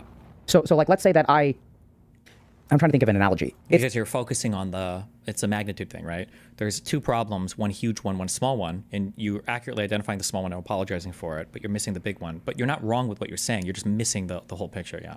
Like, if I develop a product that is crappy, that is successful, that happens to be successful, it is way harder to understand how that crappy product could be better. Is crappy. Or does that make sense? And I'm not trying to analogize you to a crappy product. I'm really just using this as an example of I mean, I love your content. Like, I really do. I think you're a great guy. Like, I don't think you deserve this. I'm in your corner, okay? But you see what I mean? I'm just using that as an example of, like, if you make a crappy video game, right? And then, like, people play it, that doesn't make the video game good. And trying to explain to someone, hey, I know y'all think that Oblivion is an amazing game. I'd give it a 10 out of 10. But Oblivion is the start of the decline of the Elder Scrolls series. Oblivion is the first step in the wrong direction to what ended up as Starfield. That is something for a lot of people to have difficulty understanding, right? Because Oblivion was a great game. It's a 10 out of 10. But if you want to really understand the glory that was Elder Scrolls, you have to play Morrowind. And chat is very divided on this topic. The chat is wrong. Like, they're wrong. It's okay. Sometimes I get to be right and they get to be wrong. It's a very objective statement. Absolutely, right? So, and how do people respond to that? I mean, it depends on the context, right? I think that there are moments where you can make statements like that and it's funny. It's so I think what makes this hard in your situation is that everything that you say is correct. I just think it's incomplete. So what I'm basically getting a sense of is that you tend to, since you move away from some of this, like, emotional energy and you lean in. So the first thing that happens is once you suppress your, like, emotional circuitry, your emotions still influence your logic. Okay. I can see that. I think in times of deep stress, that gets more so. 100%. It gets very, very, very good, right? So it's not that the emotions stop. It's just that we start dissociating from them. Dissociation doesn't mean shut down. It means unaware. And then what happens is the emotions will shape our logic. And it's not that they're illogical. It's that it becomes more selective. Sure. I can see that. That makes sense. And so I think what's going on is, like, the story that you tell me has what I would call missing reasons. So I know that's confusing. There's a great post about it that I think a therapist made many years ago. But sometimes when people tell stories and, like, bad things are happening to them, they are leaving out things that evoke the response of the other people. So when you tell a story that other people are just, like, crazy and it's the internet and it's parasocial and people are reacting, there's something missing there. I don't think you can evoke. I mean, it's very possible that you were just incredibly unlucky. I don't think that is a good attitude to take. I don't think it's good to script you. No. I think that removes any chance of fixing that. Yeah. I suspect that there is something around your smugness. I suspect there is something around the way that you perceive yourself as ordinary, but you act anything but. Maybe even some degree of, because I don't think you're ordinary. Like, I don't think that's objectively correct. Like, I think you're exceptional. Like, if we look at human beings, I think you're exceptional. Like, if we look at the range of various things, you are not ordinary. If we look at the bell curve of content creators on Twitch, you are not ordinary. So I would say in terms of that, maybe, but, like, I just feel like a normal dude. I hate it when people say this. Dude that sits in a chair for 12 hours a day. I think that makes a lot of sense. Go back 34 seconds. Wait, why would I miss? The way that you perceive yourself as ordinary, but you act anything but. Maybe even some degree of, because I don't think you're ordinary. Like, I don't think that's objectively correct. Like, I think you're exceptional. Like, if we look at human beings, I think you're exceptional. Like, if we look at the range of various things, you are not ordinary. If we look at the bell curve of content creators on Twitch, you are not ordinary. So I would say in terms of that, maybe, but, like, I just feel like a normal dude. I feel like a normal dude that sits in a chair for 12 hours a day. I think that makes a lot of sense. I think there are parts of you that are and it sounds like you sometimes push these away. I think there's a lot more there. So you said, you know, I feel like a normal dude. I think that makes sense. But I think there's a lot of feelings there about being a normal dude that maybe are not super conscious. Okay. Right? I'm not sure I understand, but I think that's kind of the point. Yeah. Yeah. So, and the challenge that I have is that I'm making statements that are unfalsifiable. Right? So if I say subconsciously, you don't think you're a normal dude, how can you ever disprove that? So this is one of the frustrations with my profession, is that sometimes people like myself will make these statements, right? So I do this carefully, where like, I'm not saying this is correct. I think it's worthwhile for you to explore how you construct a narrative, what people, and this is where I think what happens is when I just came off of a political stream, and the crux of the viewer's argument was Israel equals colony, therefore Jewish Israel should be remigrated. Would you fight the colony? Sure, if they're a colony, where are they a colony from? From where? Where did they go back to? people react to you, you look at the objectivity. I think that's a mistake, because nothing you perceive will be objective. The human brain is not capable of objective perception, by definition. I do think there is an objective reality, and I do think that's something that there is value in striving for in many situations, because something I don't like is perception is reality. And I know that perception is reality for the grand majority of situations. It has nothing to do with the objective reality of what is truth of the situation, what actually has occurred or anything like that. It's how do I feel about what occurred? Well, and that's something I've always felt, and that's kind of like a big thing for me. Yeah. Great. I love it. I agree with you 100%. And I would love to talk about that with you maybe today, or maybe on a different day, just about the philosophy side of it. But I think that my point is, so you're right. So like there's an objective reality, agree. And perception is not objective reality. So when you look at objective reality and you conclude that this is what really happened, where are we? Is that objective reality or is that your perception? That is my perception. Very 100%. good. Right. When I talk about it, I think that the disconnect is this. When I talk about something and I say it with, this is what happened, that's from my perspective. Right. And I think maybe I'm not doing enough in terms of explaining this is from my perspective, this is how I feel about it, because I don't talk that way generally. Yeah, that's not what you should be doing. So I think this is key point. This is exactly it. So I think this solution space seems hard for you to grasp. Wait, you should be further explaining yourself. You should be further trying to understand why people feel this way about you. Whatever. Right? So this is not about what is objective. It is about what someone else's subjective perception of you is. Oh, I know what you're saying. And that will give you insight into how you are perceived, which in turn will give you an insight, an ability to bypass your own cognitive biases of your own perception. So if I want to understand what I really am, I have a certain amount of information from myself, right? This is what I think I am. But then I have another very valuable piece of information, which is other people's perceptions of me. Now, this is where things get really hard, because if people are sending you death threats, it becomes very difficult to get a reasonable perception of who you are from a heavily biased individual. True. Right? Yes. So, it's impossible at that point. I get impossible. That. It's challenging. So not impossible, right? So this is where it's really interesting, but sometimes the people who hate you the most can still be very valuable information. Yeah, you just got to be so careful with that, though, because there's something they hate. It's just on you to figure out what it is or why you're eliciting that response, right? About how you exist in the world. I agree with that. No, right? I super agree with that. And the classic example of this is like in a relationship where there is one person who is narcissistic. So anytime we're dealing with narcissism, it becomes really hard for that person, like this person will perceive other people as hating them. I think I'm not saying you're narcissistic or anything like that. And I think that there's a difference between a narcissistic family member who believes that I lost weight to make them look bad. There's a huge objective gap. What? Yeah, so I lost weight. So I feel insecure about, person A feels insecure about their weight. Person B loses weight. Person A gets mad at person B for losing weight so that it makes them look bad. That shit happens. I think that's weird as shit. It's a wide gap between death threats that you're receiving, which I really do hope stop. Yeah. But my point is that I think the mistake you're making is that you say, I'm smug, and then you go into all of these other issues, whereas I think you're really downplaying, whether consciously or unconsciously or whatever. Maybe it's even objectively correct. I don't know. All I know is that when you do that, people are not going to be happy with it. And when they respond to you, we're not talking about right or wrong here. We're talking about efficacy or not efficacy. Trying to understand where they're coming from with their complaints, as opposed to, so basically steel manning their argument instead of straw manning their argument. Okay. No, I mean, right? I think the thing is that that's what I tried to do in the beginning. And I have not done that since. I think I stopped doing that about 30 days in. I tried to sit down and talk to people about it. I tried to ask people like, hey, why are you saying that? And each time that I tried to do that, like I said, the callus kind of built up. It would end in just screaming the same thing over again. Taking like one clip from a debate and trying to say that like, oh, this is indicative of his entire position. This is such a stupid way to frame things. When you make so many unhinged fucking comments like Hassan does, and you try to find a way to explain all of them. The Arabs created 1 million Zionists because they're anti-Semitic. 900,000 Jews, approximately 700 to 900,000, were forced to become Zionists, not by choice, but because they were forced out. The vast majority went to the fucking Arabs. The Arabs, the anti-Semitic Arabs. There you go. What? No, you're too fucking delusional to realize what kind of racist nonsense. Like, he's not even really saying, oh, fuck, because I didn't actually even hear this. He's not even saying, like, fucking Arabs. It's a response to, like, who even did this? And he's like, the fucking Arabs! The people he was just talking about. It wasn't like those fucking Arabs. They're not even really showing the correct implication for this. But, like, oh my God, it's so cringe. If Hassan kept saying fucking Jews, kept saying? How many times did he say that? Like, if somebody were to say,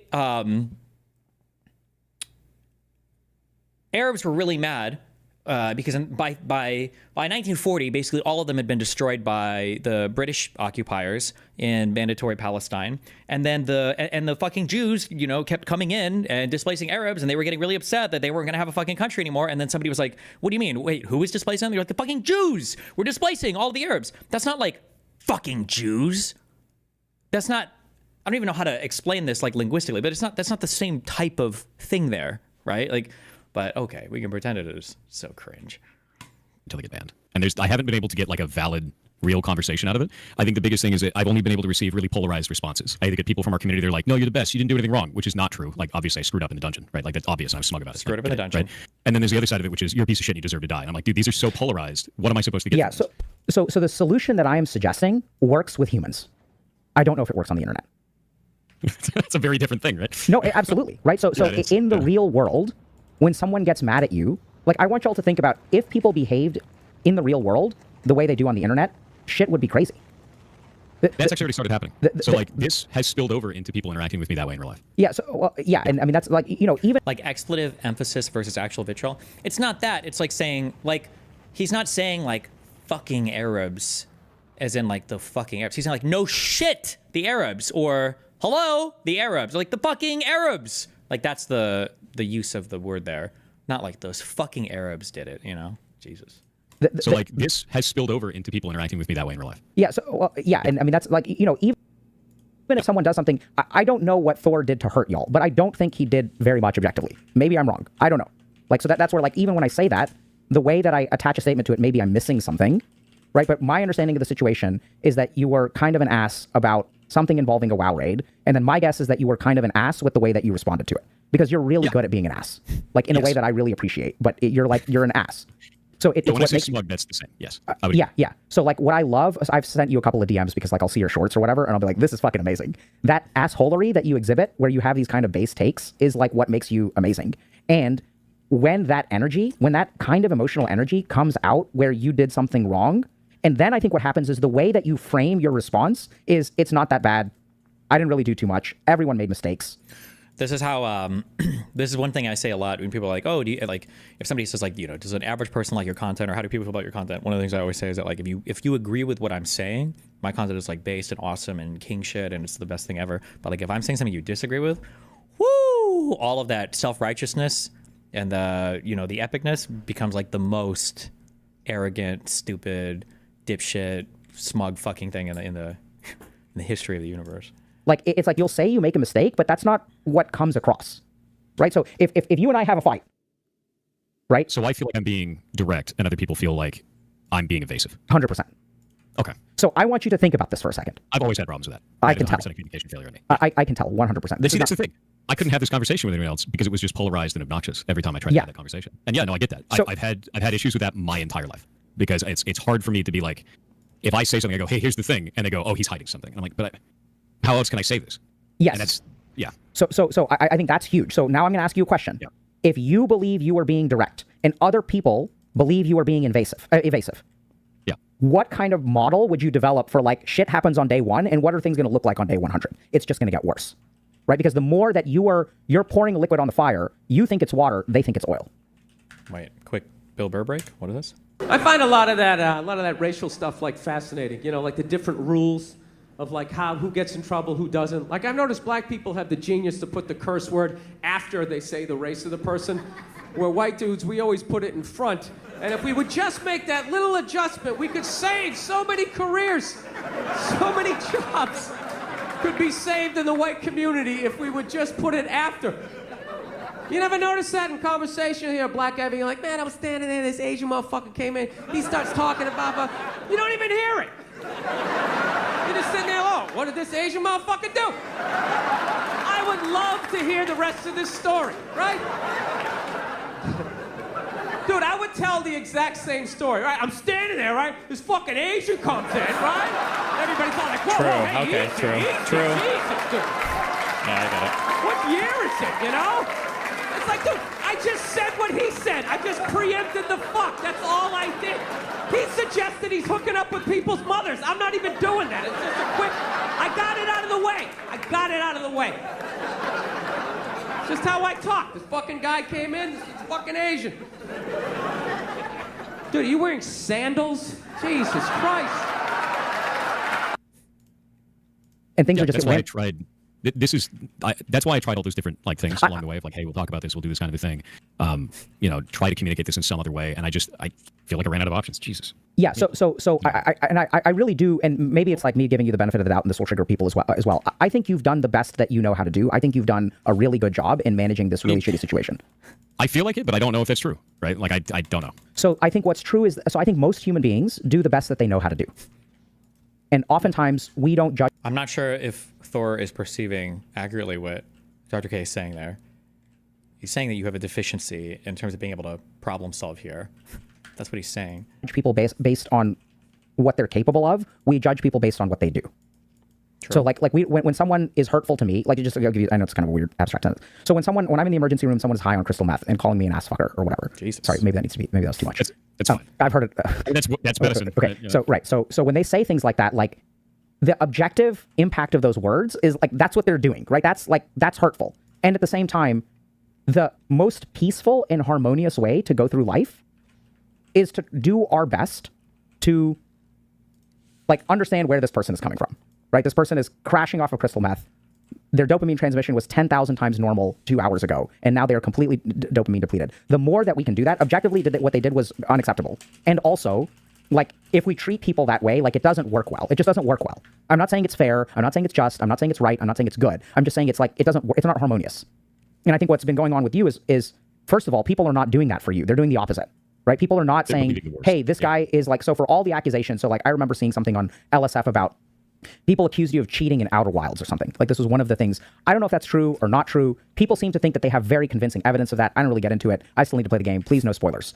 My point is that in those moments, even if they're objectively correct, careful. I think the right thing that we need to do as humanity and the internet is cut people as much slack as we can. And this is where a lot of people will say, oh, we cut them. No, you guys don't cut them slack. We don't. Let's be honest. On the internet, when you feel judgmental towards someone, the most knee-jerk reaction is to not cut them any slack, but to dogpile them. That's what happens. There's this very primitive human psychology thing of when one bully is beating someone else up, we're going to get our kicks in, especially if it helps us feel good. Now, the problem, Thor, is that I think you are guilty of exactly the same thing. We all are. It's a human deficit. Uh-oh. Sure. Okay? But you're guilty of it too, because I think what you say, hey, I was just smug, that's not how it felt to other people. I think that was me dumbing it down to a flashpoint moment, not the full story. Absolutely. So, and that's where you're screwing up, because you will dumb down your flaws to one word, but you will extrapolate and hypothesize other people's flaws to the nth degree. I don't think that is a fair assessment. Okay. Personally. Yeah, and I don't feel that that's a fair assessment, because I don't feel like I do that to people. When I'm talking about, hey, these are all the things that came after this, that's because that has gone on. The moment was like a day. The attacks for that have been 100 days. Okay. So there's so much more content to talk about in terms of how much negativity there has been. I rescind my statement. Uh-oh. Yeah. So I accept that there is, okay, so here's how I would modify it. Okay. So I think you're right. I take that back and I apologize. No, and I think the perception from my end is still the same. Okay. Right? So we heard a long story from you. Even if it's congruent with reality, one word of what you did wrong, smug, and then 99 words of what other people did wrong. Even if it's correct, I'll agree that it's correct. My point is that when a human being shows up and says, I did one tiny thing wrong and everyone else did 99 things wrong, the reception that they're going to receive is not going to be pleasant. The thing is I don't know if that's always the case. It's not always the case. Because what I found more often than not is I'm trying to give context of here's all the stuff that happened from my perspective. This is the response the person has from it. they at this point, it's because it's so exhausting. It's like, take it or leave it. It's like, here we go, have the thing. You're right. You're 100% right that it is. So I think the big difference is who the person is. Yeah, I can see that. If you were a human being who was physically assaulted on the street, you could say, here's the one thing I did wrong, here are the 99 things they did wrong, and everyone would be on your side. You, however, have some combination of luck or the way that you interact with people, which you kind of said like you struggled with this. So I see that this is like, it's like a difficulty with mentalizing is what we call it. I don't know what mentalizing means. Mentalizing is the ability to understand other people's thought processes and internal experience. Now, I know this seems confusing to you because you are really good at cognitive calculation of those things. But there's a big difference between understanding their internal experience and calculating their internal experience. Okay. You're really good at calculating, which is I think what you've managed to do. You use that, and you're not alone, by the way. A lot of people have this. I have this, where we calculate our way to understanding other human beings instead of like understanding their subjective experience. It's cognitive empathy versus emotional empathy. I think you have to do both sides of that. You do, 100%. Makes sense. Yeah. And like, no, because I think for other scenarios, I feel like I have done that. Yep. Of like, hey, I can understand, hey, this person is doing something illogical, but they're doing it because from their perspective, it makes the most sense. Like you explain the person who's like high on meth, right? And they're having a freak out and they're screaming stuff at you. What they're doing doesn't make sense for everyone else around, but from their perspective, maybe they feel like they're getting attacked. Maybe they feel like all this kind of stuff is going on, right? So I understand that side of that completely. But with this scenario, like I said, it was exhausting at this point. That's fallen away. The layers of, I guess, giving a shit about empathizing with attack people that are coming in is just gone. I completely agree. And so what I'm sort of, this is more of like a long-term thing where like, and I think this is also where like, if any of y'all are in this situation, right? This idea of like, I keep on doing what I think is the right thing and it keeps on messing things up. Yeah. And I think you had a brilliant way to well, for me, it clicked. I think I'm being direct. Other people think I'm being evasive. So yes. I think for people, if y'all find yourself in a situation where you're like, I'm doing everything right. And by the way, this is like in the line of a narcissistic defense, right? So a narcissistic defense is one where you think you're objectively correct and people around you are like wrong.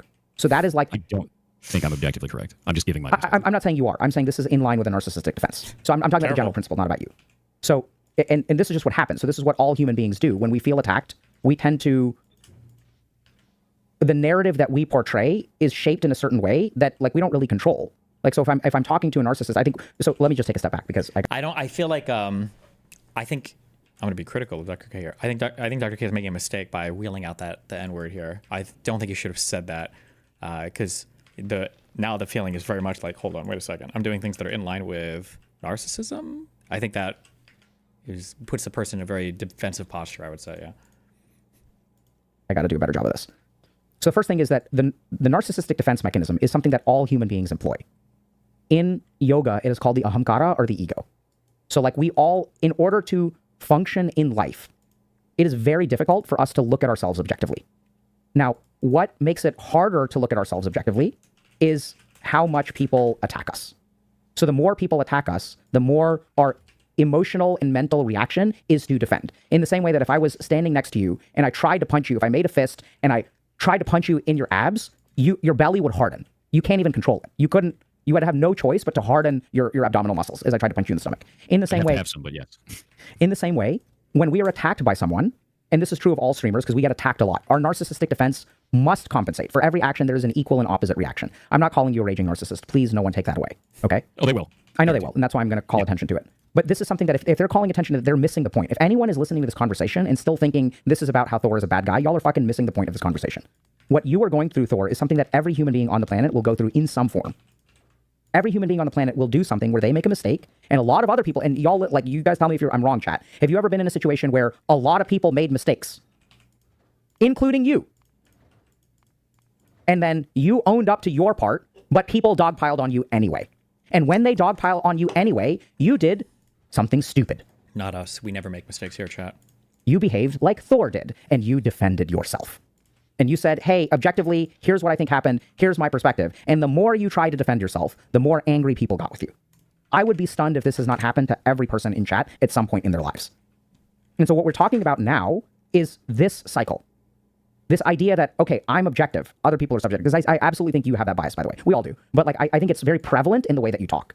The really tricky thing there, and I have to acknowledge this, is it's not clear whether that is actually what's in your head or that is just the way it comes across. Because it absolutely comes across that way. So when I said you owned up to this one thing, and then you talked about all this other bad stuff that happened to you, and you're like, objectively, I disagree. I did this one thing, and I literally have 50,000 people. And I was like, okay, you know what? You're right. But even though you're right, what people are going to hear, their limbic circuits of the brain are going to hear, yeah, I was smug and all this shit happened to me and it's not my fault. That's what people are going to hear. And when people hear that... Dude, that's weird for me. Legitimately. Yep, I know. It's like, from my perspective, I'm like, hey, you know, I screwed this up. This is how this went down. Here's my perspective on it. Yep. And then the response is, you didn't take any accountability. You're a piece of shit. Why won't you just say it? And I'm like, what? That doesn't make sense to me in response. Yeah. Like, so, for me, that's such a disconnect between those two conversations. And this is not about right or wrong, fair or unfair, just or unjust, true or not true. Now what we're talking about, like, so we're a channel that talks about the mind. So you're saying, I said this, someone says you don't take any fucking accountability. And you're like, that is a disconnect with me. I completely agree. That is the one thing that I think we can all agree on, is that whether they like you, dislike you, whether they like whatever, the one thing we can all agree on is that there's a disconnect. Other people think that you're disconnected. You think it's not even about you, but or other blame. There is absolutely a disconnect between the kind of response that you're getting and what you're doing. There is a disconnect for other people between what you did and what you're owning up to. That's my point. So like when I started this conversation, the key thing is that there's a circle that's empty. That's the only way this can be explained. And the question is, what's in the circle? And what I found, if y'all find yourself in a situation like Thor, I find the hardest thing is oftentimes the best thing to try to do, which is to try to understand when someone says, I don't take accountability, or they accuse me, they say, you don't take accountability, to do your best to try to understand that. And I think you've done that, because it sounded like for the first 30 days, you engaged with people in conversation. Yes. And when you engage... And I found that the reactions started to get more and more... I could use the word unhinged, but it really just comes down to more and more unbending of, I just want to make an attack. I just want to go in the chat and make an attack. I just want to go on your YouTube and make an attack. It wasn't in good faith to have, like, I want to have a conversation about this. It was, I just want to be here to throw a punch and then leave. And so I think that there's two things that I hear there. One is, once again, this pattern of the more I do something right, the more wrong someone appears to be. Right? So I tried to listen to them. They became more unhinged. They became more unbending. So that can absolutely be the case. But do you see how this is another scenario where you behaved correctly and someone else behaved incorrectly? I feel like that is an incorrect response, because the first thing that'll be brought up is they always say, well, you didn't accept any blame. I go, here's in this post. No. What did you hear me say? Maybe I misunderstood. Yeah. So I'm just pointing. Your statement was, I tried to listen to people and they became more unhinged. Yeah. So I want you to code. I think the people that are still. No, don't worry about the people. Hold on. Okay. Code that sentence. Look at the grammar of that sentence. Because it's objective. I did something right and they did something wrong. That's the way. That's what I hear when you say those words. And this could be where your disconnect is. I'm not saying you're wrong, by the way. I'm just saying, here's another statement that you made. I tried to talk to people. They're crazy. I don't think. I think there's an objective reality there, though. When someone comes in and says, you didn't take any accountability for this, and I go, here in this post I said I did this wrong. Here on this video I said I did this wrong, and they go, that never happened. Like, okay. What am I supposed to do with that? Very good. Now we're getting somewhere. Okay. So I know it's crazy. I know it's crazy. Okay. So bear with me, Thor. Try. Don't read chat. Focus. Ignore chat. Okay. So. He's typing in chat. Here's the problem. You're not wrong. That's what's so wrong. That's what's so hard about this. So when you engage with people for the first 30 days, I think there's let's think about it, okay? There's a selection bias. Who's going to come talk to you? The raving people. I think it was the initial wave, and then it calmed down to people that were kind of willing to talk, and now it's just the raving. Whatever. Yeah. So like when you open yourself to conversation on the internet, let's be honest, the likelihood that you get a balanced person who really is willing to take a step back and admit their flaws and understand how they're wrong and is not projecting something on you is low. That's not what the intention of me talking about it was when I was engaging in those conversations. The way that I feel about that a lot of the times, you're not going to get through to the person who's angry on the internet. Okay. You generally won't. They're not going to sit down and have a valid conversation with you. They're not interested in resolving that. Most of the time, that person doesn't care, I find. Mm-hmm. With that in mind, if you don't say anything, I feel that on the internet today, if you do not say a thing in defense of yourself at all, everyone believes the only voice in the room, which is the one that's negative. Okay. And that's exactly what happened. So I put out a video about all this kind of stuff, released that, and immediately everyone was like, oh shit, maybe this is too far. And I got a whole bunch of people actually sending me positive posts for the first time since all that happened. Cool. Cute. So the stance that I've taken on all this is I go, here's what I saw from my perspective. This is what's been going on to me. And then there's kind of a camp of people that say, fuck you, I hate you. And then there's a camp of people that go, that seems reasonable. And I've just kind of hung out with people that think that it's reasonable because I don't know if there's another solution to that scenario. Yeah, so I think that there is another solution to that scenario. And so that's what I'm trying to point out to you is there's a certain way in which you communicate, which I don't think is wrong, but gets consistently perceived, like we mentioned earlier, direct into evasive. So when we, you just, and I don't know if this makes sense, but I want you to I don't know how to say this, but you're a programmer, so maybe this will make sense. I'm trying to put it in language that I don't understand that I hope you will, because I don't know what I'm talking about. Code your statements. I tried to talk to people. I presented proof. They became unhinged. So if we code that statement, I did something right, they reacted wrong. What I hear frequently in the way that you communicate is that structure. Now, what makes this so confusing is that I'm not saying that that statement is factually incorrect. And if anyone who has dealt with other human beings knows this, you can tell another human being something that is factually correct, and they cannot give a damn and double down. In fact, that is usually what happens. So what I'm sort of getting is like, this is the disconnect. I do wonder whether you are blind to, there's a certain kind of accountability that people are looking from you that you're not giving them. That doesn't mean... What is it? This is what I'm digging into. So one is maybe it's in the way you're giving it. So it's not that I'm not saying you need to take more accountability, okay? I wasn't there. I don't know what happened. But my point is that when I see this pattern, and it could be just like, it's like a perceptual thing, because the way that you're talking is making people more upset, which doesn't mean that you're wrong. It's just like the way that I'm communicating is ineffective at resolving this issue.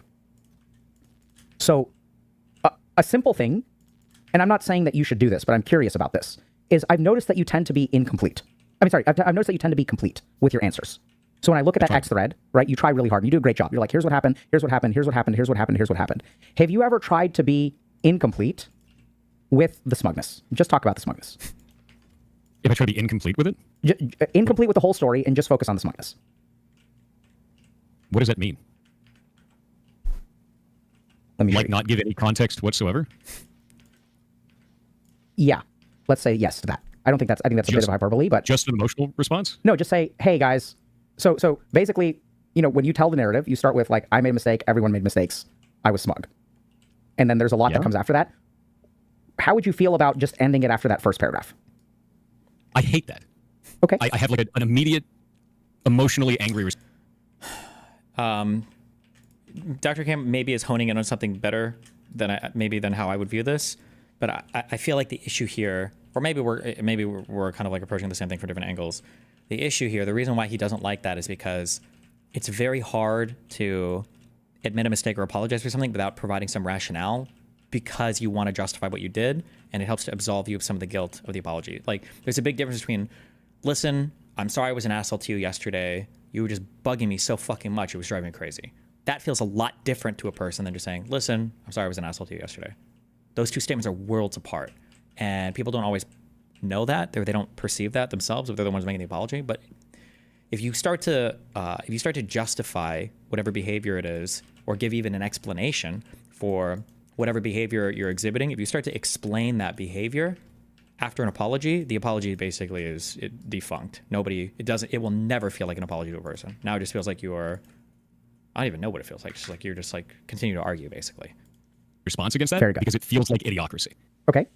It feels like, that's too long, didn't read, I don't need all those words when few words do gooder. I hate that shit. Like, I super hate that kind of communication of like, there's a lot of people who say like, oh, you should just say my bad, guys.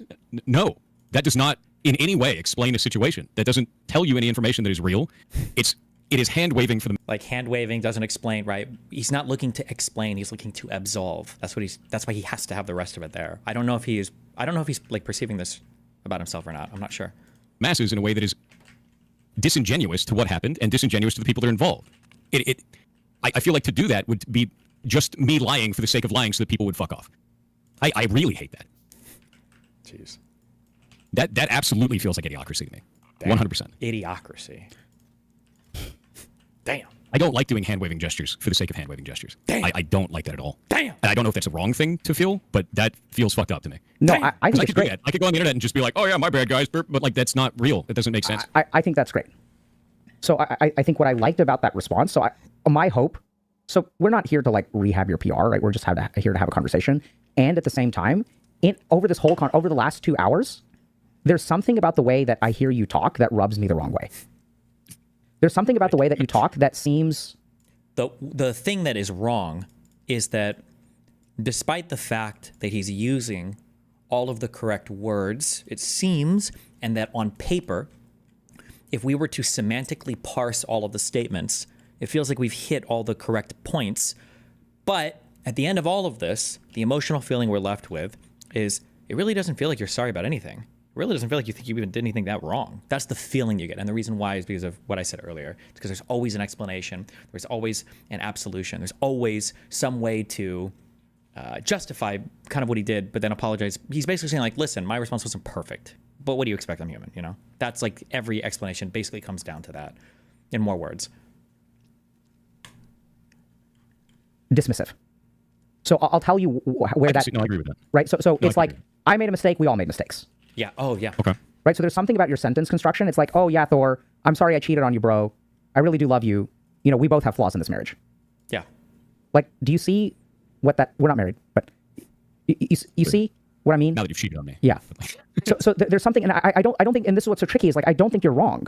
Like I don't, and what we got the way from that I you. feel about it, yeah, is that I don't even know if the word. It doesn't feel like a lie. It feels like appeasement.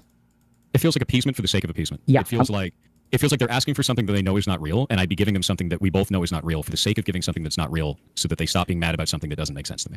This is the thing that is like the intellectualizing, that's not understanding the subjective or emotional component at all to speech, I guess, or to the interaction. Like when you say, I feel like I'm giving them something that isn't real, well, they know that you think you had some kind of justification for how you acted. Otherwise, you wouldn't act that way, right? There must be, obviously. Everybody already knows that. What they're looking for is, or actually, no. What I just said was true, but they're actually perceiving you correctly. You're just frustrated that they're not perceiving what you want them to perceive. You want them to perceive an apology, but you're transmitting a justification. They're receiving a justification, and they're asking for an apology. But all you're doing is justifying and trying to absolve yourself. That's what you're doing over and over again. And you're frustrated that that's what they're getting. But that's what you are doing, right? Yeah. So I think and I think the key thing there is I was trying to figure out what won me over when you said that. And I'd be super curious if like how chat. Wait, hold on, sorry. It feels like they're asking for something that they know is not real, and I'd be giving them something that we both know is not real for the sake of giving something that's not real, so that they stop being mad about something that doesn't make sense to me. Yeah. So I think I think the key thing there is I was trying to figure out what won me over when you said that. And I'd be super curious if like how chat reacts to that as well. I'm not looking.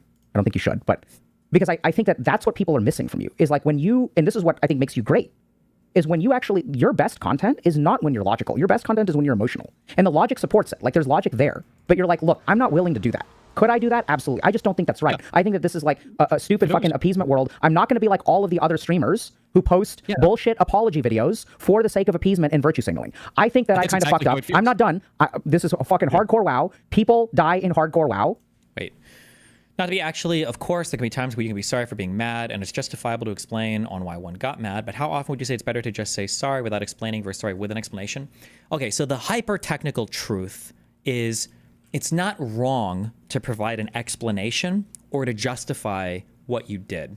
When you're apologizing for something, what people are actually looking for, whether they realize it or not, is they're looking to make sure that the internal model they have of you is correct, that you're a good person they want to be around, and that what you did was a mistake and won't happen again. Because if it wasn't a mistake and it can happen over and over again, then their model of you is incorrect and they'll view you differently and they want to be around you. So if you want to apologize, but you also want to explain your actions, the explanation has to be such that you're aware that what happened wasn't acceptable and it won't happen again. So for instance, okay, let's say that you say, let's say you get home from work and you snap at your girlfriend, wife, husband, boyfriend. You get home, you're like, fucking don't talk to me, you fucking cunt. Get the fuck out of my face. I want to play some League, right? Let's say that you do that. Okay, you get into a fight over it. And then that night, okay? So there's like 3 kind of apologies. You could say, so the standard good apology, I guess, would be like, hey, listen, I snapped at you earlier. That wasn't fair. It wasn't right. I'm sorry for that, okay? So you explain what you did wrong. You said you want to do it again. You apologize for it, okay? Sure, that's a standard decent apology. The bad apology, okay, would be the Thor one where you go, listen, earlier when I came home, I snapped at you. I just came home from work. I was really tired. You got right in my face. Like it was just like after dealing with my boss all day, after dealing with employees all day, like I come home and the first thing I have is like you know, confronting me and shit. And like, yeah, I snapped and I shouldn't have. I'm sorry. That's not an apology. You fully justified your actions, right? But what's happened in the other person's mind is like, okay, well, so this is going to happen again, right? Because you basically feel completely justified what you did. So fuck me, I guess, right? And the takeaway, the shortcut takeaway, the simple takeaway is like, well, just don't explain, just apologize, right? But technically the explanation is not necessarily bad, but then you have to go to like the next level of apologizing, which requires a whole bunch of awareness of what's going on. So you could say, so the third level apology, I guess, if you want to explain as well or justify your behavior or whatever as well, could be like, hey, listen, earlier I snapped at you. I deal with a lot of stress at work, and you know, sometimes I come home and you know, when you start talking to me too, like it's also like really stressful. Like I snapped at you, it wasn't okay. this scenario doesn't work. We have to figure out a way to avoid this thing happening in the future. So I don't know if maybe I need to take a 20-minute walk after work to cool off so that when I come home, I'm not already like stressed out, or if there's some way that I can communicate to you better, right? You have to acknowledge or identify, even though you are giving an explanation for your behavior, how can you short circuit that explanation so that it doesn't crop up over and over and over again in the future? Like that can be a way to deal with it too. Arguably that's better than the simple apology because it shows much more understanding of like where the problem is coming from and then how to avoid it happening again in the future. But yeah, so all that to say, it's not necessarily wrong to explain why you did what you did, but there's an explanation that you give that's like a medical diagnosis where you're explaining a thing to diagnose a problem, ideally to fix it. And then there's the justification of like, well, I did this for these reasons, which makes it totally valid and understandable why I did that thing. And if those reasons ever pop up again, I'm going to keep doing it, you know? Oh, Jesus. Like, I think you've been accused of making fun of another mage or something like that too. Like I saw some post about that. I don't know if that's true or not true, but look, it's Twitch. We can talk about that if you want. That was my bad. Yeah, and like but like that's fine, right? Like, I mean, I play Dota like not as much as I would like to anymore, and I got to play Expedition 33. But when I play an online video game, especially an MMORPG where tensions are high, I'm gonna blame my teammates. I do it all the time, right? And if I say something like that, it feels dismissive. But something about what you just said, you're like, this is the line in the sand that I'm drawing. I've tried my best. I admit I have blind spots. Some of this stuff is a disconnect for me. I think you got to really work on that. Right. So I'm thinking about what that practically looks like. But I really think that something about the way that you construct your sentences, which is objective on one hand, but I think it can be both. I think it's objective, and I think there's a little bit too much dismissal. It feels that way when I listen to you. So when I'm talking about this kind of stuff, what I'm trying to get across is this seems like the most realistic scenario. This is what I saw from my side. It's not me trying to cast blame away from myself. It's going, no, we all fucked up. That's the reality of the situation. We all fucked up. And I think what people want is they want me to go, no, it's my bad. But my bad is a lie. So sure. I don't want to do that because it feels like I'm being asked to give bullshit for the sake of giving bullshit so that other people can be like, oh, I love this bullshit. We're cool now because we both realize that we both bullshitted each other in the situation. It's not real. None of that is real. It's hand wavy. I'm with you. I'm with you 100%. Now I'm going to ask you a question that please don't clip this out of context. Or if someone clips this out of context, please add someone post underneath with a reply this portion, okay? So you say you do your best to look at it objectively and you conclude this is bullshit. And I'm not saying you're wrong, okay? So I look at it objectively based on my subjective experience. Yes. So let's assume for a moment that you are a narcissist. Okay. That's gonna get clipped. I know. But it's like, I think this is really where the money is. And this is not just about you. This is about everybody, myself included. I run this exercise with myself all the time. If a narcissist goes through the process that you go through, they will end up in the same place that you end up. Which is likely why people make the accusation. I didn't know they did that, but yes. Yeah. Okay. So like, that's the problem that you're dealing with. And it's I don't know that. Huh? That's the thing. For me, I didn't know that. Yes. I know. Right. So think about that. Right. Like that's the problem. And this is the problem. Like I don't know if this makes like that's the problem. Is that if I listen to you, are you someone who is objective, who has done like all the like is your representation thorough and objective, or is this the construction of a narcissistic mind that's just defending itself and things like that? The problem that leads into is that goes down to, are you willing to have a conversation with me? Or do you just want to believe the narrative that you already want to believe? Not really. Agree 100%. Well, and that's why you're fucked, bro. Because the internet is not interested in having 90% of the internet is not interested in having conversations.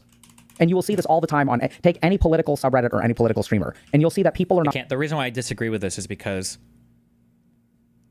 and I don't want to say he's a narcissist because I don't know him well enough, but the reason why I just don't agree with this is because sometimes people who fall into this mindset, maybe Thor isn't or whatever, but sometimes people that fall into this mindset have this assumption that like, if I can just explain enough, you'll always agree with me. If you don't agree with me, it's just because I haven't explained enough. Just give me another chance to argue it again and I can get you on my side, you know? And I think that's a really dangerous mindset to be in. Not interested in having conversations. And I do think there's a lot of weird stuff going on with you too, but like, that's like parasocial and stuff like that. The thing though, legitimately, dude, is we built up a community of specifically people that have conversations about things. That's why, after all of this, we're still sitting at like 6,000 to 10,000 people on a daily basis. That doesn't happen in a situation that is, like, I meticulously made sure that we had a community where we could talk about stuff on a logical basis and try to work things out outside of that. And I've been pushing that on this channel for 8 years. And I don't think I'd have a community if I built one that was based on instant emotional reaction. Because they'd just be like, oh, he's a piece of shit. You know, yeah, so there are absolutely communities like that. You know, and I think it's great that you don't, and maybe that's why people are coming from other communities to you, because it was a group wow thing. So there's like a lot of other communities that are interacting with yours. The thing that I would encourage you to do, and this is for everyone, I do this on a daily basis, is assume for a moment that you're a narcissist. And think about... I think his viewership did take, a really big tumble, right? Like, I think he had, like 10K plus average viewers, and I think it's dropped. Is it below 5K? He actually schismed a huge portion of his community, I think. If I'm narcissistic, what would I be missing? Right? Like, even so, I'm trying to think of a.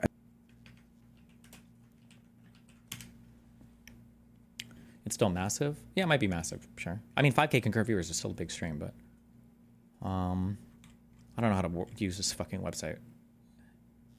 When did the drama happen?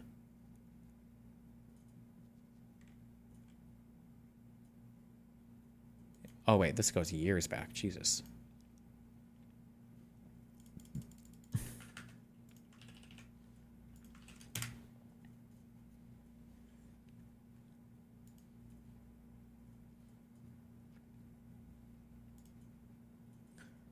So his concurrent viewership had gotten up to around anywhere from 10 to 20K. I'd probably average it at like 15K. And now it sits at around 7 to 8K. So not like completely, well, that's a pretty big ding, jeez. Although this growth was fairly short. This was like 2 months of, so it could have been declining anyway, possibly. But. An example. So I recently had an interpersonal conflict where yeah, somebody said OnlyFans was massive views for everyone in WoW, to be fair. So maybe his actual viewership decline isn't as significant as it seems. It just looks that way because he was getting a big temporary bump from the OnlyFans stuff. I felt hurt by someone I'm close to. Okay. And as I was thinking through all the things that this person has done wrong to me, I stopped for a second and I was like, am I just being a little bitch? Am I like, is this genuine? Is this fair? Like, what are all of the counter examples? Am I just glossing over all of the stuff that they do right? Am I ignoring all of the stuff that I do wrong? Am I ignoring when this person lets me down? What is my contribution to this system in which I am disappointed? So okay. these are that seems normal to me, though. Okay, good. Yeah. But I think a lot of times when we feel hurt, we're not. We don't do that, right? So no, that's the first. Okay, cool. I think that's great. I mean, if you're already doing that, that's awesome. Then I think the main thing then that I would encourage you to really think about is like this disconnect, and what's the variable in there. And what I would strongly encourage that you do is that variable is going to be divided into 2 portions. One is that the amplification, the disconnect, the question mark of the situation. You understand what I'm saying, or not really? Yeah. I mean, like I'm kind of understanding, but I think it's hard for me to understand how I'm supposed to respond to that if the requirement for the response is you need to make it incomplete and dumb it down and hand wave it. That makes me feel like I'm just lying to people. No. I think your response to when I said, "What do you think about that?" Your response to that kind of won me over. I don't think you should do that. So now what we're talking about is for anyone who is in a situation where I behave in a certain way, the world responds to me in this way, and there's a gap between these 2 things. This is the scenario that I'm talking about. So in that scenario, what's the question mark? What's the amplifier? So there are certain things that we can attribute to things outside of you. So people have parasocial relationships, people are projecting, people don't like me, whatever. Like people are upset, whatever. There's all the stuff that they do, and then there's all the stuff that you do. And this is where I think it's hard, but I think a really good example of what came out of today, which hopefully feels okay to you, is when I'm direct, other people think I'm evasive. I think those are the kinds of nuggets that I have seen transform lives and literally save marriages. It's just funny because like I've had effectively the same conversation with the moderation team.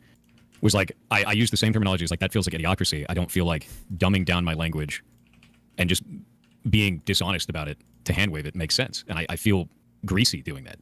I don't know how else to describe that. Are you hearing me talk about dumbing things down at this point? When I say dumbing things down, I mean like the idea of like, oh, my bad, bro. And just kind of leave it like that. That doesn't make sense. What are you hearing me say to you right now? Of a way to resolve the language of, you know, I feel like I'm being objective. They feel like I'm being evasive. And to me, it comes across as I'm over-explaining. I'm giving too much context. I'm making the scenario of myself as a player within that rather than this is what I didn't know and that's it. And then we walk away. Okay. Thank you so much for sharing that. So I understand where our disconnect is. Okay. I have removed dumbing down from the equation of my solution space when I talk to you. Take it off the table. Done. Doesn't feel right. I agree. What I'm saying is that if we look at I'm being direct, they feel like I'm being evasive.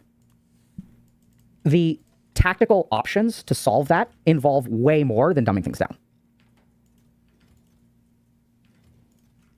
Okay. So that's what I think.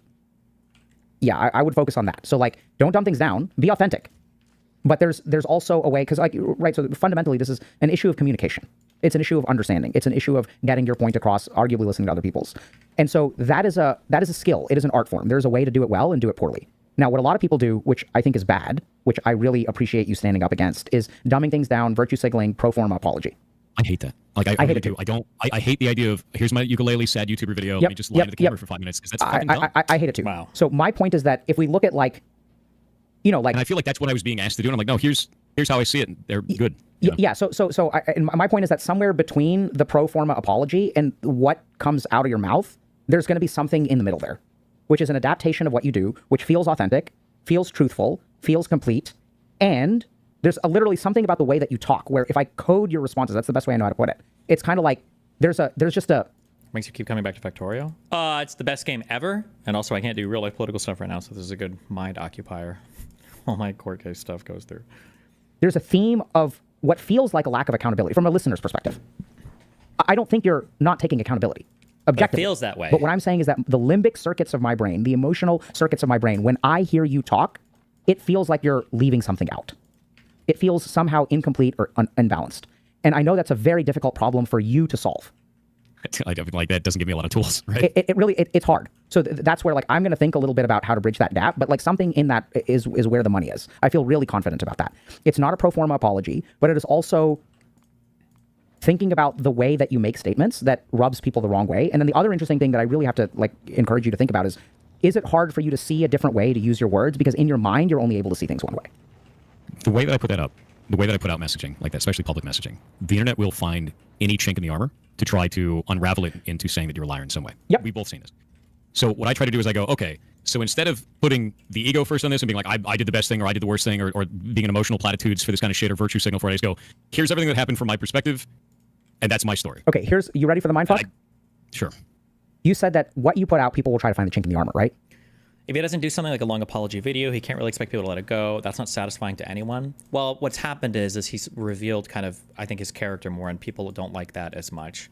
It's possible if you never get exposed, this is like way more brutal than I wanted to sound, but like people can have a thought that you're a certain type of person, and then you get into a certain environment or conflict, and then people see something else comes out of it. That's not a simple matter of, well, I just need to apologize correctly for it. Because remember, I think intuitively, even if we don't understand this intellectually, intuitively, an apology is about saying, hey, the behavior that I exhibited isn't actually emblematic of my character. It was a mistake, and here's why it won't happen again. That's really what an apology is hopefully conveying to somebody. All of that is hopefully being conveyed in a good apology. But his issue, I think, is more of one of character that I think people just weren't perceiving until now, and now that they are, the fix for this is not necessarily going to be a simple apology. It probably requires a pretty substantial re-rigging of character, which is very difficult to do past the age of, like, 14, I think. They're going to do it anyway, but yeah. No, they're not going to do it anyway. The way that you put things out makes them want to find the chink in your armor. It doesn't make sense. Streamer man, don't know. Sorry, off-topic question. Are there any steel manning this administration's immigration policy aside from some? No, I don't steel man Trump admin anymore. I don't even trust most of you guys asking that. I don't know if you're like Trumples that are trying to find somebody to actually justify your shit, because all of your conservative commentators have literally given up on trying to justify this administration, and they've just shown their hand at being full-on fucking crazy neo-Nazi fasci types. So no, I don't steel man the Trump admin anymore. It is not. I don't do that. There are other people. Actually, nobody will else do that. So go ask the Trump admin why they do what they do. Good luck. I know. That sounds to me. Sounds obsessive. It's I need like there's a necessity to find a problem when there isn't one. No, I think you're missing the point. The way that you communicate information, the way that you speak, makes people want to find the chink in the armor, because people communicate. Yeah, I know it's hard, man. It's wild. It's crazy. I'm with you. Right. So there's something that you're doing that, from a logical perspective, makes perfect sense. The emotional energy of your words, and I'm not right about this. Okay, I could be wrong, but I really suspect that this is where the money is. Where something about the way that you present yourself, which, by the way, went away when you got pissed off about when I was like, what do you think about just doing a mea culpa? And you're like, fuck that. I was in your corner. But here's the thing. The way that you talk. You need more of an emotional interaction. Because why do I want to poke you in the armor? Because of your logic? No, because of your emotions. That reflex, this is what you got to understand, Thor. That reflex comes from the emotional energy that you're sending and the emotional energy that they're receiving. Now, this gets more complicated because you are right that this is an unsolvable problem. Because there's only so much that you can do in this situation. That at the end of the day, there are going to be people on the internet that are just there to meme, that are just there to make your life worse, that have little lives where they feel frustrated, and then they look at a punching bag and they say, hey, I'm going to punch this person, I'm going to knock this person down a peg. And the tragedy there is that they don't truly have little lives. They truly have far greater lives than they have the potential of far greater lives if they stop spending all of their cognitive and emotional energy trying to knock some random fucking guy on the internet down a peg. Then they would really be happy. All the things I try to do on the internet. That's why I do all. That's yeah, it's tough, man. That aspiration that you put there. That's why I do the stuff that I'm doing. Yeah, I think it's great. We run game jams and all that. Yeah, shit. yeah. It's because this shit is a waste of fucking time. Yep. Wow. It is the same reason that I have a short out that's like, stop looking at shorts, go the fuck outside. And I know that that sounds like self-inflationary, of like aggrandizing for that shit, but like, dude, the internet's a fucking mistake. No, so here now we get to it. You said, I know it sounds that way. It doesn't sound that way. If I read your words, huh? When I say it that way, it sounds that way to me. But it doesn't sound that way to me. That's ridiculous to me. Yes, I know it's ridiculous. So yeah, I know it's hard. That's the only thing that point. matters also, The right? words, if I were to write them down and we said, hey, is this person arrogant? Maybe. It would be the answer that you get. The emotional energy that you add to that doesn't make it come across as arrogant at all. It makes it come across, for me, I get inspired by that. I believe that. That sounds believable to me. So there's some the perception disconnect is when I talk about a situation while removing the emotion from it, when to me that sounds like the most logical way to communicate. And the most objective way to communicate, which seems like it would be the best way for people to understand the scenario fully. And that's the most disconnected for other people because it makes them feel like I'm being evasive. I think that is one step in the right direction for you. And that's because human beings are not logical communicators. I'm well aware of that. We're emotional communicators, right? So I think the energy that you add to the equation, like, matters a lot. And what you're trying to remove, and it sort of makes sense, right? Because you have a strategy. You've got a particular strategic approach, and that's what got you to where you are. And I know you've tried a lot, but I think this fundamental thing, I don't think this has changed over the whole course of this. No. And I think the really hard thing is I don't know that it needs to change, because I think part of what makes you who you are, part of what makes you valuable, part of what attracts the community, because there are a lot of people out there who think like you, who are tired of emotional communication, who have people in their lives where you're like, look, this is the reality of the situation. I cook dinner 4 nights a week, you cook dinner 1 night a week, and you order takeout the other 2 nights of the week. That is the objective scenario. This needs to change. And they're like, nah. So I think that the way you communicate is like an oasis in a desert for a lot of people. So it's not bad. It's just like, this is like something that I think can be leveled up. And a big part of that. The biggest thing is the more that I have to deal with this just slew of shit with this, the less I've been emotional about it, because it's effort. Well, so if we were to take that statement as true and we were to make a predictive model, what happened to you would be in line with this prediction. That if our hypothesis is that emotional communication is what connects with people, especially on the internet. And as you become more burnt out, which by the way is absolutely going to happen, as your corpus callosum, you're just fried. You're just blackened at this point. You've got no emotional energy left. And the more you communicate, the angrier people get. I really hope people leave you the fuck alone, because I think it's like, enough is enough. I'm happy to say that. Like, I don't usually advocate for people doing that. Maybe people think that I'm a narcissist or whatever. Like, that's fine. But I don't think this is about you. I think this is like, when someone makes whatever kind of mistakes you made, and whether you were mean to people or not, whether you went to the bathroom and looked something up, or you have a butt plug that is vibrating in Morse code to give you the solution, like, is connected to like I really don't care. I don't know about the reality. How crazy were those moves? Did we ever come away? Is it 100% that he was cheating in that chess tournament, or? I think it's just like, we all make mistakes. I'm not saying you did or you didn't. It's just like, come on, y'all. Right? Is this really what we're doing now? Like, is this how we're spending our days, how we're spending our time? Are you perfect? No. Are you a regular human being? Yes. So that's kind of where I am. I know it's confusing for you. I mean, that starts to make sense. I think the thing that bothers me is, if someone were to go to me, right, and talk in the way that I'm talking, in that objective fashion, I go, oh, cool, here's all the information. I'm going to compile it with that information and then come up with my own way of how I feel about this. And what I'm seeing more and more now, especially on the internet, right, is loud, bombastic, emotional response is what everyone wants for stuff. But we've never had it that way. I've never interacted that way. I've been not that way this entire time. And now for me, suddenly that's a problem. Suddenly that's a bad guy thing, which is like, that's really fucking weird for me, man. Like, that's not what I expected. That's not the response that I expect. It doesn't really make a huge amount of logical or emotional sense to me. So I'm just like, okay, so you don't think I'm doing this thing. Here's more information. That's not enough. Here's more information. That's not enough. Here's more information. Then eventually it's like, fuck you, I don't care.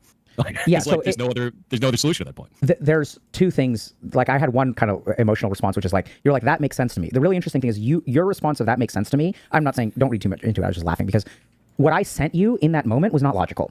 What I sent you in that moment was emotional. Yes. Right. I have the capacity to understand emotions. Yeah. But it's interesting, because there's so many times where I've tried to send you logical signals and then there's a disconnect. Yeah. But you can easily argue that it's apples and oranges. The second thing that I want to say, and I know you have emotional capacity, like, I get that. You love your ferrets. They show up there. So the other thing that I think is interesting to note is that I think that you are on the receiving end of, not just you, but basically this happens. So there's a group of parasocial nomad haters on the internet. That's what I call them. Yeah. Huh?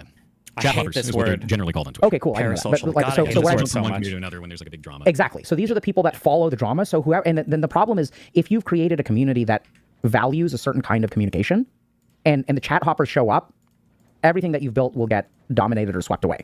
That's why we ban it all. Yep. Okay. Knowing that full well. And there's a couple of ways to handle that, right? That I feel. Got him. Is when someone comes in and they just make like the copy paste hate statement, it's very clear that they don't care. We ban them. And they put an unban request, and sometimes they'll be like, hey, I didn't realize it was that big of a deal.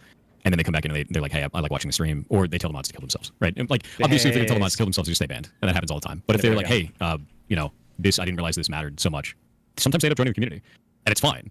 It's just that first interaction, we don't want that like a million times in the chat. Like, that shit sucks. And it's not 50-50, but the mods do get a lot of hate, man. Like a massive amount. It sucks for them.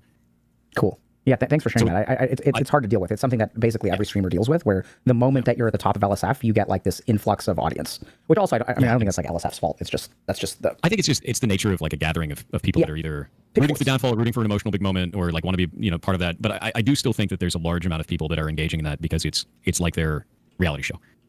It's like their TMZ. It's like they're like, oh man, I'm part of that moment. Remember that moment when that thing happened? That was so funny. And like, I feel like there's probably even some of those people that will meet someone like at an event where they engage in one of those things and they won't think it's real. They think it's just like a cartoon character, you know? Yeah, I've seen that a lot too, unfortunately. But anyway, we've been at it for like almost 3 hours, bro. How you feeling? Yeah, fine. Like, to be honest with you, I think so far this has been really productive because to me, like, dude, I don't know. Like, that seems wild to me that people just want it. Like, I don't know. It seems wild to me that people just want an emotional response for that. When in reality, I find that, like I explained earlier, I find that to be a disingenuous thing. I don't want to be that guy that goes and makes a fucking apology video. Yeah, so I think that there are a lot of people who would be satisfied by that, but please don't take away. I think, like, I mean, you convinced me, right? And I've not done that when people get upset with me. So I won't just say, yeah, my bad, unless I really believe that. So that there have been times where I've made mistakes where I will say, like, I still remember, I'm happy to say it again. There was one time early on in the days of streaming that I made fun of people with micro penises. And that is like one of the things that I regret the most. Because it's like easy to do that. That's an easy fruit, yeah. It's easy, but it's like out of all of the people, like in terms of like punching down and stuff, like out of all the people who have it so hard for, you know, just us to pile on and like, ha, you have a small dick, like that's not something that's in their control. And by the way, you can have a fulfilling sexual life with a micro penis. I thought about, I just became a degenerate gamer for a moment and stopped thinking about people in my office who struggle with those kinds of problems. Yeah, I think that's actually really interesting because that's like the internet, man. Is like, I don't even know, like, I feel like if somebody's going to call you that, like on the internet, if somebody's like in a lobby and like, you have a micro penis, they don't actually mean that. They just want to say some shit. That's like some kid on Xbox saying you fuck your mom. Yeah, right. Like, they don't actually mean it. Well, as opposed to what? Like, they actually know the size of your dick and it's below, you know, 2 standard deviations enough to be a micro. Like, what? Okay. So like deep within me is 4chan. Like much like ChatGPT, deep within my bones is 4chan. And so anyway, I was just saying, like, so sometimes I made mistakes and, you know, I'll own up to those. But I don't think don't compromise that. But I think there's like something in the middle of letting more of your authentic emotion out, and also be super careful about the way that you, even in your own head, sterilize your interactions and sterilize your contributions, which I think you do. It's comfortable. Yeah, it's comfortable, but I think you do that. When the scenario is like super vitriolic, it's comfortable to sterilize it. It's comfortable to have like more of a logical conversation about it because it's easier to process. Yep. It is less easy to, like, if I'm gonna have a big emotional response, I feel like I'm being manipulative to another person because I could do that. I could just sit down and be like, I'm gonna have a big emotional response now, but that's not that's not how I am. It's not the person I am. So I think it's an issue of, so you mentioned at some point that this has been a challenge that you've had before. I don't even remember what we were talking about. So I think it's really about, and this is for anyone else too, like, you know, we all just have to decide when you say this is the person that I am, we all just have to decide whether we want to continue. Like, am I just saying, hey, this is who I am and I don't want to change this? And then No, I don't think that's the case. Well, I'm giving options. So I'm sort of speaking rhetorically, right? So this is really important because you can be a certain type of person, understand the reactions that you elicit from others and say, I get that people, you know, have this response to me because they have these things to do, but like, I'm fine with that. I get it. It's just the person I am. I don't want to change it. You know, whatever. That's a totally legitimate way to approach things. It's good to be aware of that. Those are the feelings you have. So we all have to make decisions for ourselves about, if this is the way that I am, do I want to continue to be this way? Do I not want to continue to be this way? And then there's going to be a line in the sand of like what a level of compromise feels authentic and okay, and what doesn't. What feels like growth? What feels like giving a piece of yourself away? Yeah, because like for me, I feel pretty happy with the way that I communicate generally. I don't generally have a problem with that. And I like being able to communicate objectively, either with, you know, in my relationships, friends, you know, people in the community. That feels fine to me. And I think there's a lot of people that actually like that about the way that I communicate. It's like, hey, you know, Thor's talking about all the things of all the, because we'll get a whole bunch of stories in that come in from the damn internet. They're like, the fucking sky's on fire. And then you look at it and like, the sky's not on fire. It's like, this outhouse over here was on fire. It's not that big a deal. Right. And I find that there's very few islands of that shit online, man. Like, there's very few islands of people will be like, wait a minute, let's look into that before we start freaking out. Would it be easier for me to just like dive into the emotion first? Yeah. Would it be honest? No. Would it be quick views? 100%. Good job. Yeah. None of that shit makes sense to me. And like, that's why I've always communicated that way. And it's not even a thing of like, I'm not willing to change. It's, I'd be lying. Wow. Like I'd just be straight up lying about all of these scenarios if that was the case. If it wasn't like, here's all the things as I see it, here's all the facts as I felt them, right? As the things that I went through, I'd be a piece of shit. I'd be just like a grifter on the internet that's just trying to garner as many views as possible. And that's fucking atrocious. Like I hate that. I really hate that. What are you hearing me say? I think I went on a rant there. Okay. It's not even really about like what you said. It's more like that kind of just like triggered an internal monologue. And I was like, nah. I just went on a rant with it. Yeah. And I'm with you there. I mean, I think that there are plenty of emotionally manipulative grifters on the internet. And I'm not even saying that like that's I'm not even like calling people out and saying like the other side is an emotional grifter. It's more like, dude, like I can see how easy it is to manipulate people emotionally to gain money on the internet. Yeah. I don't ever even want to get near that. So I have those kinds of thoughts, and I'm pretty sure that they're pretty narcissistic in my head.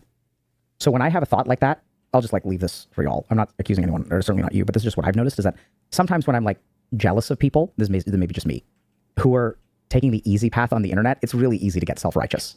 I don't think it's easy. No, I mean, for me, not like that. I think it comes with other negatives, right? Like I'll give you an example, right? Thank you. You guys know like Keemstar. Keemstar makes a bunch of content that's based on like calling out scenarios, making a lot of drama, runs Drama Alert, right? I don't envy that. That's got to be a tough as fuck job. That dude probably absorbs more hate than most people on the internet just by the nature of the content that he provides to the internet, which is bombastic, which is divisive, which is emotional. I don't want to get near that because that sounds fucking awful to me and everyone that was engaging in my content. I see what you mean. So if I went down that route, I don't think it's easy. I think it would be easier to get a reaction, if that makes sense. Yeah, but the reaction is not what you want. So then I think that's more from me. Like I think that's narcissistic. So I think the thought process I have in my head is different from what you're describing. Okay. Usually I'll walk myself there, but I have that kind of thought. But anyway, yeah. Any last thoughts or questions before we wrap up for the day? I'm interested in what your thought was now. What do you mean? When you said you had a different thought from like a different pathway for that, like what did you mean? A different pathway for thinking about that scenario of like the narcissistic scenario? Yeah. So I think it's similar to what you do, but I think what I usually do is I notice that I'll see that there are creators that are doing things that I think. So there's one creator in particular that I used to like their content, and I noticed that they basically made a piece of content where there's a subreddit that I frequent, and they basically what they did is they looked at the most upvoted content on that subreddit, made a video where they're literally reading out the top voted content things there. I see a lot. And so I was, and their video did incredibly well. That's not us, is it? Yep. And so what I realized is like, oh, there's this niche subreddit. They're taking the best of this niche subreddit and basically distributing it on another platform. Oh, never mind. And so it really like, it's never fun to see. So I was disappointed for two reasons. One is that like, I respected this person's content. Like when they sit down and they actually open their mouth, when they offer like commentary, which I assume is maybe it's not, maybe they're just. He's talking about, I don't even know what channels would be, but sometimes there are channels that are like, oh, today I'm presenting this fun, crazy fact or this weird, creepy story, whatever, but they're just like basically reading down like Reddit comments or, Wikipedia or something basically like that. Yeah. Purposing it from elsewhere. But I really got the sense that this person had done a lot of like thinking about, and their commentary was what I really valued. And then I also, so when I saw this piece do well, there were two things that happened. One was that I felt like disappointed in the person. I was like, this is trash content. It's just like repurposed React kind of content. It was, I guess, React content, but it wasn't like, I started to realize why people don't like React content in that moment. It's the description that people give of slop. Yeah. So, and then the second thing that I realized is like, it's always sad to see how well slop performs. True. It does amazing. It's the same thing that we're seeing with like AI generated art, man. It's the same. Yeah. So I see it now. I think the scariest thing that I see, like in the gaming space, AI generated ads for games. Wow. And like you get into the game and it's like a phone game and everything is AI generated. The art is like just trash and they do amazing. Yeah. Like, hundreds of thousands of downloads and you're like. So there are people, and it's interesting, right? Because like game recognizes game. And one of the interesting things about being someone who is arguably knowledgeable in a couple of fields is I see how easy it is to be successful when you actually don't know what you're talking about. Dang. So in like the wellness, medicine, self-help space, there are a lot of people who will talk about science, but there's a big difference between a scientific paper and the implementation of like a clinical intervention. And so a big thing that I see a lot, especially in the wellness space, is people will talk about things like dopamine detoxes and stuff like that. There's actually no data behind any of that stuff. They're like, I did a dopamine detox for 10 days and here's how it changed my life. And it's like that makes a good story. Yeah, so it makes a good story. So I think that there's, what I've noticed is that as you kind of dumb things down and make things accessible, your likelihood of like increasing in success goes up.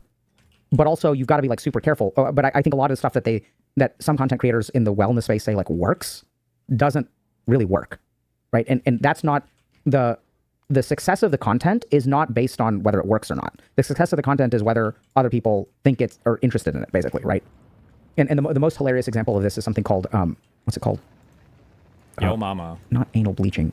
Jesus. Sunning the butt or something. What? I gotta remember. So there was this trend on Oh, TikTok. wait, is that the one where they show their butts to the sun? Yeah. So people would do that, right? Because they're like, oh, this They part absorb of the sun through their ass and then gain medical shit for it. I've heard about this. So the really It's insane. the really scary thing is that they'll say like, oh, like the butt doesn't get sunlight, right? And then what people don't understand is that since the butt doesn't get sunlight, it is not designed to receive sunlight, which means that you will get a sunburn. You get a sunburn. Yeah. People were getting, so there was like a medical concern. It was like a public health issue. Like dermatologists were dealing with a bunch of sunburned butts, like not butts, not the cheeks, like the inside, because people would, they'd like open it wide. And because people don't understand that you don't, like if you shave your scalp, I mean, if you shaved your hair today and you walked out in the sunlight, you get a sunburn on your head. Crazy. Yeah. So you need a certain amount of melanin, and like we don't have melanocytes in our bunghole. Inside. No. Like we don't have them there. And no, that goes into like the craziest area of, see, that medical disinformation is scary. Like super, super scary. That's like the scariest thing. Because like, I think what it goes into is people want to believe it. They want to believe that they can do something. They don't want to feel powerless in a situation like that. And you have the secret knowledge. And the secret knowledge is just behind a $5 paywall. That's only $5. And like, I hate that shit. Like I fucking, like that was like, that is actually the reason that we set up the Discord the way that I have it. Like the Discord is literally set up in like, here's focus groups, pay nothing, go talk to people in the field. If I don't know it, one of them will. Go. Right, go interact with them. Because the idea of like siloing knowledge leads to that shit. It leads to the like, I'm going to make up some shit. And when I make up some shit, you're going to sunburn your ass. Like that's... Yeah, so that opens up, I think, other cans of worms, medical disinformation. So like we have paywalled content, and so arguably we're guilty of that, but I think we're not in the same way. And I'm not. The reason I get it this way is it's for areas I don't have knowledge in. I can't answer that, but maybe one of these other people can. So, and there's a consensus, not just like a silo. Anyway, I think it's a fair complaint, and it's criticism that we have been accused of. Really? Oh yeah. So people think we're very, very like money oriented, which we're sort of money oriented, but like not really. Your business, yeah. Yeah. So I think that that too is something that I think is like, I don't like that connotation. So people think that there's like a homogeneity there. So for example, like we launched like a membership in 2023. Sure. We have like some paid content and stuff, and the TLDR of it is like, I think it's so interesting to hear, but it was. The more free stuff you provide, when you build free stuff for a lot of people, it costs more, which is not something that I understood when I became a content creator. That is absolutely the case. And so that was something that like, I think a lot of people, I feel bad when people think of us as a business because I mean, we're like technically a business, but we don't operate like I mean, in some ways we do. But I think the problem is people don't know how to understand that business and doing something good is not mutually exclusive. So I would even argue that business and doing something good is the best way to do things. Yes. And the reason for that is really simple. I went to a lot of places where doing good was very separated from business. So the number at the top of the list is like ashrams, nonprofits, mushrooms, spiritual teachers, people who are like philanthropic and were doing things for the good of the world. Okay. Generally speaking, I saw the largest abuses of power in those kinds of scenarios. There's a lot of like the moment that you become a nonprofit, like I've seen so many toxic work environments in investment banking and in nonprofits. Because in nonprofits, it's like we're doing it for the ferrets. We can't pay you a lot, but we're doing it for the ferrets. So one of the really interesting things that we tried to do very intentionally was like, I'm not your guru. If you want my help, I'm going to give you some stuff for free. And if you want this other stuff that takes a lot of energy and resources to build, you got to pay for it. And I think that interestingly enough, when I was training to become a psychiatrist, like creating a transaction protects us from a feeling of indebtedness. And the moment that you add indebtedness to the equation, the moment you start doing extra for your patients, doing things for free, if you do something for free, then like it makes things muddy. And that's what happens with a lot of these like spiritual organizations. So we kind of very intentionally did it, but we also get criticized for it, which I think is like also a fair criticism. Like I think that the people who say those kinds of things, I think they usually don't have information. But I think that they're, it's a valid criticism on some level. I think that makes sense. I mean, like with the rescue, I intentionally did not make it a charity. Like I was like, I'm not doing that because the first thing I talked to people, I was like, hey, we're thinking about starting a rescue. First thing that showed up in chat is, oh, you're just going to try and take a tax break. And I was like, that's valid. I'm going to look into this more. And I was like, I don't want to take money from my left hand, put it in my right hand, and be like, I'm not paying taxes on that. Like, that's fucking weird, right? Because it's still technically it's all the same thing. We're all just meeting the same objective. So it's made it part of the business. And I just pay employees and do the whole thing. And like, yeah, Ferret Rescue makes money. It does. The ad revenue off of that allows me to hire people to run a rescue. So and pay for their medical and pay for their food. And like, that's not small. I've also seen... Remember when he made that announcement that I just want to announce today that all of our mods in Twitch chat are on a full medical plan? Oh my God. I had a job at a place that was a nonprofit with a charitable mission, but was also like, and the problem is that oftentimes if you don't structure it like a business, it doesn't stay self-sustainable. Like, yes. So that's where things, and I found that, so a lot of times, like early on when, we started our coaching program, a lot of people wanted to volunteer and we wouldn't let them. And so here's, huh? Yeah. I don't allow volunteers. Yeah. It's the biggest thing for me is that I've had a rule since the very beginning, which is that you work for me, you get paid. That's Yep. it. Because it's so complicated otherwise. It's so complicated. It gets so, and I think a lot of people don't understand that. So I think once you are in a position of like managing other people and also consistently delivering services, volunteers it becomes really hard. So when you're doing stuff for free, there's like legal issues, there's all kinds of shit. When you're doing stuff for free and when you're not paying people, like both of those things, I think it's just way easier. It's like, hi, I'm going to make a donut. The donut costs $1. I'm going to try to make it as affordable as possible. And that's something that if people think our stuff is overpriced, I think that's not really a fair criticism. Anyway, but so I think that there's, anyway, we're kind of getting off track, but that's fine. Anyway, any last thoughts or questions before we wrap up for the day? No, I think that's it. I think this makes sense overall. Yeah. Yeah, cool. I think overall this makes sense. Yeah, I got you. Yeah, I'm sorry. It's mostly just interesting to me because it's like, it's really easy to get into a state where you're just like, I'm fucking done with it. Yeah. It's really easy to get there. I also don't believe that human beings were meant for the social interactions we have online. Yep. I just don't. I don't think humans were built for this. I think we were built for like a little bit of friction inside of small social groups, but when you expand that to hundreds of thousands of people, no one's going to react correctly because it's just, that's not what we're made for as human beings. That's completely agree, man. Yep. All right, man. Well, I hope things calm down for you. I hope if people like watch this, like, I'm sure that Thor made mistakes, but Can you please get the Florida Pfizer study on it to my sensitive series? Maybe. I don't think I don't think it's know fair. anything about I'll say that. I don't usually say those kinds of things, but I'm going to go ahead and say that. Maybe I'm wrong. I wasn't there. I didn't watch it. I haven't seen everything that happened. But I like, can't we agree that like death threats and harassment and things like that is enough at some point? No. Yeah. I think you split groups when you say that, and some people will be like, well, yeah, of course that's not okay, but this thing over here is okay. But what I found that I think is something that a lot of people forget online is when you make something, either a company or a person or a group, the subject of ridicule en masse, it empowers the people that think that that is an okay step. Like, we see that all the time. You see that with any type of social movement. You have people that legitimately have a concern, and then you have people that light cars on fire.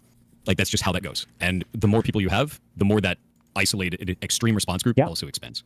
And I don't think that everybody who dislikes me is throwing death threats at me. That's not how that works. Yeah. The more people that don't like a person or a group, the more that increases. Okay. Yeah, cool. Well said. Yeah. All right, take care, man. Thank you for coming. You too. Let me see if I can. Love you, babe. There we go. GG. There we go. Okay. Thoughts, questions? How do y'all feel about how that went? Wow. So, post-game analysis. Easy. Meet people where they're at. Right? Meet people where they're at. That is the post-game analysis. So people saying this was anticlimactic? Yes. So this is not supposed to have a climax.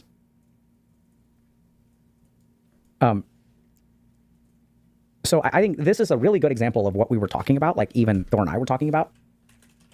Right. About what kind of content do you want to make on the internet? What did people come here for today? There's what some of y'all may have come here for, and then there's what we're here to do. Now, sometimes what we're here to do overlaps with what y'all come here for. And sometimes it doesn't. Right? So I think that, like, watch him go over the I thought today was very illustrative. It can't be the only emails and yeah, can you elaborate on the missing reasons? What a great. What a great. So let's talk about this. Do you know about LDS recycling? Yes, but the missing that's reasons. unethical gameplay. So Members of estranged parents forums often say their children never gave them any reason for the estrangement, then turn around and reveal that their children did tell them why. But the reasons their children give, the infamous missing reasons, are missing. My sons consistently refuse to reply to my emails and let calls go to voicemail, or barely speak if they do answer. They accuse me of being... Oh, sorry. Whoops. My sons consistently refuse to reply to my emails and let my calls go to voicemail, or barely speak if they do answer. They accuse me of being a terrible person, but won't elaborate about exactly what I've done. Well, sometimes they do, but it doesn't make sense, at least to me.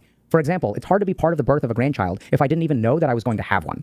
All of this started because of a personal email they felt entitled to read on my work computer. Okay? What were the other reasons her sons give? Not knowing about the birth of her grandchild can't be the only one. What was in the email that caused both her sons to cut her off? We're supposed to be distracted by the hinkiness of the sons reading the email and never notice that Vagnoni just told us that she knows exactly why her sons cut her off. Pay no attention to the missing explanation behind the curtain. A mother's account from abandoned parents. I was abandoned by my daughter 6 years ago this June. I received a text that said, "The keys are under the mat. I've moved out. Don't come looking for me. I never want to see you again. You have ruined my life." I got home and found my husband standing in her empty room. She had a prepared speech that she emailed to me. She did not even say mom or dad anywhere in it was blah, blah, blah, or my husband's first name. She stopped communicating with me about 1 year after that. But each time I asked why I got the prepared speech or some slung together 4-letter words that I didn't appreciate. All my husband said was, I was 18. She's 18. I was expecting this. I wasn't. Damn. What was in the prepared speech? Why did her father expect her to move out at 18? The mother has 2 different sources of explanations at her fingertips, and she turns to neither, nor does she repeat so much as a scrap of her daughter's allegations. So strongly recommend if y'all like, it's a great read. It's significantly... He doesn't go over it? Like, it's significantly longer. I don't think, please don't take this as a, like... Too late. How can I say this? Already did. I'm already taking it that Don't way. take this as like a I'm taking it license exactly. that this is what Thor is, this is a one-to-one with Thor. That's I think this happens to all of us. one-to-one.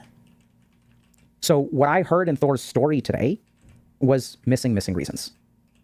I was smug. And then all of this stuff happened. There's a disconnect there. And this happens to all of us, right? Not me. When someone does something mean to us, we say, oh my God, this came out of nowhere. I can't believe they did this. This is unfair. We say this stuff all the time. Like, we see it all the time. I was banned unfairly from the subreddit. I was banned from the Discord. This is unfair. True. Happens all the time. I got banned from chat. And so, like, in your life, this is the important thing, right? So why do we have these conversations? It's, I mean, like, who knows what really happened? I don't know. I don't know what's appropriate. I don't know what's inappropriate. I think that threats are too much. I really, really, really doubt that Thor has done anything to warrant the amount of psychological suffering that he's gone through. And a lot of the reason that people don't realize that is because when you're one person posting something in chat, once again, the avalanche doesn't feel responsible for the snowflake. I mean, the snowflake doesn't feel responsible for the avalanche, right? You're like, I just did this thing. It's not that big of a deal. But what you really have to think about is that thing you are adding on. So if someone is getting beat up by 15 people and each person kicks them 10 times and you go in and you give them 1 kick, that's what you how many guys do to bones me. they have broken is not dependent on your 1 kick, but it is one of the 150 kicks that they're getting. It is an aggregate responsible. This dogpiling stuff I don't think is healthy. Okay? That being said, we also, I think there's disconnects. So I think some of this stuff kind of like we got to a couple of them, right? One is like, I'm trying to be logical, but it's not working in the right way. And if you experience that, then I think you need to reevaluate. And this is why it's so hard, is because it feels so counterintuitive. I'm being direct. I don't want to be emotionally manipulative. I think I am doing the right thing. Now, when you think you are doing the right thing and other people think you are doing the wrong thing, that is when you'll see this kind of escalation. And so the key thing that's missing is, the key thing that we're missing here is feedback. And it sounds like Thor did his best there too. We're like, you have to like talk to people. But the problem is like when you're dealing with trolls on the internet, talking to them doesn't work. So it's kind of like in a regular human society, we have one option to resolve things like this, which is communicating directly with the person who has a problem with us. Now we have a real problem because that is not an option in today's world anymore. It becomes way harder to do because people are just going to show up. They just want you to be wrong. They don't care. The last thing they want to do is show up and them be wrong. When you try to communicate with one of your haters, what is the likelihood that even if they're wrong, they're going to apologize to you? Very low. When y'all deal with people who are mad at you, how often do they apologize? Interestingly enough, the more wrong they are, the more you point it out to them, the more their psychological defense mechanisms get triggered, and the more they dig their heels in. How is this guy supposed to win? So I think you meet people where they're at. You know, like, I think it's hard. So as you get attacked over and over and over again, you start to get more and more and more burnt out. It's hard to do the right thing. You try this thing, you try this thing, you try that thing, you've tried everything, now you kind of give up. And I think that's like completely reasonable to feel that way. I think that's how we end up in those situations. Based.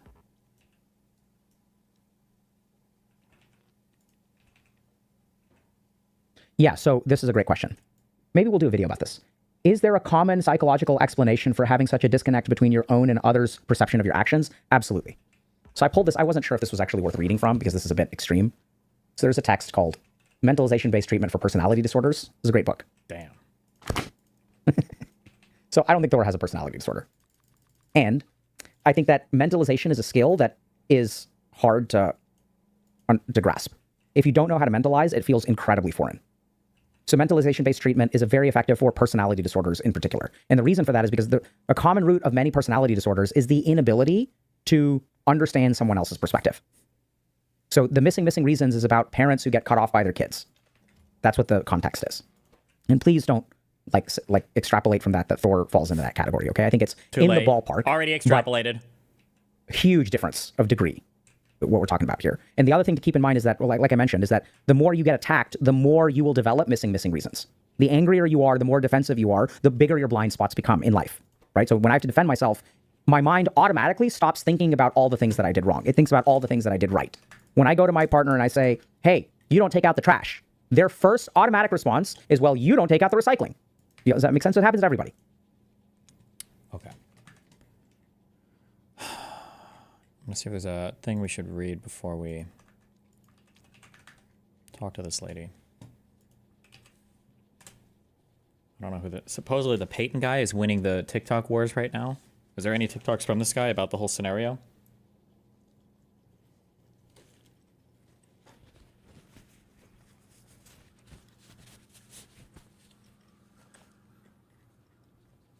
Jesus.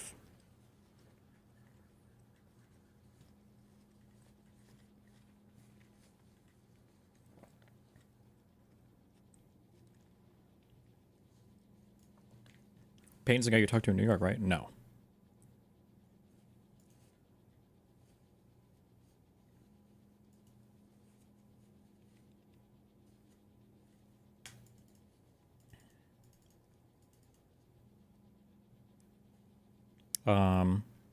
Fuck.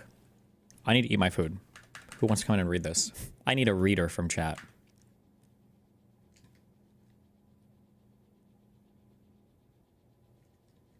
This is the microaggression thing, right? Yeah, for the Unfuck America tour, which I think is it canceled right now or what?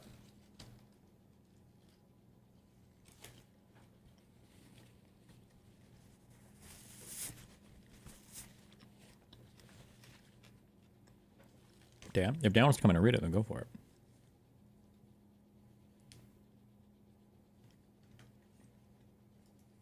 Just do the AI reader? I don't even know how you do that.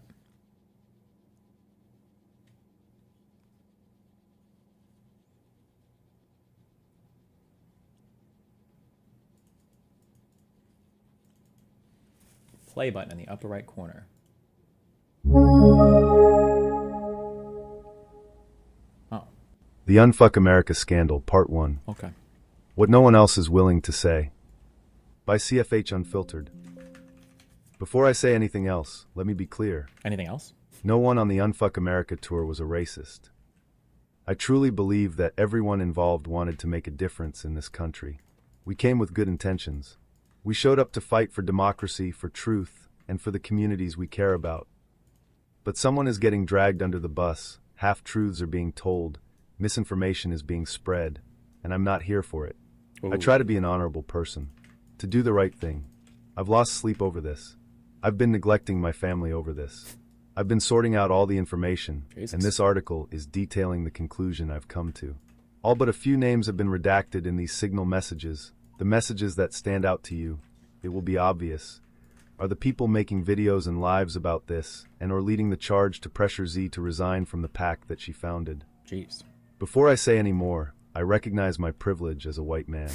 I know that as a white person in America, I'm a product of systems built on institutional racism. Me too, man. Me Upheld too. by norms that have centered white comfort at the expense of everyone else's liberation. Same. That's the water we're all swimming in. And pretending it doesn't shape us is part of the problem. Same. True, King. Accusations are being made that go far beyond what actually happened. Some creators are publicly calling Z. Cohen Sanchez a racist, a fraud, and a thief. And after sitting with it, watching things unravel, and going back through all of my messages, I believe I have an ethical responsibility to speak up. Not to protect any one person, but to protect the truth and the mission we all signed up for. At this time, I have distanced myself from the rest of the creators and from Unfuck America. I have no plans for what the future holds for my relationship with any of these individuals. Damn. Also, it is important to note that I have never met or interacted with anyone on this tour prior to being invited. Oh. And finally, it is my intention for this to be the only time I speak on this issue. And look, I'm not exempt from any of this. Bring When up your things got whiteness again. tense, I too started asking questions, as we all should. Oh. I started wondering if Z had handled things the right way, or if there was more going on behind the scenes. I personally jumped to conclusions a fair share of times. It's hard not to when over 30 people are involved and all you're hearing is a storm of he said, she said. But that was part of the problem. Instead of going directly to the source, Z, people started speculating and made damning videos and lives on TikTok that forever marred the reputation of Unfuck America and Z. We didn't center conversations on truth. We centered them on vibes, speculation, narratives, and fears. And that left a vacuum that got filled with chaos. Setting the record straight, what actually happened? There's been a lot of noise online about Z's alleged mistreatment of black creators, but here's what really happened. No one on the tour accused Z of racism, not before the tour, not during the tour, and not immediately after the tour. The only person who made public racial accusations was Peyton Vainist, and even then, he was referring to Z's interaction with black creators who were not part of the tour. Those creators had gone live to air grievances, specifically that they hadn't been invited and didn't feel the tour was diverse enough. But what is important to know is that before this live, Z had already acknowledged criticism for lack of diversity before this went public. She heard the feedback, took it seriously, and actively worked to increase diversity on the tour in real time. She brought in more creators of color. She didn't get defensive. She listened and pivoted. I thought this was written by Peyton. Is that not the case? No, this is not Peyton. Wait, somebody link that Peyton guy's TikTok too. I'm curious. And the creators in our internal group, some of whom made damning videos later, they supported her. They responded positively to her apology and transparency, as is shown in the signal messages below. Some even dismissed the creators on the live, referring to them as crazy or drama. But now those same people have done a 180 and are making more content about the fallout than they ever made about the mission. What actually happened on the live? Let's talk about the live stream where things first went wrong, because this is where the public narrative started to unravel, and it's important to get the full picture. A group of black creators who were not part of the Unfuck America tour started a live to air grievances about the tour. Damn. They expressed frustration that they hadn't been invited and felt the tour lacked diversity. Some of the black creators who were on our tour joined the live, and tensions rose quickly. Wait. I wonder what he's been talking about recently.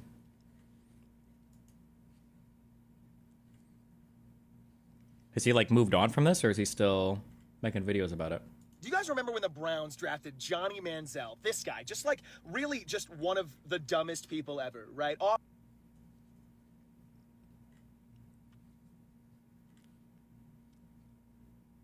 Can you not tell what a TikTok is about without like clicking on it? Like there's not like titles to these videos, or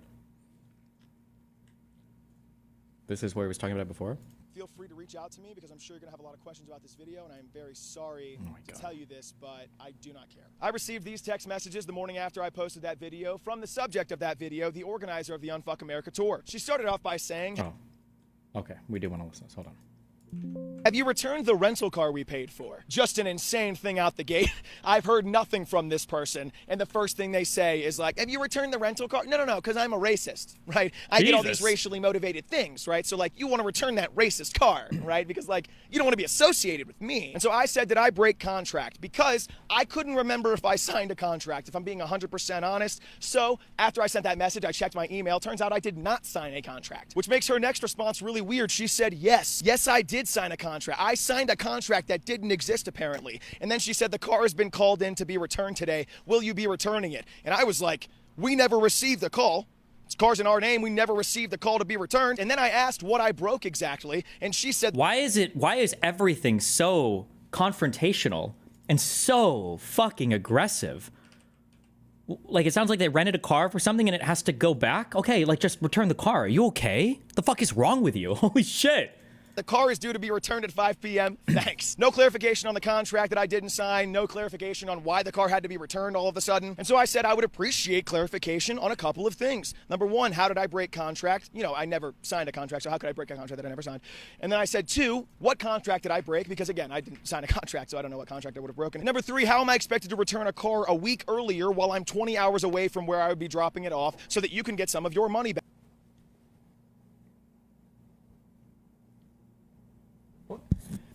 This is really small. She said, have you returned the rental car that we paid for? He said, did I break contract? And she said, yes, the car has been called in to be returned today. Will you be returning it? I don't know if when he says, did I break contract there, Was he talking about a contract that he signed, or did he just mean the general rental agreement? That's how I would read that.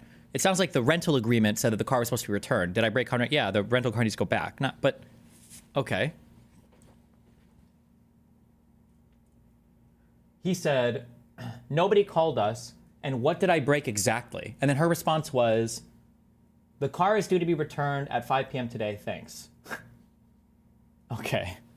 Jesus Christ. Money back whenever you have the time is completely fine. And I've yet to get a response from her, but fingers crossed. And later on that day, I got a phone call from the coordinator of this trip, and this is that phone call in its entirety. Hello? Hey, Peyton. Sorry, I was driving in a dead zone. Oh, you're fine. So I'm not kind of sure what you heard there, but... I didn't hear anything. Oh, okay. So, I mean, yeah, the last few days have happened. They've been what they've been, and, you know, it's in the past. I think the most important step right now is kind of what happens immediately, what happens kind of going forward. And, you know, I will say, I know you're still planning on coming to Texas this week. We have made sure that our security knows that if you come anywhere near the influencers, we've had a number of them say they've been uncomfortable with this situation, so they're going to remove you from any private property that we're at. That being said, the university is public property. If you're going to show up, you're going to show up. I would advise against it. I think there's going to be a significant amount of drama and chaos there. And I mean, if that's the point of this, then, you know, that is what it is. And there's nothing that I'm going to say that's going to talk you out of that.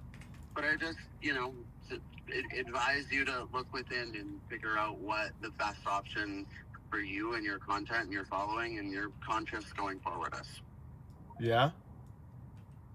That was, I don't know who this guy is, but that's a fair statement. Sounds pretty fair. If you come on any private property that we have authority over, we're calling the cops. I recommend not going to the university, but it's public property. If you want to go, obviously you can go. Yeah, and that's it. That's a pretty fair statement, I think. We covered all his bases. Okay. The rental car needs to be returned in Philly on the 28th. Yeah, if it goes after, then I've told the rental car company they've got permission to report it as stolen. Okay. That's just, you know, what we do as a company policy. Yeah, that makes a lot of sense, obviously, yeah. We've gone ahead and we're going to pull you off the website tomorrow. We've gone ahead and deactivated your ActBlue link, so that's, you know, kind of good on our end. Is there anything on your end that you wanted to bring up or talk about? I don't know what would have made anybody uncomfortable about me calling her out, I guess, personally. I mean, she was standing up for her people. I mean, I watched the live. I heard it. I think that we had incredibly different interpretations of what was said, as does the fact that, you know, we haven't had a single influencer decide or reconsider their involvement in the tour other than yourself. Damn. Can I ask you a question? Oh, boy. Sure. As the lead organizer, is it the best look, when being told not to go up there, to go up there anyway and behave the way she did? Because honest to God, these are 5 people who have nothing to do with any of this at all, who were just voicing opinions that they had. I don't care if they said that we should all die, you know what I mean? Like, is that the best look for her to be doing? Especially as a white woman, I will say. Damn. I think that she's always been very overprotective of the people that work for her and that support her, and she felt like those people were being called out in an unfair manner, and her mama bear energy kind of took over, and it happened. And, you know, I think that that's an admirable trait to have. Whether the energy was channeled in the best way is really up for an individual kind of perspective. But and the individuals involved did feel that it was racially motivated, correct? I mean, I haven't heard them say that themselves. They did in the comments of my video, actually. You can go check if you'd like. No, I'll definitely have my team continue to look into that and explore that. Phenomenal. Okay. Cool. Alrighty, well, you know, this is myself. If you have anything else, I'm more than happy to speak with you, and yeah. Fantastic, thank you. I hope you get what you want out of this. Ooh, passive aggressive. Got him. Thank you. Have a good night, Peyton. You too.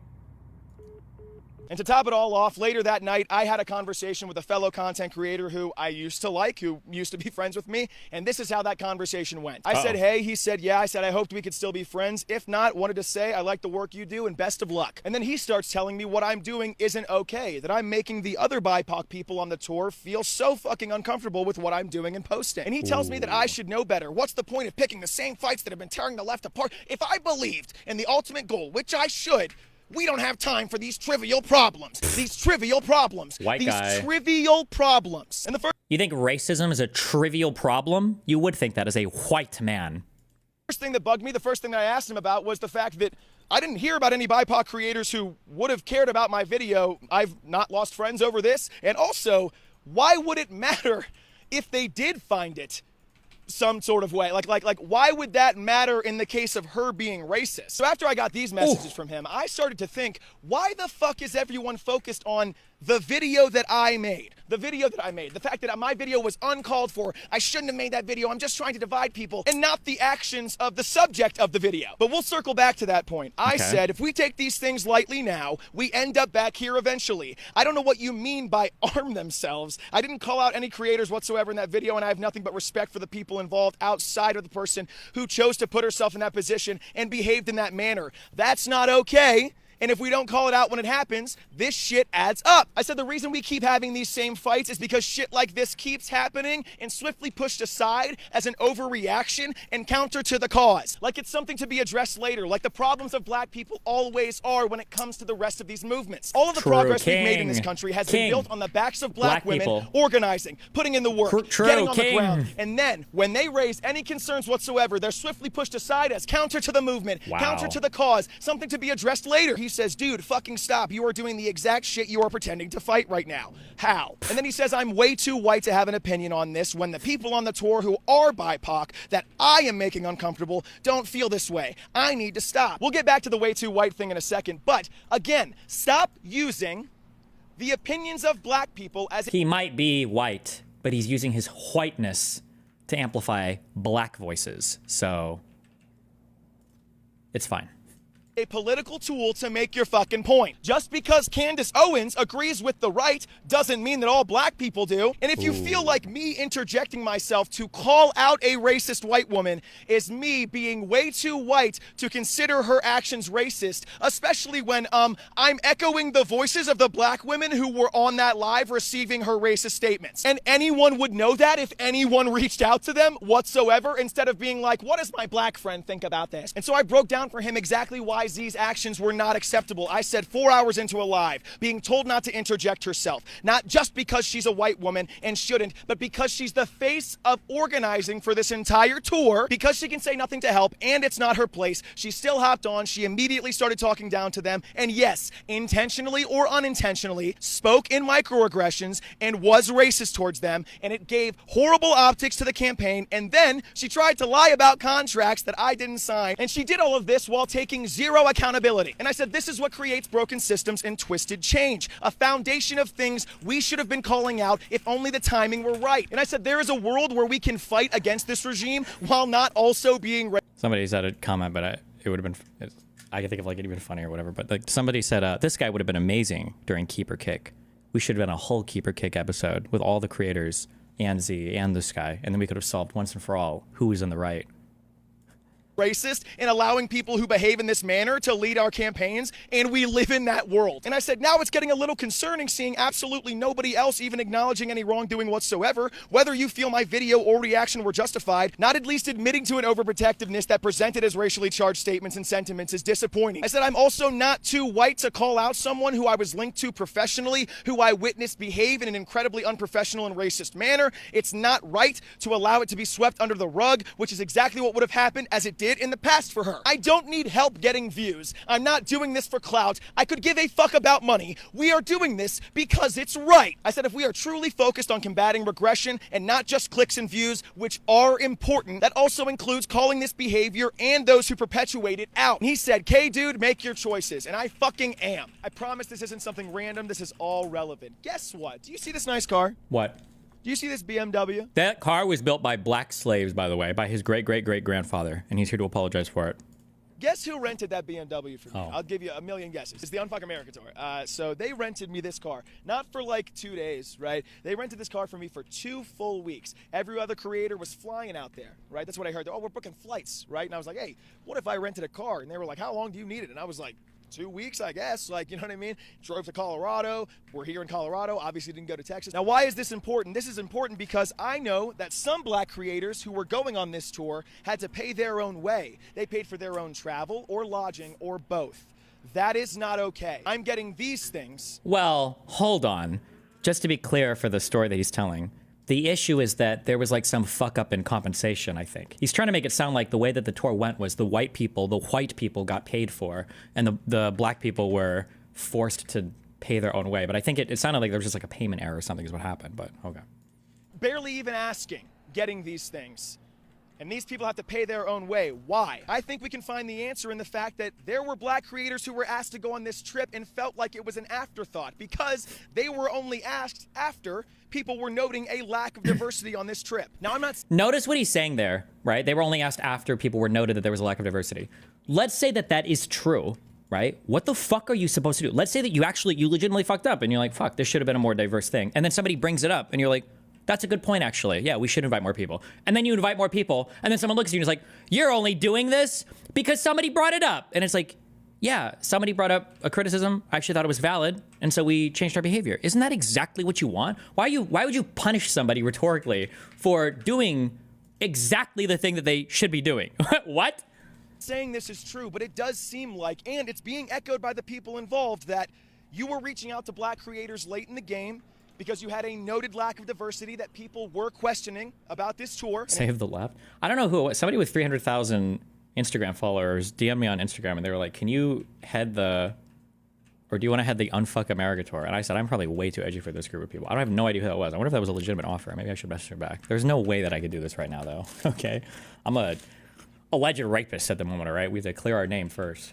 And instead of reallocating resources and being like, we need to correct our mistake ourselves, you left it up to these black creators to pay their own way instead of admitting your mistake and owning up to it and facing the consequences. And that's not okay, especially when I was asked late in the game and I got all of these things. I was not asked that long ago to go on this trip, and I know of at least one black creator who was asked before me to go on this trip and still had to pay their own way. And that is not okay. That's why these things matter. We cannot take these things lightly when they happen just because you think this person who genuinely, truly has things to deconstruct should be in a position where it is crucial she is making the right decisions. And we've already touched on it a couple of times in this video, but the thing that I want to leave you guys with is this. We have to stop this, well, we have our cake, what are we supposed to eat it too? Mentality. There is no reason why we can't call these people out for having to still deconstruct. It's fine. You're still deconstructing your racism. But we have to call these people out and push them to the back of the line until they have figured out how to address these things within themselves. You're literally a victim of revenge porn, by the way. I don't think I am, actually. I thought I was. But then I saw the unhinged defense of that PI that was submitted to the court last night by apparently somebody having a seizure. And I realize now that I am not, okay? I'm a bad actor, malicious. She does not have to be in this organization position, and the idea that you guys are protecting her out of some sort of like, well, it's gonna ruin the movement. It's infuriating. Imagine how many people would have gotten on board if you guys heard about this and said, wow, fuck this person. Who should we have in this? What mistakes did we make? Get her to the back of the fucking line. She has a lot of things to figure out. Maybe we have something else that she can do that's not involving these critical decisions that need to be made for this massive tour. We can absolutely call out this behavior and get people like this out of organizing positions while moving the movement forward, like while progressing. I don't understand. I might read it tonight. Maybe I can. I have to read the public thing though, because some of the things were filed under seal, and I don't know what I have access to that's not public, and I don't want to fuck up and make something public that's not supposed to be. Understand why whenever the voices of black women or black people in general are raised during times like this, when microaggressions like this are happening, we look back 20 years on that, we go, wow, that behavior was awful. If only we would have called it out at the time. But now, we can call it out at the time. Right now, yes. And get her out of this position while having someone more qualified to organize it. It doesn't make sense why everyone would be so apprehensive to this unless They're racist. It's just about fucking money. But that's not Or why that. we do this. We do not do this for money. We do this to progress. We do this to build community. And you cannot build community without black women. You can't build community without black people. And constantly trying to silence them and call their behavior out as aggressive, their behavior out as counter to the movement. What do you guys mean you're calling all this stuff out? Well, then she got up there to be a mama bear, and now what? She's a bad guy for that? Yes. Yes. We have to stop this behavior, or it's gonna keep ending up this way. It will keep ending up this way over and over and over and over again, because little things like this, they add up. They lead to a fractured foundation, and eventually it will all collapse again, and we will be right fucking back here. And to the massive creators who absolutely knew about this behavior prior to going to this event, which absolutely bombed, we know who you are, and if you want, I can show proof. Wow. Okay, let's finish this real quick. Sorry, this guy was writing an article about that. Okay. There were arguments between the tour creators and the hosts, and things got heated. Z found out about the live and went into defense mode. She was upset because she felt like her POC staff, who had worked hard to build the tour, were being unfairly attacked. She wanted to stand up for them. But here's where Z made a key mistake. The black creators on our tour told her not to join the live. They made it clear that this was a safe space for black women to speak, and that it wasn't her place to jump in. They advised her to listen and not center herself. Oh my God. Z didn't take that direction. She went on the live anyway. Misstep 1. Okay, I might be out of step with maybe current academic or social understanding or whatever, but the concept of a public safe space, in my opinion, is borderline oxymoronic, okay? Safe spaces are incredibly important, all right? They have a soy name, and some people might think that they're soy, but we all cherish them. We all value them. A safe space is a place where you can go to be around people that are of a similar type as you for the thing that you want to talk about, where you can kind of vent or talk and not have to worry about constantly hedging what you're saying or constantly worrying about like judgment from other people. Okay, so you might say things that aren't like politically correct, or you might say things that are like insensitive towards a group that you want to talk about, but like it's just a place where you can go and vent and be understood by those people and just not have to worry about constantly qualifying anything. That's the whole point of a safe space, and they're valuable for everybody, for white men or for black people or for women or for whatever, any group, disabled people, right? It's just a nice place to go where you can vent about an issue and you don't have to worry about the feelings of the other people that you might be venting about. All right. For some people, this might be a place in their college dorm. For other people, it might be a Call of Duty room, okay, where we can vent all the N-word. I'm just kidding. To have something called a safe space and then to utilize that safe space to publicly vent, that's, in my opinion, that is super inappropriate, and it is a super disgusting weaponization of what a safe space is. Because a safe space definitionally shouldn't be a place where somebody can confront you in an aggressive, confrontational manner, especially from an outside class or group, right? They shouldn't be confronting because that defeats the whole purpose of a safe space. Now it doesn't feel safe anymore. But if you're publicly broadcasting that safe space, you're weaponizing a space where you're supposed to be enjoying some level of invulnerability to criticism, and now you're using it to criticize somebody else. That's bullshit, in my opinion. Unless there's some other academic concept or some other social concept of a safe space that I personally am just not aware of, that in my opinion, that's bullshit. But okay. And on that live, Z entered a safe space for black people and became defensive. Misstep 2. And she admitted that. She acknowledged that she let her frustration get the best of her. She apologized to the group immediately afterward, not days later, not under pressure. Immediately. She didn't run from accountability. She sat with it and owned it. Here's what the group chat actually shows. No one in our internal creator group called Z a racist. No one accused her of committing microaggressions in that moment. The group advised Z to get off the live, not because she said anything offensive, but because she was defensive and it wasn't her space to lead. Z accepted that feedback and took responsibility right away. In response, the team offered options. Other staffers were made available to creators who might have felt uncomfortable. But no one at the time said they felt unsafe or unwilling to work with her. In fact, creators of color were among the most vocal in supporting Z after the tour ended. We were all on the same page. My group chat shows that. I encourage you to watch the live in question here. Z enters around the 4-hour, 20-minute mark. Below are select screenshots from the group chat while the live was happening. I cannot put them all up here because there are hundreds, and I am not trying to air more dirty laundry or expose any individual. I am just trying to bring rationale and facts back into the conversation. Damn. Let's be clear, this wasn't racism. It was a misstep, and she owned it. There's a difference between someone who's racist and someone who unintentionally causes harm while trying to help. Based on Z's own words, didn't they want a safe space for white people during segregation? Destiny, it can be discriminatory now. Discrimination isn't necessarily bad as long as you're not losing access. As long as you have like a compelling reason for it, and somebody's not like losing access to something or a big opportunity as a result of it. So, for instance, women's gyms are fine because there are plenty of gyms that men can go to. They're not losing access to something really important, and there's a sound rationalization for why you would have a women's only gym. But if you had like a women's gym that also doubled as like a financial advisor center and a place where people can get together and talk business tips or whatever, like there's a point to where you can do so much with this that now it's like, wait a second, I don't think you can just have this as a women's only space. This is just discriminatory now. Yeah. She didn't enter that space with ill intent. She got defensive in a moment when she felt her POC staff were being attacked. In doing so, she may have interrupted or overshadowed a space that wasn't hers to lead. That's a microaggression. It's real. It caused harm. And it is completely valid for the black women who hosted that live to name and express that. Most importantly, Z took responsibility for it immediately. From my understanding, Z or someone on her team reached out to those original hosts, and they came to an understanding.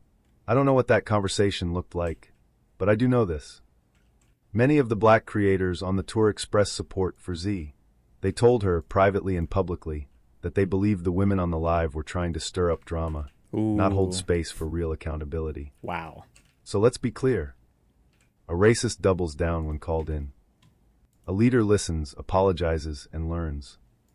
Z did the latter. That doesn't erase the harm. But it does matter. And if we can't tell the difference between a racist and a flawed ally trying to grow, we're not practicing justice.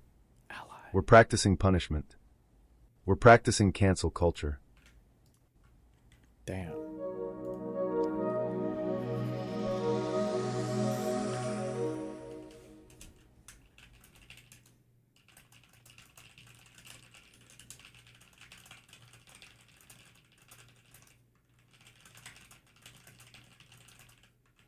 Jesus.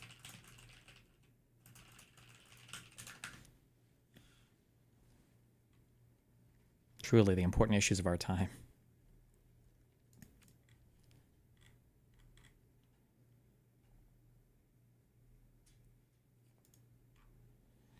Anything else? Texas images? I don't know. I'm guessing it's probably just the creator saying like, "Hey Z, chill" or whatever. And she's like, "Okay," something like that. That's what it sounded like.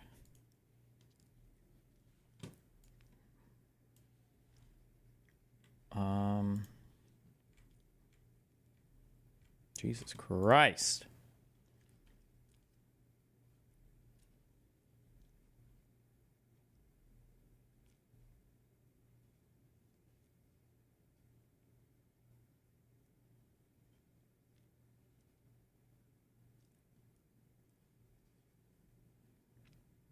The Unfuck America Tour team is strongly encouraging y'all not to engage with these individuals. They don't want productive conversations, rather confrontation. Damn.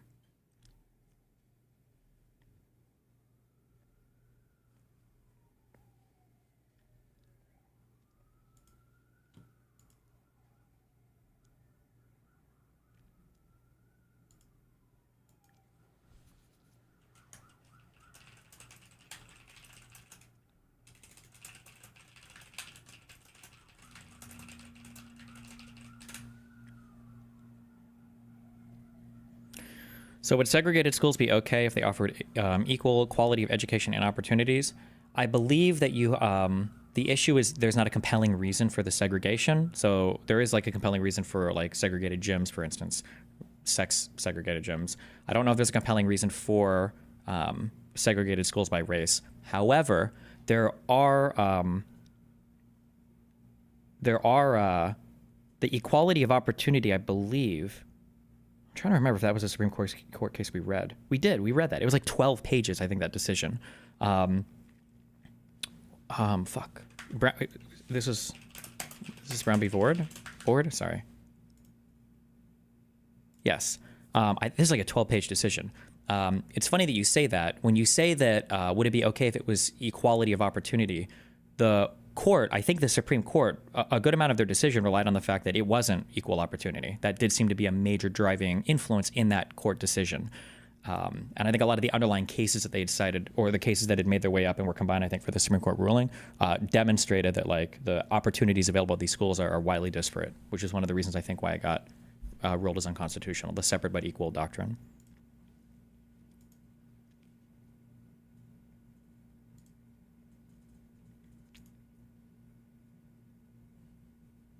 Fuck. Just kidding. Never mind. Forget everything. I'm not talking to this person. Just kidding. She wants to have a private conversation first. Forget that I said this. Chillin/news. I misinterpreted. Wait, I just had to verify.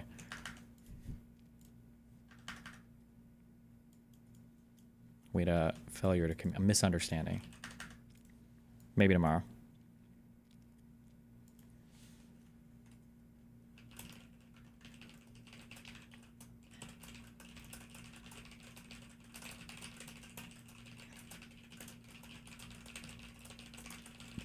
We watch the Clippers Nuggets game 7 instead.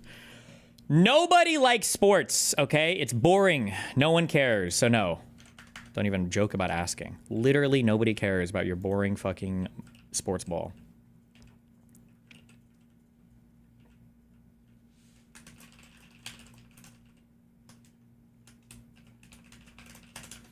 Okay. If somebody wants, you can link the public court docket. I think Court Listener has it.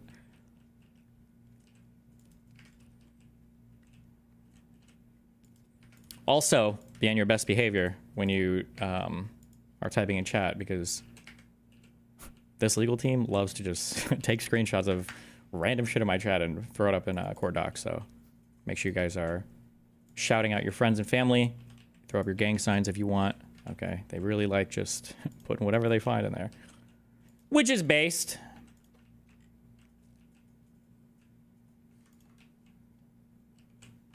Oh, fuck, wait.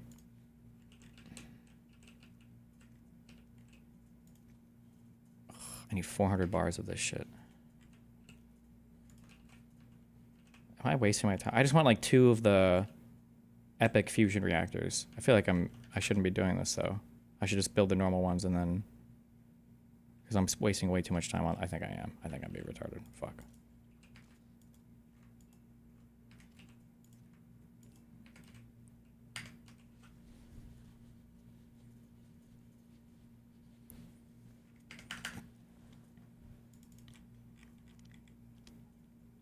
No Court Listener links?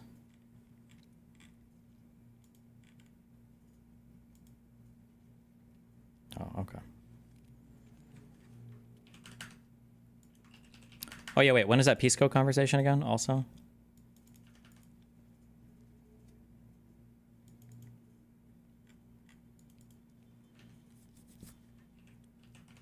It's not live. Oh. Well, when the fuck does it go up?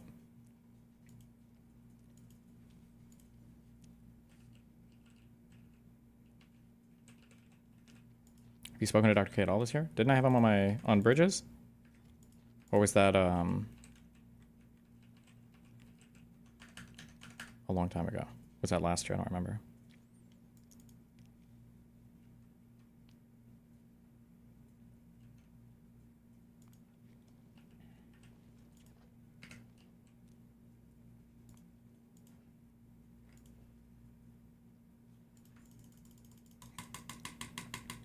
It was 10 years ago. Based.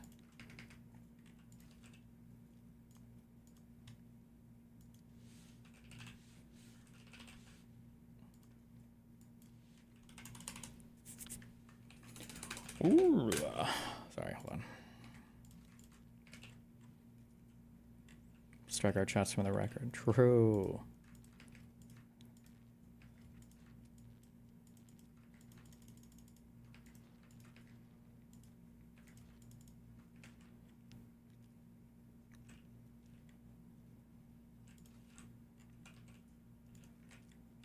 Wait, hold on. I'm almost done. Chill. Calm the fuck down. Logibots. I need rock. No, stone.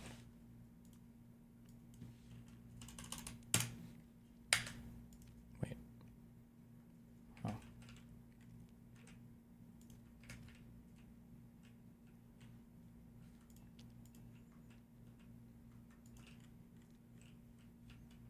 Plan on watching the iDubbbz new video? Already watched it. Bucko.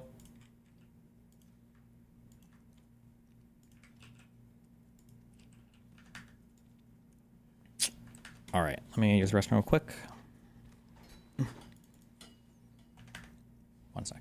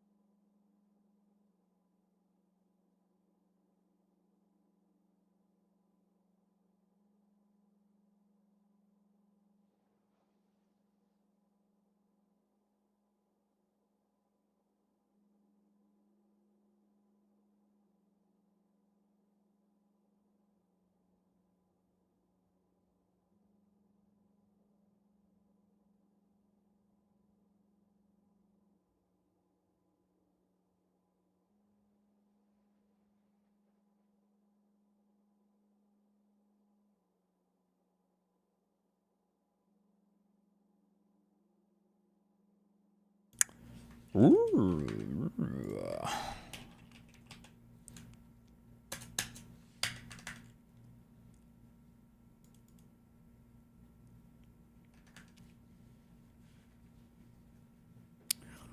All right. Reply in support of motion. So, in a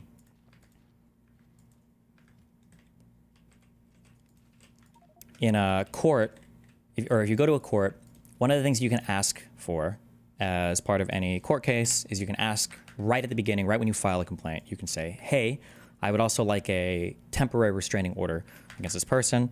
For the Trump admin, we've seen this a whole bunch in a lot of these Supreme Court cases. And a TRO is basically saying, like, I'm probably going to win the case, but if they keep acting the way they are, it's going to fuck me up real bad. So please, Judge, can you make it stop? So where we are in this one is they filed a TRO. It was like 2 months after the case was filed. For a variety of other reasons, in the fucked upness of this filing, the judge on the case said that the TRO request was stale. It was past any point where it would have made sense to file it. And so the TROs typically roll over into a preliminary injunction. An injunction is when the court enjoins somebody from some type of behavior. You say, hey, enjoining means to stop. So you say, like, hey, you know, there's an injunction against you, can't engage in this behavior right now. Preliminary injunction is saying, we think that the plaintiff is likely to succeed on the merits of the case. And so we're going to, while this court case happens, we're going to grant a preliminary injunction that just says, during the court case, the defendant is enjoined from engaging in some type of behavior. So that's what, so now we've passed the TRO, and now they rolled the TRO into the preliminary injunction request, and then the preliminary injunction request, we're allowed to respond to that motion with what we think about it. A TRO request is typically ex parte, meaning just one party is filing it. But when you get to the preliminary injunction phase, the other party, so the defense, in this case me, is allowed to respond. So we gave our response, which is I think what I read last time. I don't know why, but I guess they're allowed to also do a response to our response. So this is their reply in support of their preliminary injunction. That's a response to our response to it. And I think this is the last one now. It just goes to a magistrate judge. And then they, whenever, hopefully at some point, they'll decide, hopefully sometime soon.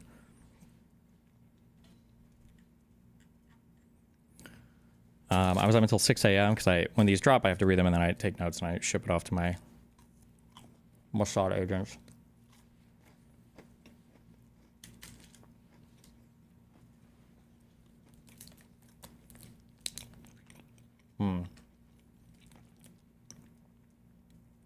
I don't know what's going on the other side, but these are becoming progressively unhinged.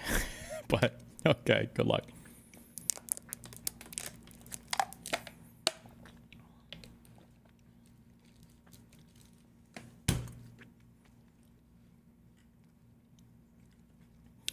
Introduction. Wait. Yes. Wait. Yeah, okay. Introduction. This case is about defendant Stephen K. Bonnell II, or Stephen K. Bonnell, seconds. Bonnell, or Destiny.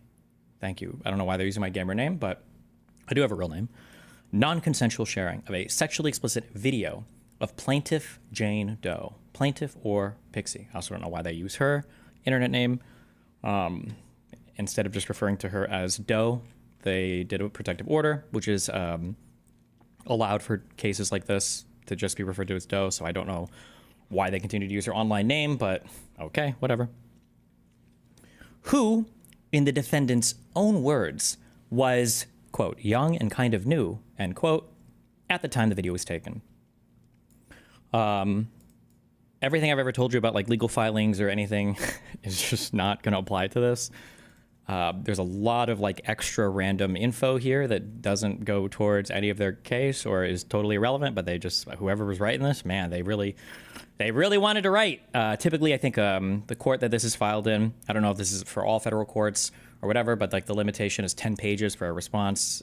They filed for a jumbo-sized briefing, and so they have a 20-page response that they have here. So the defendant has expressly admitted that he, 1, later shared the video to a third party with the screen name Rose, 2, without plaintiff's consent. This has never been admitted, by the way, and 3, that he obviously, severely, at the very least, psychologically damaged plaintiff. These are the relevant facts that support plaintiff's motion for preliminary injunction. Despite being unable to dispute these admitted facts, defendant filed an opposition to the motion that is replete with completely irrelevant, deliberately inflammatory allegations that are solely intended to further harass and humiliate plaintiff.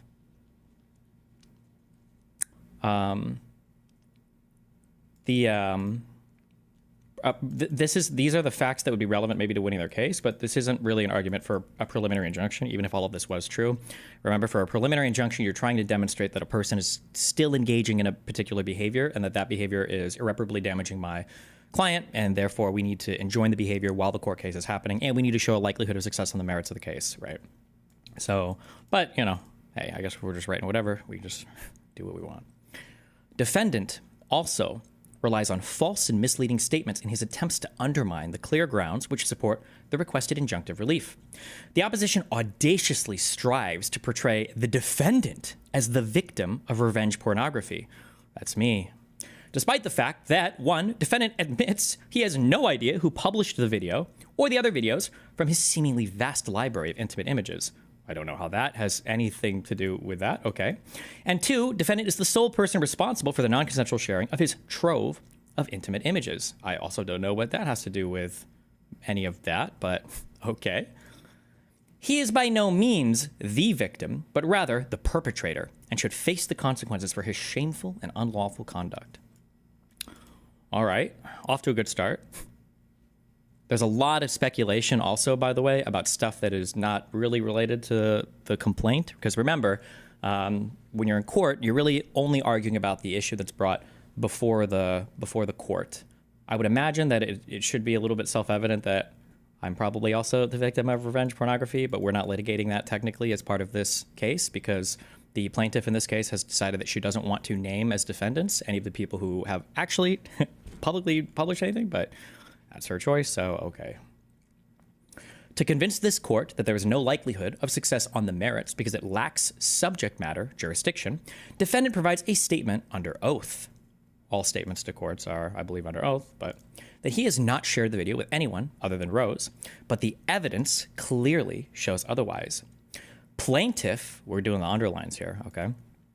Plaintiff has obtained evidence that defendant shared the video not only with Rose, but with another woman in November of 2023, well past the effective date of the federal statute, 15 U.S.C. 6851, and thus this court indeed has subject matter jurisdiction. So one of the big issues with the case that they have is the law that they're citing to try to get this into federal court. The only cause of action that would be a federal cause of action is 15 U.S.C. 6851. But the problem is that that law went into effect after my conversations with Rose. So technically there wouldn't be any civil cause of action here. So one of the things that I said before is that they have to find like some infraction, or they have to figure out like, okay, fuck, well, we need something.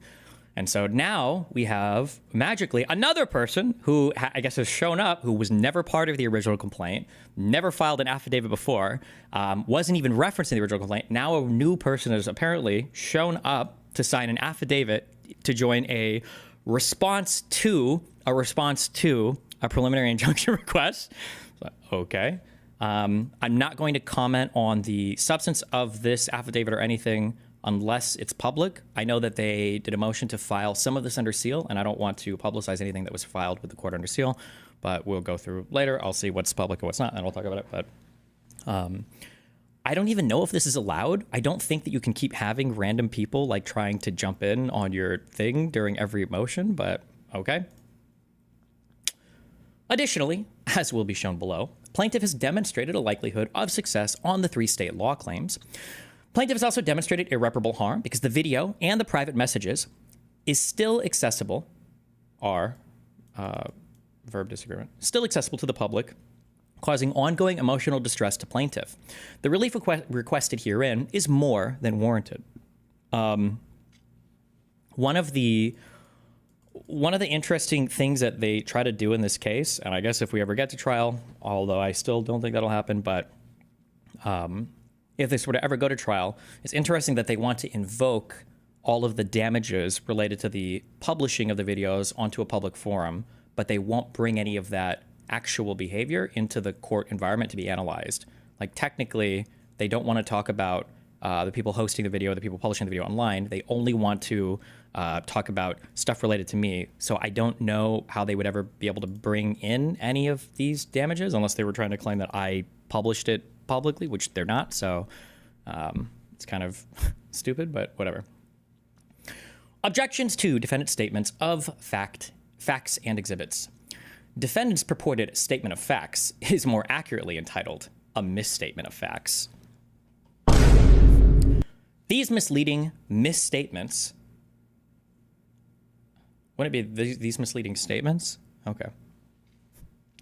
These misleading misstatements set forth below should be stricken. I thought they were applying for TRO. Did they get rejected and now they're trying for a preliminary injunction instead? Yes. That's what's happening here, yeah. I personally was shocked when I saw this. I'm a little bit irritated that I've wasted like so much money on lawyers. I didn't know we could just file paperwork and say, can you please strike all of these things from the record?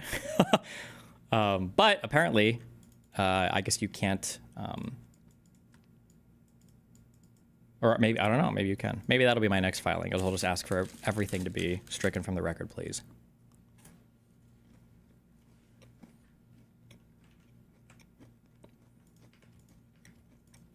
Hold on.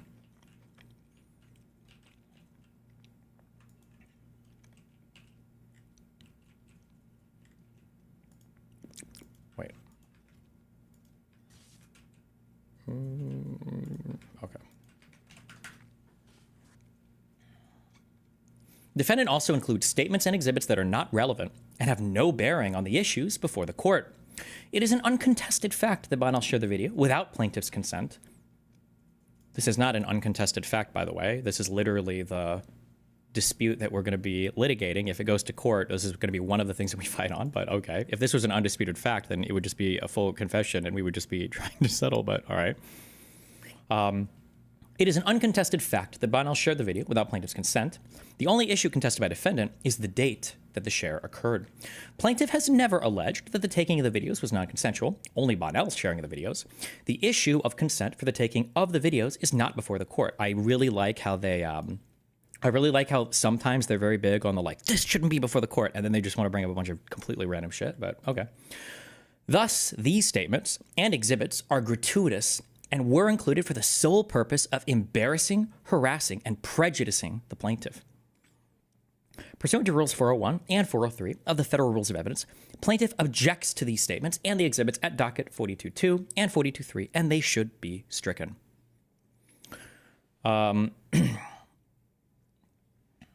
Quote, plaintiff offered to send Bonnell, and in fact did send him, sexually explicit videos of herself and third parties, citing Bonnell's declarations. Exhibit. This paragraph goes on to repeatedly refer to third parties.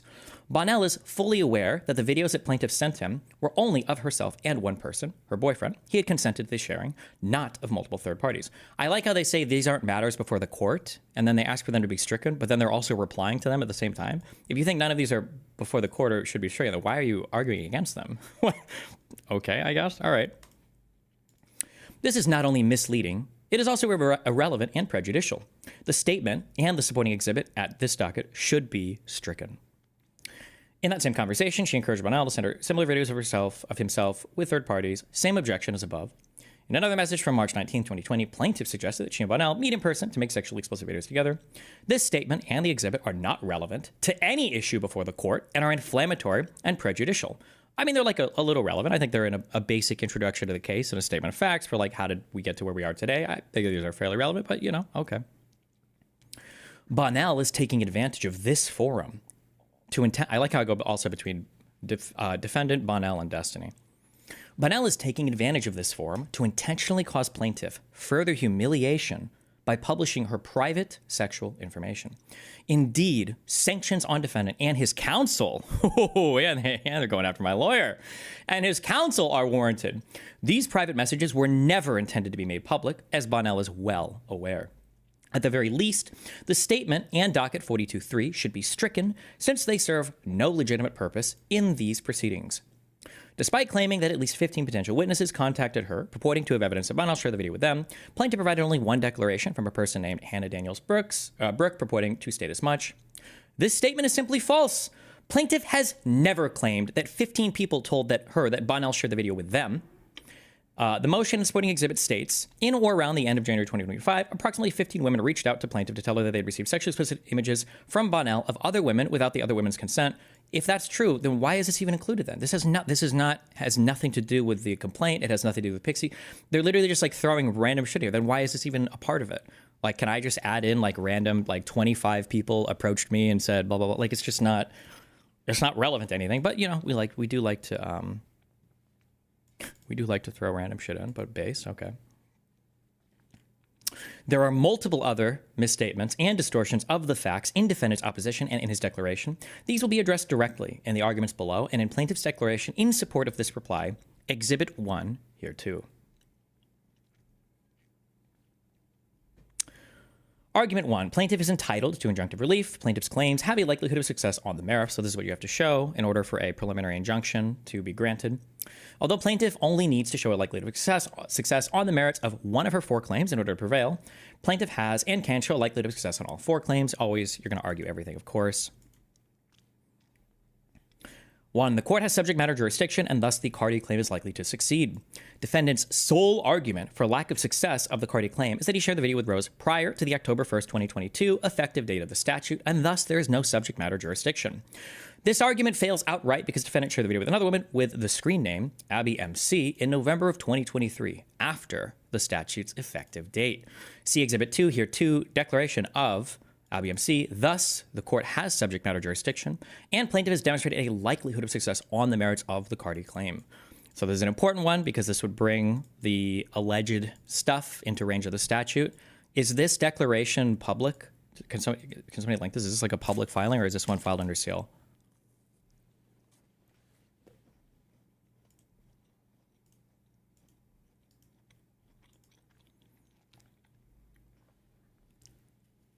Wow.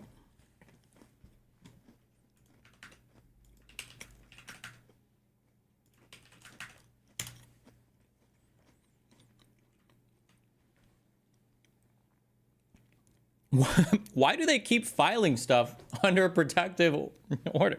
Why do they keep filing as does and then revealing information about themselves? I don't understand why people keep doing this. Okay.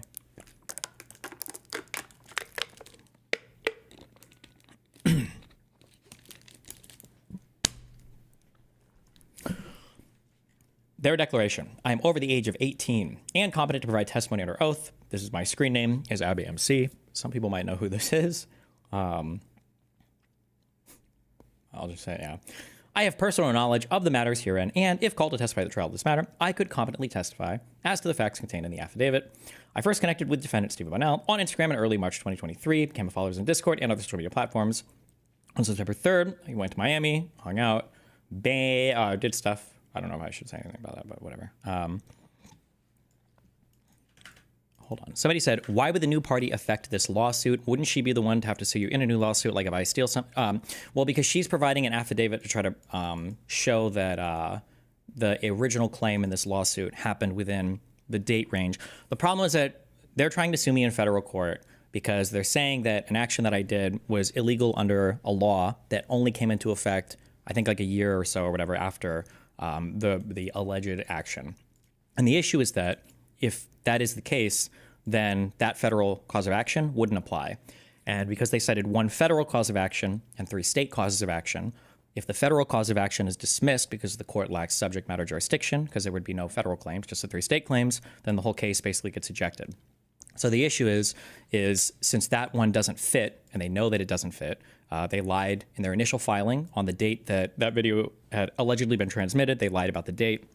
I'm sure they know that they lied about the date. Now they're like basically desperately scrounging around trying to find somebody else who like, okay, well, was there a transmission video here, blah, blah, blah. And so even though this person was never a part of the original complaint, has never been referenced before or mentioned before, now like at the twilight hours, they have found somebody who is saying, oh, well, actually, I received this video on November of 2023 or whatever. On or about November 3rd, 2023, Destiny shared a Google Drive link to sexually explicit video. I recognize the plaintiff on here. I'd seen her post on Instagram. I'd seen it here. There's also a declaration about another person, about Cherry, who's also not part of this complaint or part of this case at all whatsoever. I have no idea why that's brought up here. Declarations about other Google Drive links.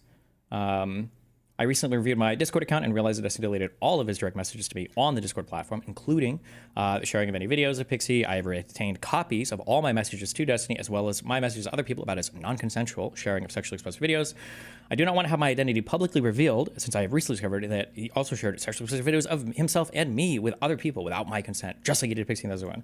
So a lot of stuff here that's not the subject matter of the complaint, that has nothing to do with any of this case. So I don't even know if we end up responding to any of this, because it's, whatever. But so this is their twilight hours person that they brought in for this. Ideally, there would be some kind of evidence of any of the claims here. I don't know what I'll say until they rule on this preliminary injunction, but let me just say that there's absolutely no evidence of any of this. But who knows? I could be lying, or it could be crazy. So this is a declaration of a person. We don't know who this is, though. It's just Abby MC, thankfully. They filed as a Jane Doe under protective order. Is there any actual evidence that you shared it after that date, or is it just her saying that there is? It's just her statement. That's it. Thus, the court has subject matter jurisdiction, and plaintiff has demonstrated a likelihood of success on the merits of her Cardi claim. So we're live again. Okay. So we're back. Okay. So we are back. Assuming what that affidavit, I think is what you call somebody who fills an affidavit, is true. Wait.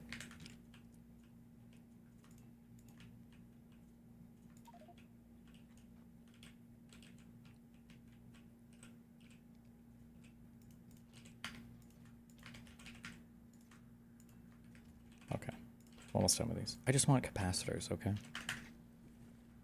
Is that all they need to roll on this? No, even if that were true, that wouldn't necessarily guarantee a preliminary injunction granting or any or win on the case, but okay.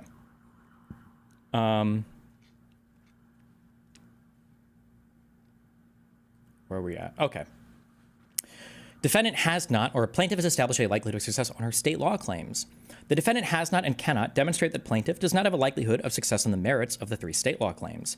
These claims will be addressed seriatim. I actually don't know what this word means. Hold on.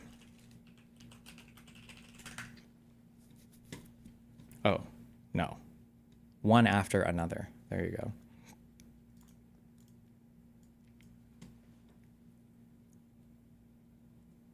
Aren't you doing a lot to reveal her now? I'm not revealing anybody. I'm just reading the filings.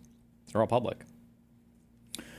Count 2, sexual cyber harassment. Defendant blithely contends that plaintiff has not shown the requisite intent to harm the plaintiff, purportedly because he belatedly hired an attorney after being put on notice of plaintiff's claims and made some attempts to remove the video from the numerous websites. So the problem with this sexual cyber harassment claim, and why I think if the federal count gets dismissed, I seriously doubt they would refile in a state court. I mean, they could theoretically refile, but the issue with your sexual cyber harassment claim is that this is this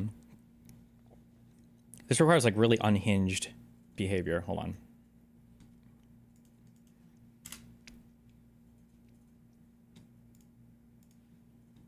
Is it not going to load?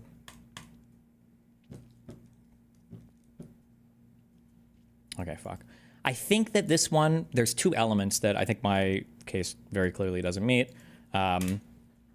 But the 2 elements that are very clearly not there, I would say, one is it has to be like an intent to inflict severe emotional distress. Like you're intentionally trying to, like a revenge porn thing, basically. Like I'm trying to fuck with this person. And I think the second thing is I think it requires a public publishing of the information. I've noticed that a lot of penny lawyers on YouTube or whatever or like people in forums try to make this weird argument of like, well, technically, if you post anything on any message ever, or if you send a link to somebody, technically that counts as publishing to the public, and that's just not true. There is no court case you can cite where that is the case. It's just not the case. Typically, this requires publication on a widespread website that people are accessing or can view. But yeah. Wait, 784049.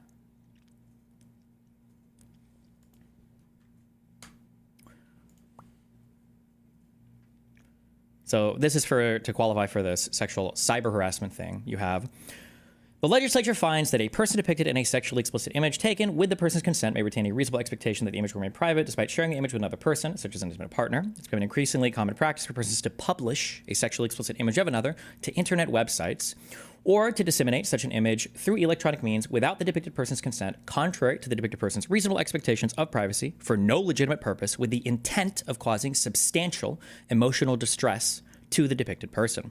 When such images are published on internet websites, the images are able to be viewed indefinitely by persons worldwide and are able to be easily reproduced and shared. Yeah, so there are people that probably could qualify for this, but unfortunately, for whatever reason, plaintiff has decided not to name any of those people or any of those parties in the lawsuit, so okay. So this is the sexual cyber harassment statute. But, okay, so they said, defendant blithely contends that plaintiff has not shown the requisite intent to harm the plaintiff, purportedly because he belatedly hired an attorney after being put on notice of plaintiff's claims and made some attempts to remove the video from the numerous websites. But defendant also claims he is the victim here, since not only the video, but multiple videos and sexual content of his was published online. Clearly, he hired an attorney to remove his own content because it was harming his career as a streamer. Regardless of defendant's claims, the undisputed facts are that he intentionally and non-consensually shared the video with at least 2, and most likely many more, women, knowing full well that plaintiff would be and was severely harmed by such disclosures. Again, if you want to talk about the videos being published on websites, it's weird that I don't know how you can say anybody was severely harmed by such disclosures when all of the harm came from the public publishing of the videos, which I am not even being alleged of having done, but okay. Furthermore, it was readily foreseeable by the defendant that his unauthorized sharing of the video could lead to its further dissemination to others. I think that this is very funny. I like this argument. I think it's a little bit comical because foreseeability is one of the things that you argue when you're talking about proximate harm or when you're talking about harm in a particular case. And the argument that they're essentially running with here is if you send a video of sexually explicit behavior to somebody, obviously that video is going to go public. I think it's pretty obvious why this argument is incredibly fucking stupid in this case. But okay, whatever, I guess. Count 3, intentional infliction of emotional distress. Defendant's only argument to this claim is that the single private transmission of a video to one individual does not rise to the level of extreme conduct. But it was clearly not just one transmission. Clearly, because of the twilight hour affidavit they brought in, okay, in the response to the response for the preliminary injunction request, who was never part of the original complaint or any amended complaint or has filed anything yet, but okay. It was clearly not just one transmission. See Exhibit 2, this declaration. The evidence at this early stage of the proceedings, before discovery has even commenced, I don't know why they're saying this. We're already in the discovery phase. They've already made requests to sites. They can make requests from us. They still have yet to do so, but okay. Before discovery has even commenced, shows that Bonnell intentionally and recklessly shared the video with at least 2 women. Defendant's claim that he only shared the video once with Rose has no credibility, not only because he shared it with Abby Minecraft, but also, I didn't use last time, Abby MC. Okay. But also because he made the same claim to another individual. Witness B's sexually explicit video with defendant was also leaked in the November 29th, 2024 leak of plaintiff's video. After the leak, defendant also told Witness B that he had only shared her video with Rose, but shortly thereafter, multiple women informed Witness B the defendant had shared her videos with them. See Exhibit 5 here too. Declaration, do we have Exhibit 5? Link it.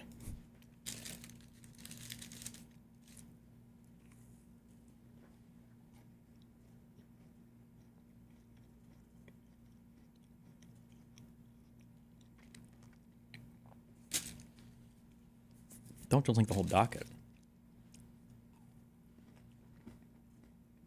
Stop stuffing your fat fucking mouth. I will. I have a good ass cookie here.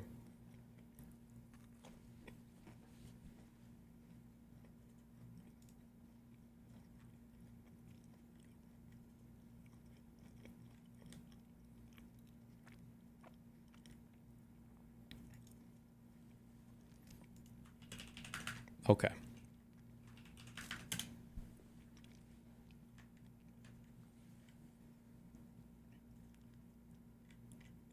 Is this Witness B?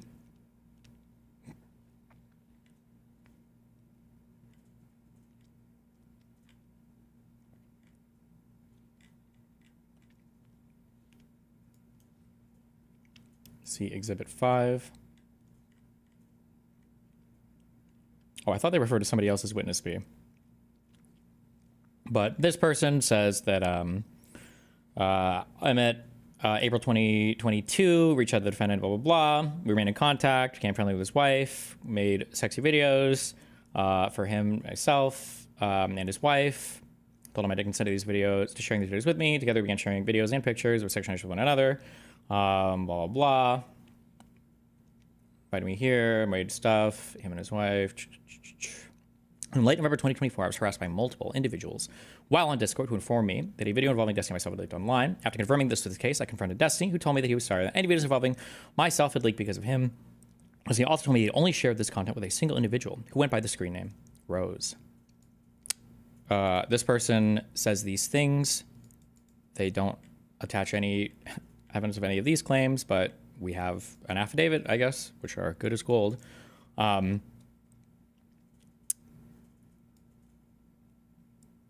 don't know.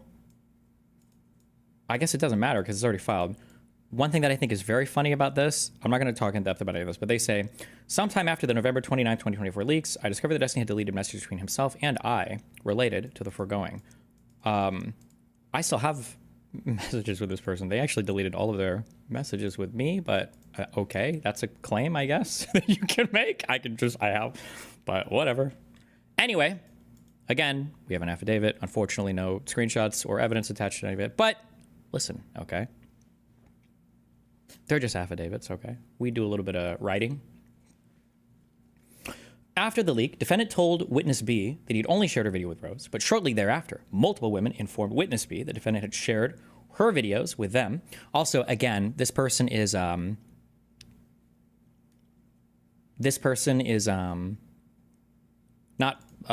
part of the complaint, so I don't know why any of that is relevant to any of this. But this like, we're not here to litigate any of these issues, or at least not yet. So I don't know, whatever. But okay. Moreover, the intentional infliction of emotional distress claim is not just about Bunnell's reckless sharing of plaintiff's intimate images, but adding insult to injury. It is also about his subsequent publication of her private messages and his subsequent and ongoing harassment, belittlement, and bullying of plaintiff on his public forums. Here again, defendant relies on his false statement, so disclosure of private facts, that he only shared the video with one person in an attempt to undermine plaintiff's likelihood of success on this claim. But the evidence shows that not only did he share it with at least 2 women, but that when he shared it with Abby MC, he shared it on Discord via a live Google Drive link. In fact, defendant has admitted that he uploaded his trove of intimate images onto Google Drive links and then would share a link to the drive to his random followers. The Discord user with the screen name SoloTinyLeaks, who published the video and other videos. Oh, this person is invoked. Interesting that they don't show up anywhere on the complaint in terms of being like named as a defendant, but interesting. Stated that he obtained the videos from Bonnell's Google Drive link. Moreover, there is evidence from another individual that Destiny shared with her sexually explicit videos of him with other women via Google Drive link. This is just all like, none of these issues are, it's just funny because none of these were for the court. None of these have been litigated. None of these have been like, they don't really attach any evidence. It's just more affidavits of people saying like, this happened, but like, okay. Thus, because Destiny used Google Drive links to share his pornographic content on Discord, those links remain live and accessible to anyone with a Discord account. In this case, the links remained live for years, which is why SoloTinyLeaks was able to access them, and which is the reason that the video and other content was substantially certain to have become one of public knowledge, which alone defeats defendant's assertions regarding the merits of this claim. So again, I will say that these arguments are very funny. I'm pretty sure that these came from Kiwi Farms because I saw them floating the idea like, oh my God, somebody should bring this up. However, the reason why these are funny arguments is because it could be the case, for instance, that same Google Drive link is what was initially shared with the plaintiff in this case. And if they're saying that it is a certainty that a Google Drive link is basically publicly accessible, then that would mean that the individual consented to the publication of it the entire time because she literally had the link the entire time. So this is the second argument they've put in here that, if followed to its logical conclusion, actually completely self-destructs this entire complaint. But hey, you know, I'm not here to judge. I'm just here to watch, okay?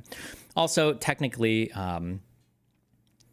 if you really want to get technical, this is one of those like Reddit tier arguments that doesn't really work on its face because it's trying to abuse some weird technical loophole.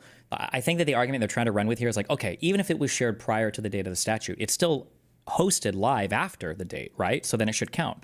Well, if that's the argument you want to go with, then arguably every single video shared anywhere is technically live with a certain link after it. Because if, like, for instance, if you share any video on Discord, for instance, it's actually shared in the form of a link. You can right click it, copy that link, send it to anybody else. Technically it's hosted, right? So, so this is like it's kind of a meme argument.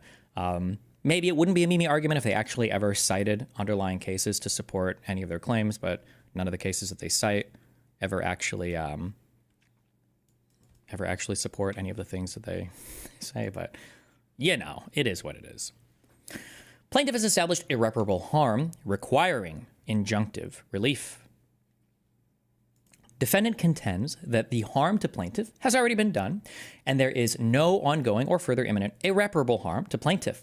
This contention is directly contradicted by the fact that the video is still accessible to the public on multiple websites, causing ongoing harm to plaintiff. Again, I am not the publisher of those, nor am I the hoster of those, nor have you named them as defendants in this lawsuit, so I don't know why they're trying to invoke any damages done by those things. I have no, unless they were claiming that I also own those websites, but okay, I don't understand. Defendant's empty and self-serving assertion in his declaration that he made efforts to try and remove the video is not supported by an iota of evidence, despite submitting over 12 supporting exhibits. Nor did defendant's counsel, Mr. Bretler's declaration, make any assertions or provide any evidence of any efforts made to remove the video. I love that she's like shitting on my lawyer too. Also, can I just say, holy fuck, my law firm is super expensive, which is why tune into kick.com/destiny. If you watch me there, if you want to support, okay, brave streamers, small scale streamers trying to make it in this world, okay? I feel a great deal of pride reading my law firm's filings and the professionalism that they exhibit, the research that they do, the writing that they do. I very much appreciate it. Holy fucking shit, Jesus. Defendant has the temerity to suggest that the onus should be on plaintiff to have the video removed, falsely stating that he is not aware of any efforts that plaintiff made to have the video removed from any site, including Kiwi Farms. First, this is yet another of Bonnell's knowingly false statements. On December 5th, 2024, plaintiff exchanged direct messages with Bonnell, asking him for his help in removing the video and informing him of her efforts and the steps she was taking. Exhibit 1, Declaration of Jane Doe.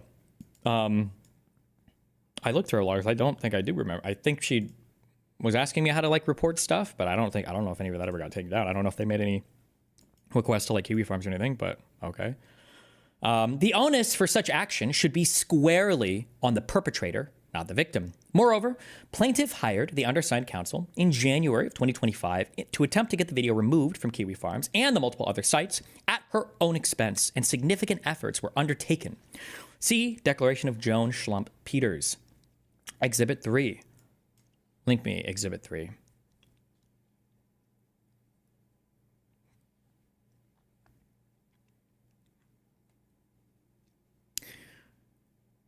How much do your lawyers cost, if you could say? Too much.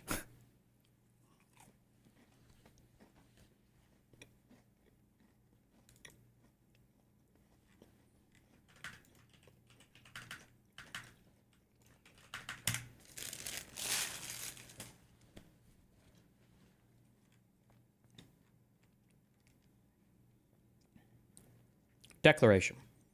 I, Joan Schlump Peters, declare as follows. I am an attorney admitted to practice pro hac vice in the above captioned area. That just means that she's allowed to practice for this case here. Not practice, I'm sorry.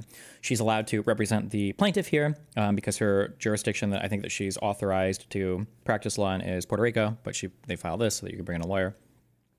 I have personal knowledge of the matters contained herein, and if called upon to testify, I could offer competent testimony thereto. I'm submitting the statement to support a plaintiff's motion for preliminary injunction at docket 21. I don't know how common it is that like your lawyers are like are also filing, you know, like statements or affidavits or whatever. But I don't know. It's fine. Okay. Regarding defendant's claims that he has been preserving evidence, Mr. Bretler asserts in his declaration that during a telephonic meet and confer with plaintiff's counsel on April 9, 2025, I informed counsel of the steps defendant has taken to preserve evidence in connection with this case. This portrayal of our meet and confer is not accurate. During the meet and confer, Mr. Bretler asserted that his client was not destroying evidence. It was only after being pressed repeatedly for specifics as to how his client was preserving evidence that Mr. Bretler finally responded that his client was preserving evidence in JSON files. No other specifics were provided. Notably, I love that it's just like, it's like a lawyer versus lawyer battle. Is she going to be shitting on? Okay. Notably, Mr. Bretler's declaration to the court does not provide any specifics as to the steps defendant has taken to preserve evidence and does not mention JSON files. Defendant Bonnell's declaration, however, claims that he has preserved evidence by exporting all relevant Discord messages into an HTML file. Defendant's statement makes no mention of preserving evidence in JSON files. These are two completely different methods of preserving evidence with very different results. None of this is true, but she can. All of the tech shit. I actually got so triggered reading all of this last night. Oh my god! But on behalf of the plaintiff, I and my co-counsel have made significant efforts to try to remove the video from the multiple platforms, including Kiwi Farms. I checked all the videos, and basically all of them are still up, except for one. So it seems like they didn't do shit either. I guess you would say there's not one iota of evidence to suggest that they did, quoting their own language. But we have retained experts to assist us in this time-consuming and expensive process. What, filing DMCA claims or takedowns? Okay. Although we succeeded in removing the video from several of the pornography websites, we have not succeeded in having it removed from Kiwi Farms or other sites where it is still visible. These sites are resistant to removing content and often will only do so pursuant to a court order. Oh, hey, that makes it sound like I wasn't able to get it taken down. Good one. On behalf of the plaintiff, I and my co-counsel have also expended significant resources in having subpoenas drafted and served on multiple social media sites in an effort to preserve evidence and then have it deleted from the sites.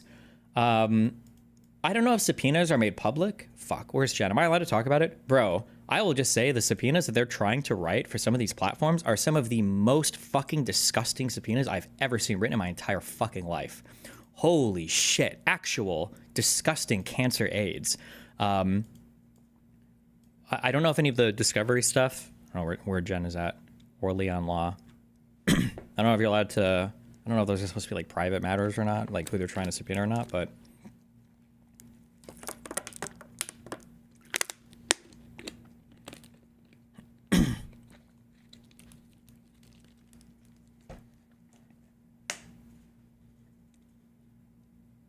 Okay, well, if lawyer people come out, you can tell me. To date, we have served subpoenas on Discord, Google, Instagram, and Kiwi Farms. Defendant is fully aware of these subpoenas since his counsel was provided with prior notice and copies of the subpoenas. Pursuant to this, I declare penalty of perjury under the laws of the United States, best of my knowledge, blah, blah, blah. Okay, that's her declaration.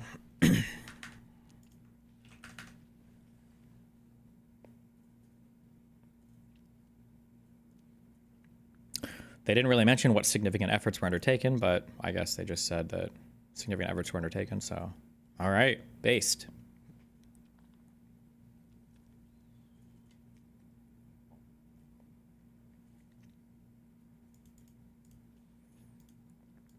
Moreover, in addition to the video, the private messages published by defendant are still accessible to the public on social media sites under his own control and cause ongoing harm to plaintiff.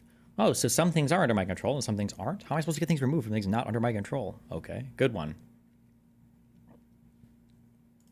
Since learning of the non-consensual sharing of the video, plaintiff has suffered extreme emotional distress and continues to suffer precisely because the video and the private messages are still available for the public to view. Additionally, plaintiff has demonstrated an imminent risk of further non-consensual disclosures of intimate images of herself, as well as further publication of her private sexual information by Bonnell. See Brooks' declaration on the docket 21-2. Bonnell offered to share the video even after the November 29th, 2024 publications. I think we've put this in like 2 or 3 filings by now, but they were just lying. They just like to lie. Any videos that I was referencing, 1, nothing was transmitted, but 2, any videos that I were talking about with this Hannah Brooks person were videos of me giving oral sex to a female. I think that's what eating means. They're not the video that is the subject of this complaint. They've provided no evidence of that. They continue to repeat this claim, even though it's like patently false if you just read Hannah Brooks' declaration. But they just like to lie over and over again, I guess. So based, I guess. See also plaintiff's declaration, blah, blah, blah, blah, blah. Post disparaging plaintiff. This behavior tends to show the defendant post. Every single court case that they cite here is so fucking funny. So, quote, this behavior tends to show the defendant poses an imminent risk of dissemination of plaintiff's intimate visual depictions. Doe v. Constant. This case, I bought a Pacer account because I'm curious. So I was reading through the preliminary injunction that was granted in this case.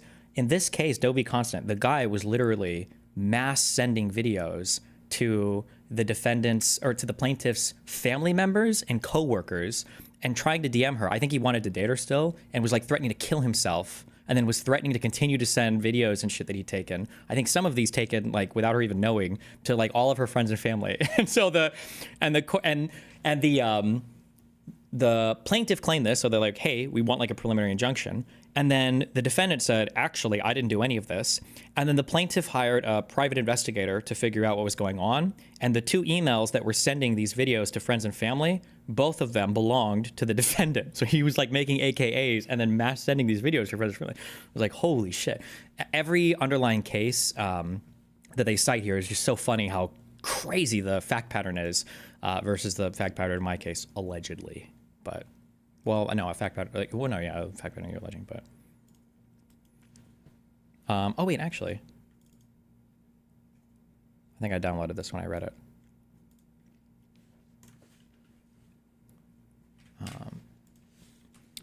Defendant Douglas Constant. Yeah, wait, hold on. Plaintiff alleges that defendant Douglas Constant Jr., defendant, surreptitiously acquired nude photographs of plaintiff and distributed them on multiple occasions to her family, friends, colleagues, and her office landlord. She alleges that defendant has additionally threatened to send these photographs to various regulatory bodies that govern her profession. She alleges that defendant demands plaintiff to admit to the relationship with defendant to her family, or he will disclose the photographs. And then he continues to contact her even after her attorney sent defendant a cease and desist notice. She further alleges the defendant has threatened suicide when faced with plaintiff's non-response.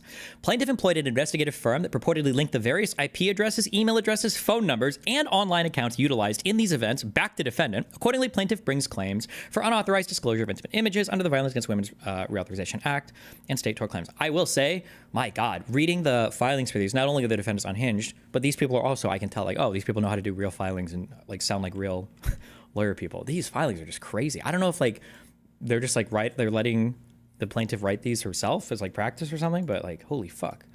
So at the hearing for this preliminary injunction, at the hearing, plaintiff's counsel elicited testimony from plaintiff and her private investigator, Dan Halpin. Plaintiff's counsel also produced the communications containing the intimate visual depictions of plaintiff and the investigator's written report. The defendant chose to only cross-examine the plaintiff. I guess he just wanted to talk to her. And the defendant did not produce any rebuttal evidence. But yeah, I don't know. The underlying cases they cite are always fucking insane. But okay. Furthermore, as fully set forth in plaintiff's motion, an ongoing violation of the right to privacy presumptively constitutes an irreparable injury. This is true. And Cardi specifically provides that victims are entitled to preliminary injunctions. It's also true. Defendant failed to even provide or to even respond to these arguments in his opposition, presumably because the holdings are incontrovertible. I don't even know what that means. I'm not going to argue against I'm not going to argue against what the statute says. Like, yeah, the statute explicitly says some of the relief that can be offered to a plaintiff can come in the form of a temporary restraining order, a preliminary injunction, or an injunction on the behavior, I think. Why would I argue against why am I here to argue against the statute? What?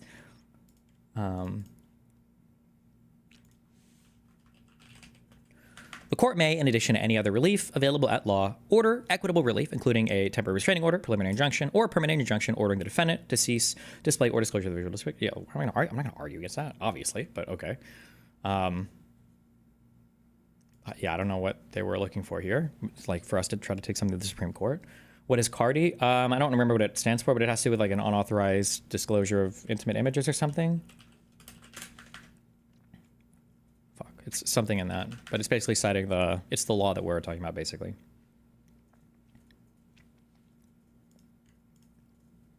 Instead of responding, defendant asserts that plaintiff provides no evidence that Bonnell shared the video on more than one occasion. He has not. No evidence that Bonnell intends to share the video. Again, he does not. And no evidence that Bonnell has been or will do anything to exacerbate harm to plaintiff. Each of these assertions is false. 1, the declaration of Abby MC proves that Bonnell has shared it with at least one other person, our Twilight witness here. The declaration of Brooks proves Bonnell is still offering to share the video. This is not, unless my dick is literally eating somebody. This is not true, but okay. And 3, Bonnell continues to speak disparagingly about plaintiff and her pursuit of justice on his platforms on a regular basis, thus continuing to harm her and driving traffic to the site where the video is posted. I'm allowed to talk about public filings. I don't know if they're trying to sue me because I'm not allowed to talk about public filings, but I am relating to this. I'm absolutely allowed to speak about these. You're literally filing these in public court. Like, welcome to court, I guess, but okay. In short, the fact that the video and the private messages are still accessible to the public is sufficient to constitute irreparable harm, warranting injunctive relief. I agree with this to some extent. But this injunctive relief should probably be against the people who are still making those videos accessible to the public. But hey, what do I know? In a case that is directly on point, involving the non-consensual disclosure of intimate images, the court found irreparable harm warranting affirmative injunctive relief precisely because the sexually explicit, quote, video remains visible to the public, end quote. Diaz versus Hernandez. This case is directly on point. Oh, I looked this one up. I don't have. I think this might be the 6x9 case. In this one, I think the defendant himself was literally still hosting all of this publicly. This is also another unhinged fucking case. If anybody wants to link me the docket on this, we could read the preliminary injunction that was granted here. But the defendant in this is fucking crazy. Jesus, but. Similarly here, without a preliminary injunction from this court, this irreparable harm to plaintiff will continue. Again, it's funny because like the harm that is allegedly happening to the plaintiff, I have absolutely no ability to do anything about that, short of a DeLorean that can go 88 miles per hour. There's nothing, like, I don't know what, yeah, but okay. 1, the harm to plaintiff is not self-inflicted. In a shameful attempt to minimize his own responsibility for his unlawful conduct,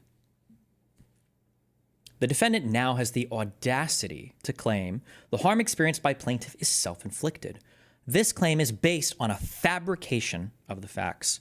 Bunnell falsely claims that, but for plaintiff's own public comments about the leak, she would have, for the most part, remained anonymous. Although it is not clear what defendant means by remaining anonymous, quote, for the most part, end quote, the fact is that well before plaintiff published her Substack on January 20th, 2025, the streaming world was fully aware that Pixie was the woman in the video. First, her face and hair are easily recognizable. See declaration of this person. Second, shortly after the video was published on November 29th, 2024, and well before Pixie posted her Substack, she began receiving hundreds of harassing messages related to the video. Again, video was published by who? The behavior that is being spoken about here, that all of the proximate and foreseeable harm was coming from, the publisher is not ever listed in this complaint.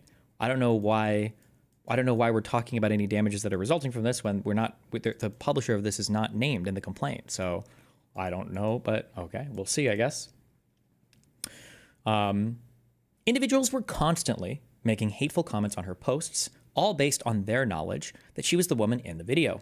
Comments such as, "You got exposed, LeMayo, I have it downloaded," "Destiny Guzzler," among other lewd, nasty, and demeaning remarks. Is this exhibit public or is this exhibit private? I don't know if this one was filed under seal or not.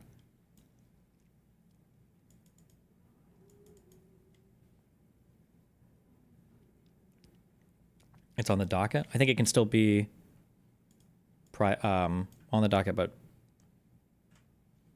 filed under seal though, right? Wait, fuck, what? Oh, stone, steel.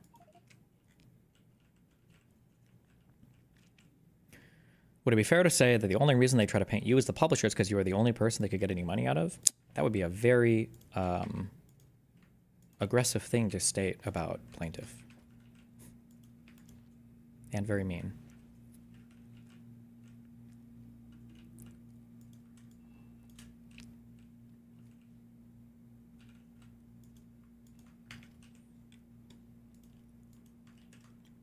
Okay, let's get a sample of these horrible comments.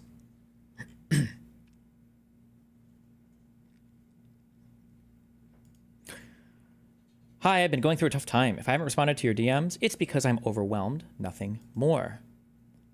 Is it because your sex tape got leaked? That's quite the L. Damn. 14 likes. Whew, that's a big one. One of the funny things is, I think I put this in the little mini festo that I wrote online, and I think also me and another person even agreed that it felt like some of the things that plaintiff was publicly tweeting, it felt like they were almost trying to bait some type of negative engagement. And now I feel like that actually might have been the case, because it seems like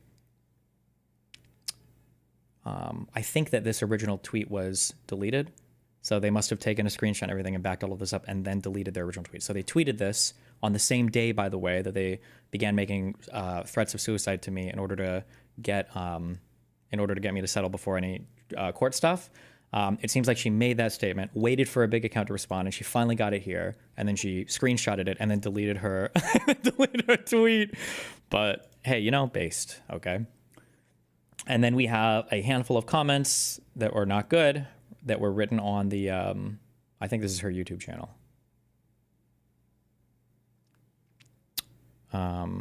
Based evidence, not based. You shouldn't be harassing people. And then we have Annie Loof, who is some unhinged person who is in a Justical Discord server person. So based. Good job.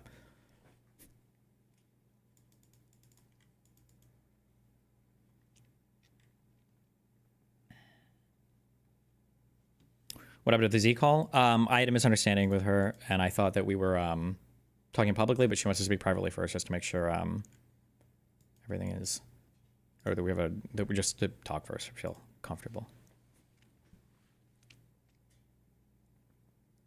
Sizable content creators that had tens of thousands to hundreds of thousands of followers were also making public comments stating that it was Pixie in the video with Destiny. Finally, Pixie felt that she had no choice but to go public and defend herself when 2 defamatory videos were posted, including her private messages claiming that she took hush money and that she didn't care about the victims.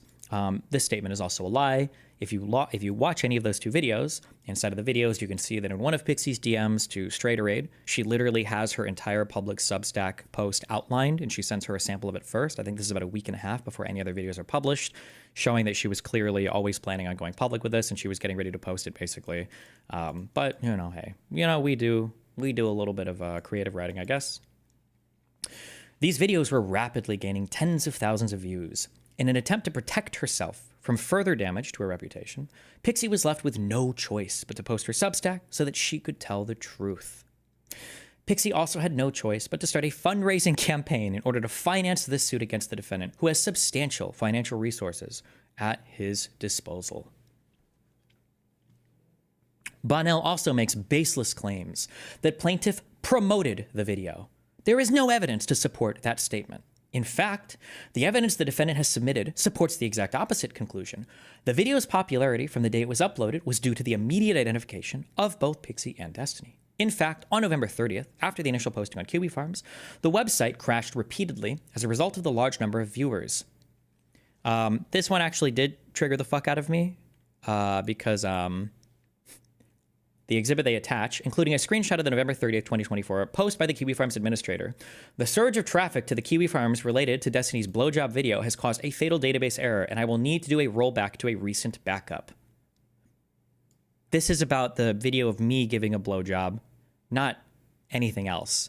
The fact that she would try to subsume this as part of her lawsuit is actually beyond fucking reproachable, is actually fucking disgusting to me. But you know what, Queen?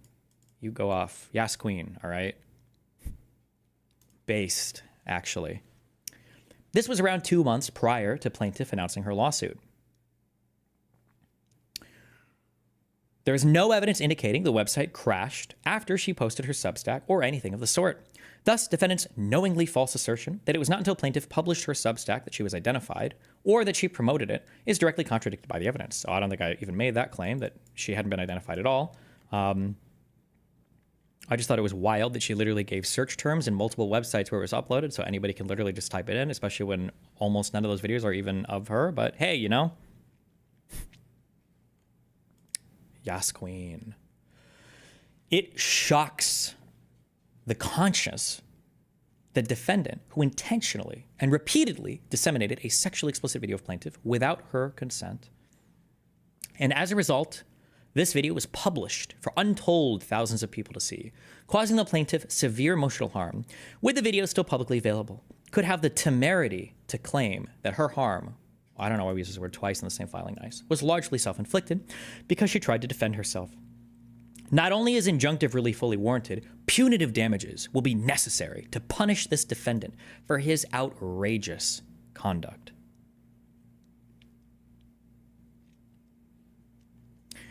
The requested relief is necessary and warranted. Defendant's gaslighting and distortion of the facts continues. Plaintiff's motion requested an order enjoining defendant Bonnell from sharing, publishing, or transmitting, whether directly or indirectly, the videos and or private messages. I don't know what it means to indirectly do that, but okay. Compelling him to remove all publications of plaintiff's private messages and private information from all forms of public media he controls, either directly or indirectly. Motion upon Bonnell completely distorts and rephrases the second request as ordering him to remove the video and all messages between him and plaintiff from all forms of public media. Bonnell's inclusion of quotation marks is particularly disturbing and misleading. The second request unambiguously and specifically requests only that Bonnell remove the private messages from social media under his control. Yet notice how they keep calling out or like more and more about all of the harm resulting from the public publication of stuff, but okay. The majority of Bonnell's argument is based on his distortion of the requests and thus should be stricken or disregarded by the court.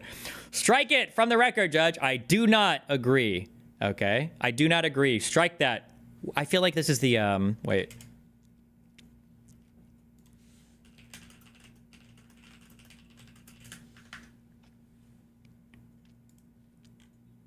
Fuck. Aren't they in court? And, one of them keeps saying, like, strike that from the record. Strike that from the record. Fuck, what am I thinking of? Is it this show? It is, right?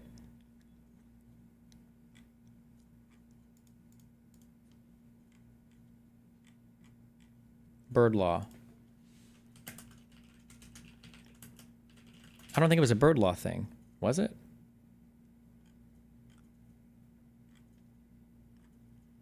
I don't remember the episode. Fuck me. But whatever. Okay.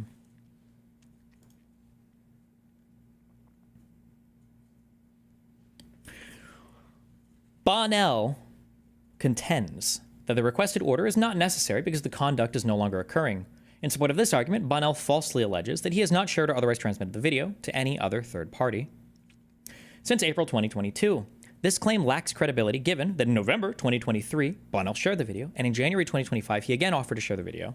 So the second thing is a lie. This first thing they've provided literally no evidence of, but okay. Bonnell also falsely told Witness B that he only shared her videos once with Rose, but Witness B then found out he shared them with multiple women. There's also no evidence of this as well. Also, I don't even know why any statements like this from Witness B would even be here, because this is not an issue before this court at all. It literally has nothing to do with this. This hasn't been litigated. This isn't, but okay, I guess.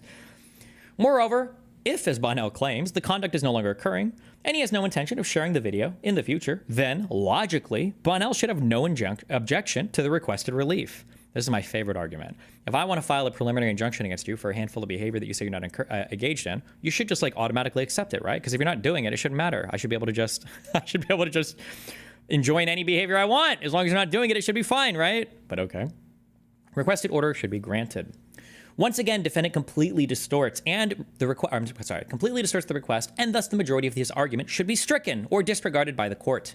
Plaintiff did not request an order of spoliation.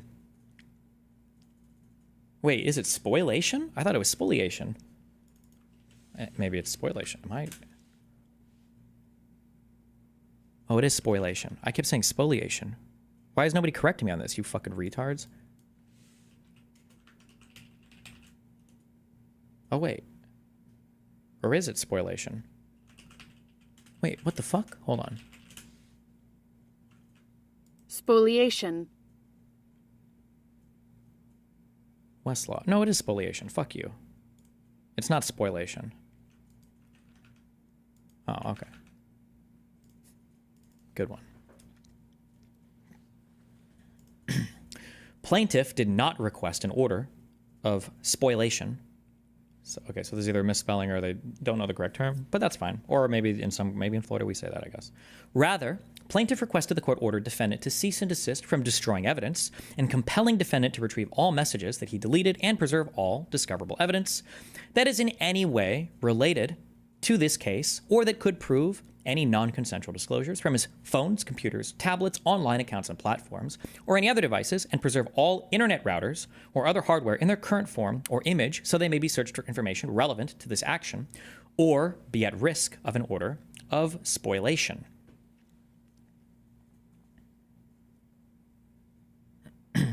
Destiny, get the TR orders they are seeking. It actually doesn't even make sense. Order 2, asking them to enjoin you, doesn't mention in your control. And Order 3, asking you to remove all private info, says directly or indirectly, LOL. Yeah, I know. It's just, this is all like fucking, this is all like meme shit, but I don't know.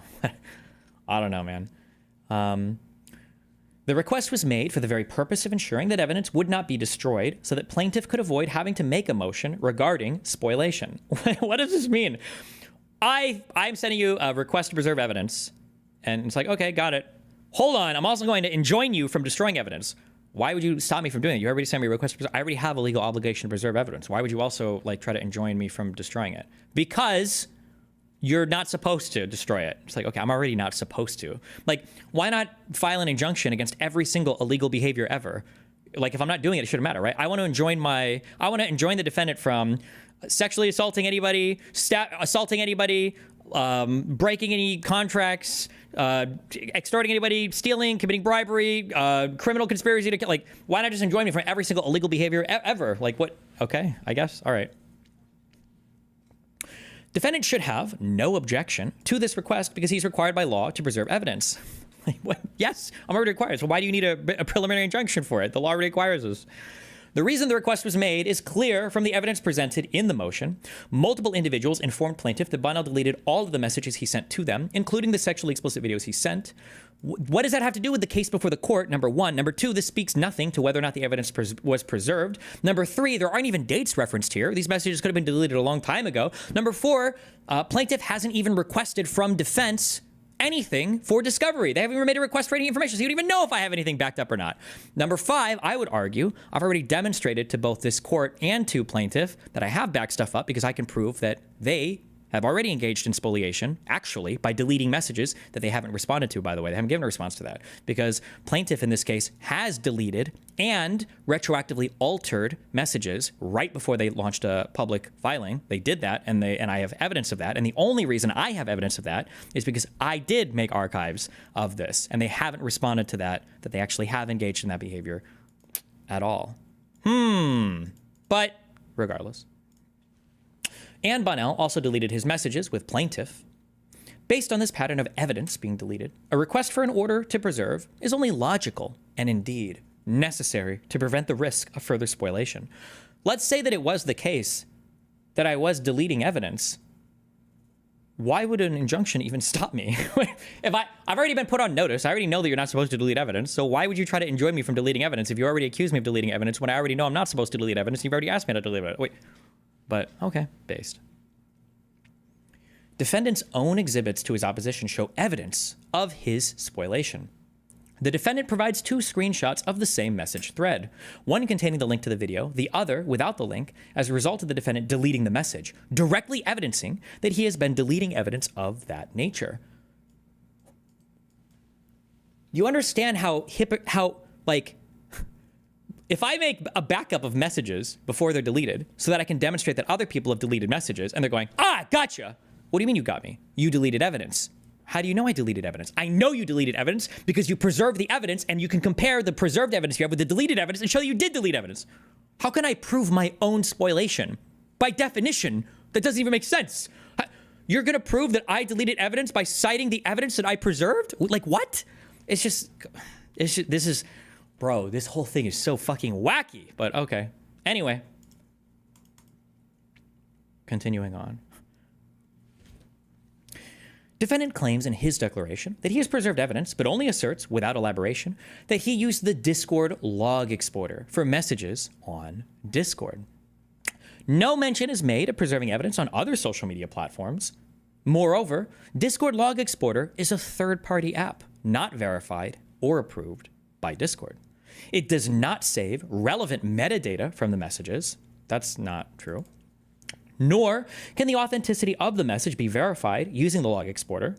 While that's true, you can't really verify the authenticity of any message ever, right? Like, you can always doctor any screenshot. I could theoretically edit the HTML I've exported. But you can doctor anything. I mean, unless Discord is literally going to provide you themselves, with the data, like how do you even prove this? But okay. Also, I don't know how they would know whether I've backed anything else up on any other apps because They haven't requested anything from me at all, but okay. All right. It converts messages into HTML files, but there is no way to verify if the defendant has truly archived or exported all of his messages or selectively left out certain ranges in an effort to conceal data. Any evidence he may have preserved is still subject to tampering. All evidence is. And the defendant could have deleted certain messages and then archived the chats. Oh, you mean like plaintiff has and still hasn't responded to that accusation? The proper procedure for the defendant before mass deleting would have been to request from Discord a data package. This package would be verified by Discord and include all messages and images the defendant has sent. So you understand that, one, you don't know if I've requested that or not, and two, you could still modify this. The Discord data package is also just a bunch of CSV and JSON files. You can just go through and delete and edit shit in that as well. So I don't know what the point is of including this, but okay. This package would be verified by Discord and include all messages and images the defendant has sent. I don't know if those Discord backups even include media. I don't think it does, but I'm not sure. I would have to go check. Due to the reckless deletion, even if defendant requested a data package now, the damage could be permanent. Alternatively, so even this, what if I just literally started deleting messages and then requested a Discord backup? So even before, this is also self-defeating. You're saying that even a data request, if you're saying I deleted shit before exporting it to an HTML file, I could have just deleted shit before exporting it to the Discord request. Like, this. Great to see the law tubers who followed your case nonstop go silent after the first public court. Yeah, it's whatever. I don't care. It's all. It is what it is. The package would be verified by, okay, due to the reckless deletion, even if the defendant requested data package, now damage could be permanent. Alternatively, prior to the deletion, the defendant could have used Relativity or a trusted e-discovery platform to preserve evidence. I don't even know what these are, to be fair, but okay. The defendant did none of these actions, which certainly cast doubt on his intent and the veracity of his preservation. In short, a self-created export is not a substitute for original server-stored messages. In all the discovery that I've read, most of these exports are self-created, but I don't know. I haven't read a fuck ton of cases like this, so I don't know. Maybe there's different things you can do. The plaintiff cannot independently verify, 1, whether all relevant messages were captured, and 2, whether messages were deleted before export, or 3, whether timestamps, edits, deletions, or context were altered. You can't do that with any, I don't think with any platform on any of these online apps, but okay. In addition to Discord logs being deleted, Destiny apparently deleted his Google Drive as well. Destiny has admitted to this court that he has a Google Drive where he puts pornographic material and then shares the link with individuals. This is, I don't know if they think that it was just like, is there like a giant folder with every single explicit video that I've ever taken just being shipped out to people? I don't know if that's what they think this means, but the individual who leaked the videos in the initial Kiwi Farms leaks, Solo Tiny Leaks, confirmed they were from Destiny's Google Drive that he shared with Rose. And the video of Pixie sent by Bonnell in November 2023 was in a Google Drive link. Exhibit 4, witness A also received videos through Google Drive, acting when he deleted it. Okay, multiple women can confirm that the Google Drive link was active within the past year. Who are the other women? Who else? Is it just the two, or the Twilight witness we brought in, and then who else? What? Okay. Multiple women can confirm that the Google Drive, they're trying to subtly imply here that it was just a link to a massive fucking repository of content. Nice. Okay, based. Good job.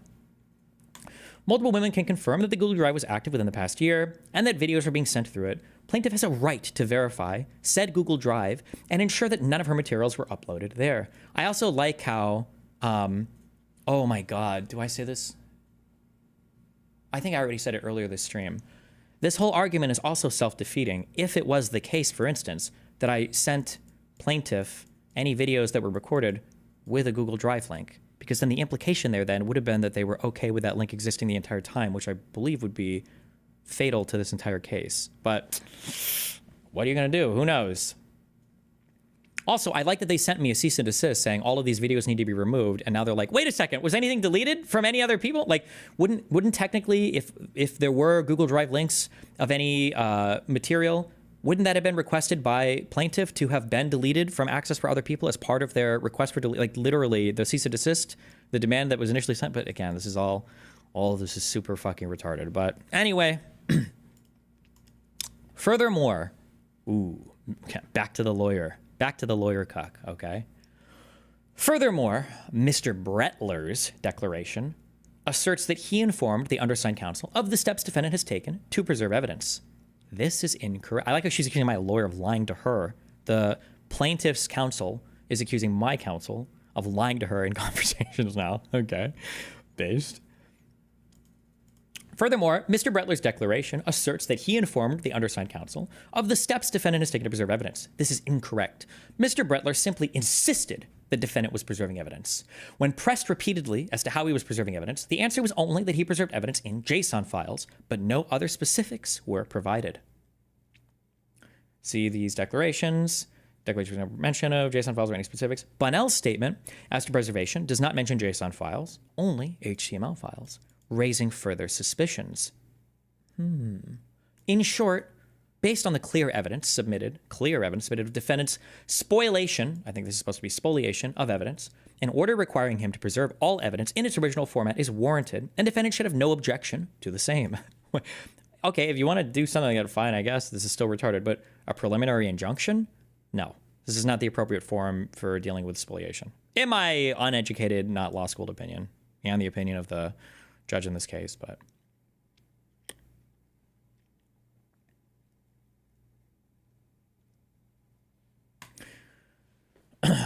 Plaintiff's fourth and fifth requests are for an order to compel defendant to direct third parties to comply with the court's order by removing any version of the video containing plaintiff's image and likenesses from any form of public media under their control, and compelling defendant to attest in a declaration that he has complied with this court's order while describing the steps he's taken to do so. Okay, wait, so you have, why would I be directing other parties to comply with the court's order when those parties are not, one, named in this lawsuit, so I don't even know why I'm directing them, and two, they're not like directly employed by me or anything else. Like what, like, what? How, what is it? And also they spent the whole time saying, we only asked him to remove stuff directly under his control. That's all we asked for, okay? What do they say? Hold on.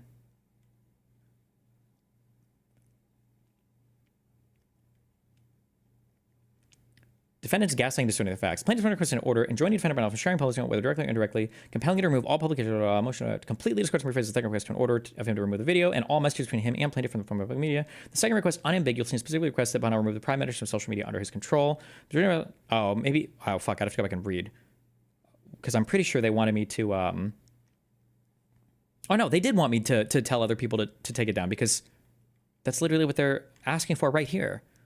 So they're saying we only wanted him to remove the messages, and now they're saying, but we also want him to direct third parties to comply with the court's order. Why do you think I can do that? I don't understand why you think I would have the ability to do that. I can't tell somebody else to comply with my court order. That's not how that works.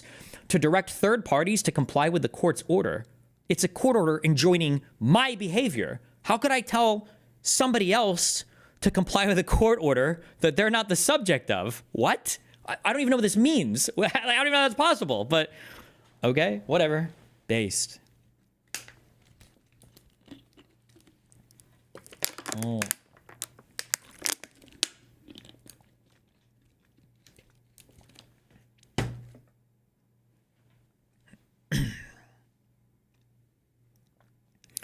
Maybe they want the court to tell you to use your resources to try and get the stuff taken down for Jane Doe. I don't think that usually compelling somebody to do a behavior is an extraordinary step for the court. I think enjoining is usually telling somebody to stop doing something. You can issue an injunction, a stay for something, or compelling somebody to do something. That's a really big thing. I don't think as part of an injunction or enjoining something, I don't think you can order somebody to do that. But also, I've already said this before. I think I said this in my filings. They have all the exact same power to take any of this down as I do. If anything, I don't know if I argue this personally to them, personally to plaintiff before any court stuff was involved, or if I argue this in one of the filings. You really think I can message these people and have them take shit down? Like we already know who these. Like it's not going to happen. If you really wanted any of it taken down, you should have named them as parties to this lawsuit. You should have named them as parties, and then you could actually issue them a court order. And you could say, hey, this website, because there is stuff that's still being hosted actively and is still accessible to the public, you can issue a court order to them, and you can enjoin their behavior. You can't. How are you going to compel me to do something else for a quarter that doesn't apply to an unnamed party in a lawsuit? But I don't know. Whatever. Good memes. And compelling defendant to attest in a declaration that he has complied with this court's order while describing the steps he has taken to do so.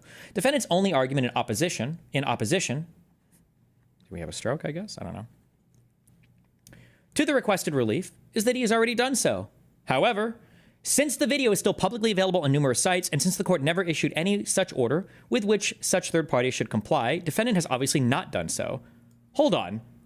So, I've obviously not requested anything to be taken down, but earlier in this very motion, or in this very brief, I guess, reply, they said that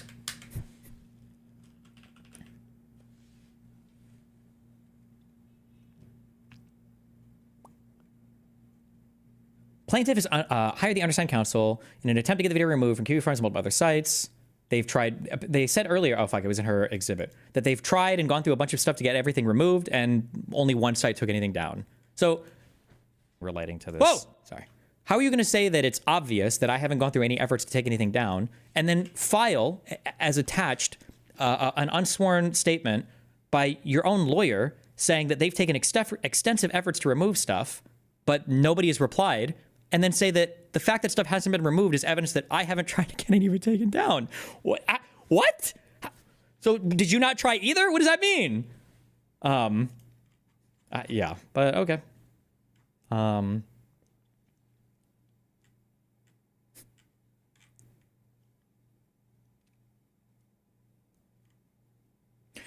However, since the video is still publicly available on numerous sites, and since the court never issued any such order with which third parties should comply, defendant has obviously not done so. There are multiple sites, such as Kiwi Farms, that won't comply with any requests from plaintiff's counsel to remove content absent a court order. Then get a court order against the people hosting it, right? Since defendant claims that he is a victim of revenge porn, it is surprising that he would object to this request and not join in the request that the court order the removal of the video. Then order the removal of it. I don't even know if the court can issue that because those other people aren't parties. They are parties to the lawsuit. How can you enjoin somebody who's not a named party to a suit? I don't even know if you can do that. You have to file a separate lawsuit or at least name them as defendants on this one. But they don't want to do that because they're spooked, because they're cowards. That's why, by the way. But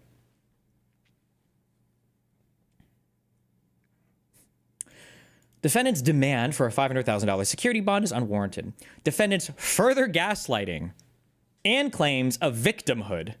I'm gaslighting the court by claiming to be a victim, by the way. Defendant's further gaslighting and claims of victimhood extends to his demand of a $500,000 security bond. The request is beyond absurd. Not one of the injunctive relief requests made by plaintiff would restrict his ability to defend himself online, as claimed by defendant. It is not even clear from who or what defendant is purportedly defending himself online. Even more absurd. Hello, the plaintiff's public Substack disparaging me? But okay. Destiny, what is the $500,000 thing? There are 4 elements to a preliminary injunction, and I'm not going to know it. There are 4 things you have to consider. I don't remember all 4. It's, what is it? A likelihood of success on the merits, chance of irreparable harm. The 4th thing, I don't remember the 3rd thing. The 4th thing, I think, is called a balance of, on the balance of equities. Oh, it doesn't harm the public interest is, I think, 1, and then 1, I think, is like a balance of equities, basically, which has to show that you're not disproportionately burdening the plaintiff by enjoining their behavior. So let's say that you ask for a preliminary injunction and you're like, I think this guy's harming the environment. I need him to stop doing all of his business while this court case is going on.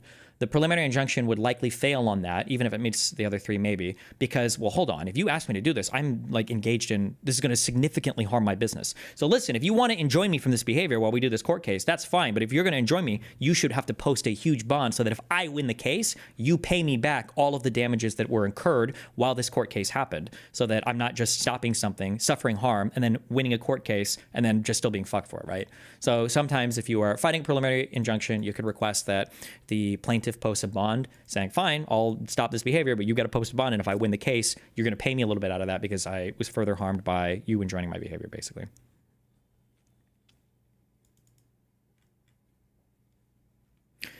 This sounds like just throwing shit at the wall. Is this like a usual way to submit requests? Just whatever falls on your mind?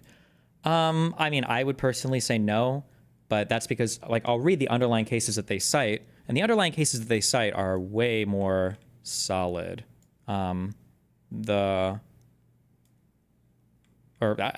lawyers' writing in the documents seem like real people, and the writing is good. The underlying citations are good. I don't know if plaintiff is writing these herself, maybe, and maybe her counsel is like letting her practice. I truly have no idea. I don't know. I really don't know. This is kind of wacky stuff that I've seen, but whatever. It's not even clear even more absurd is his claim that he will incur substantial out-of-pocket costs and fees in connections with attempted compliance.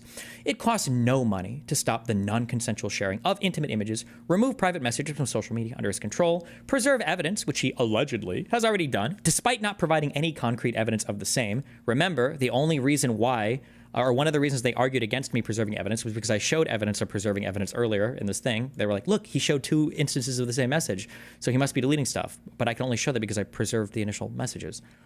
Or send a letter to third parties. Plaintiff's request for injunctive relief should be granted without requiring any security, or in the alternative, the bond should be nominal at best.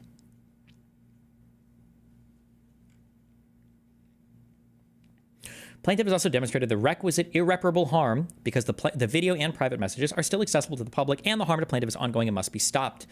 The whole purpose of the most important factor, I believe, is ongoing and irreparable harm. I think that's like the most important. Oh, no, wait, I'm so sorry. That's not true. That's the second one. Likelihood of success on the merits is the most important of the 4 factors. And then I think following that, it would be the irreparable harm. But it's funny because the requisite irreparable harm here is literally the video, of which I can't do anything about. So the whole, like, a large part of this preliminary injunction request relies on that wouldn't, but good one. And his opposition did not even address the remaining 2 factors of injunctive relief, the balance of equities, or the public interest. And thus, these 2 factors have been conceded. Accordingly, plaintiff has met all 4 criteria for the award of injunctive relief, and the motion should be granted. Good memes. Are you in the discovery phase yet? Theoretically, we are, but defense or plaintiff has not issued any requests to me, so I don't know if they were planning on it or if we're just kind of like big chillin', but fun times.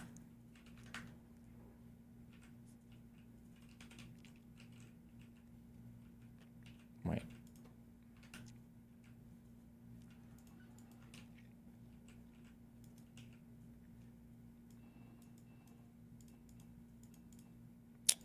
How are you feeling? Like annoyed, I guess, but you obviously addressed the balance of equities. Probably not, because there's not like a huge harm to me by not doing a behavior that's already illegal that I'm already doing, or not engaging in illegal behavior, which I'm already doing by not engaging in said behavior. So, yeah. At what point does dragging out a lawsuit become malicious in the eyes of the court? I don't know. I have no idea how that works. I think you have to go pretty far to like get chastised or sanctioned or something, but we'll see. I'm curious. I hope that they rule on this sooner rather than later. One, because there's a chance that the whole thing could get tossed just right here at this preliminary injunction hearing. And then 2, just it'll be interesting to see. I'm curious how the magistrate judge views all of the wacky randomness, because maybe it'll be a good forewarning, I guess, on how the primary judge will view things. But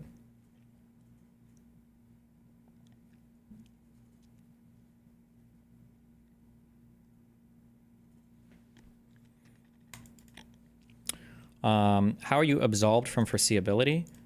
Well, I mean, I think it would be strange to argue that if you send explicit material of yourself to another person, that it's foreseeable that that material would leak, because then that would mean that by recording something and having it with somebody else, that your own behavior would make it foreseeable that something would leak. That would be kind of self-defeating. Does that make sense? That wouldn't really...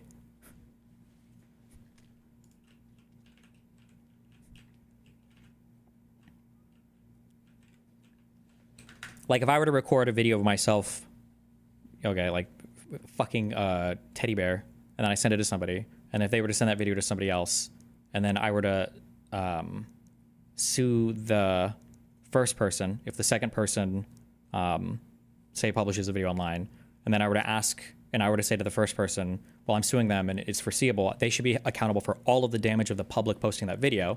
And my argument is, well, if you're going to send an explicit video like that, obviously it's going to be published. Well, the foreseeability argument is self-defeating because I sent the video in the first place, so then should I have foreseen the damages that it would have caused? Then, right, it's like a self-defeating argument. Is foreseeability even an element here? The federal court statute is basically a strict liability offense. Not when... I don't even know if strict liability is part of this or would count here. But the foreseeability and everything, and I think proximate harm are concepts that you would talk about when it comes to assessing damage to a person or who's liable for damages to a person or whatever. Are you worried at all about this since this is heavily integrated with technology that judges may not understand things well or might slow down the trial? I mean, this is already going, it's fucking slow. It's already going to take months more, however the fuck long.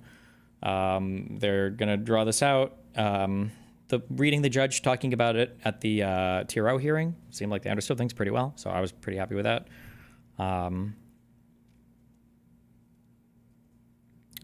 What exactly is their aim with the PI? Just to stop you from talking about it public? I think they just want to get any win, like any motions that they can file that they can get wins on. Maybe if they get like a PI, you know how like Trump will say shit like, we had a big win in court, guys. And it's like, what was the big win in court? You know, we defeated a TRO or we got like a TRO. It's like, okay, well, you didn't really win your case. But people will just say that like, oh, we won because we got this. So I don't know. Maybe they're just looking. Oh, and maybe actually it could be like a fundraiser thing too. Like say they were to get a preliminary injunction, they could argue that they have like a type of restraining order against me, but I finally got a restraining order against my abuser, but I still need more help. Like please donate to win this so that I can continue being victorious or whatever. Maybe that'd be my guess, I guess. That's my guess. I truly have no idea. Like I said, the whole thing is like kind of wacky and ridiculous, but.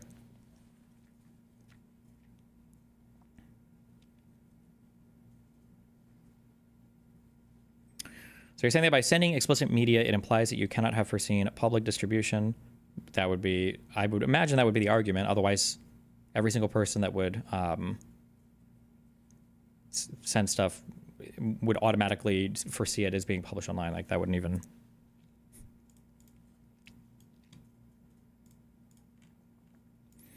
Were your lawyers mad about you posting this? No, I generally check everything with them first, generally, but.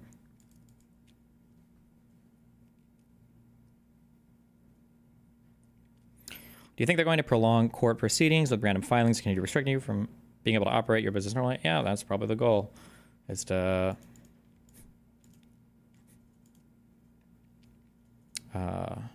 meme as hard as possible.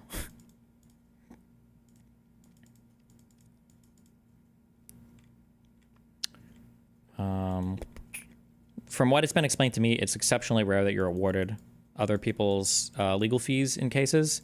Basically, I was told like everybody basically pays their own court costs. So I don't know if I would get those back or not. I seriously doubt it. Well, maybe if they continue, maybe they continue acting this way. But that would be very bad for the other side if that was the case. But I don't know.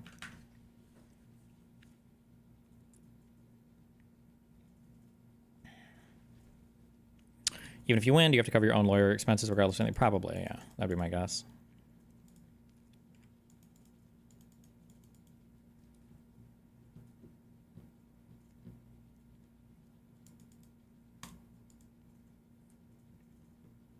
Memeing with malicious intent. True.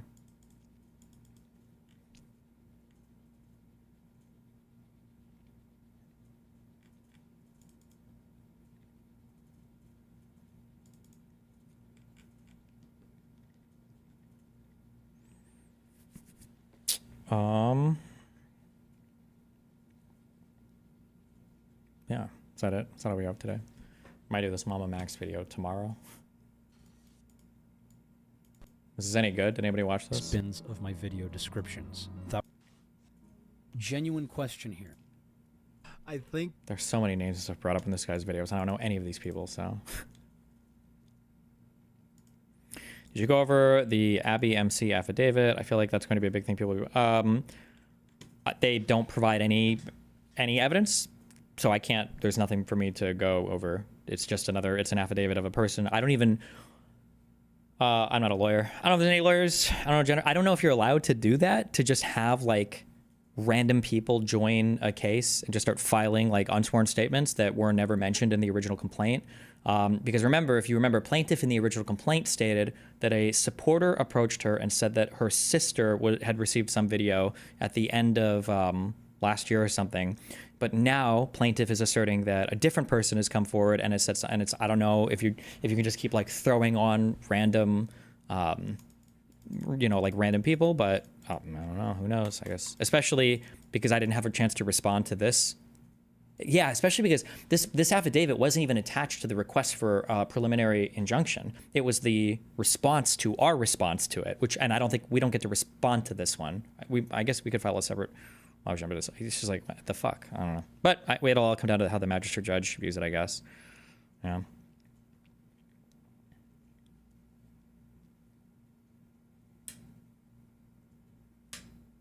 Your Honor, strike that.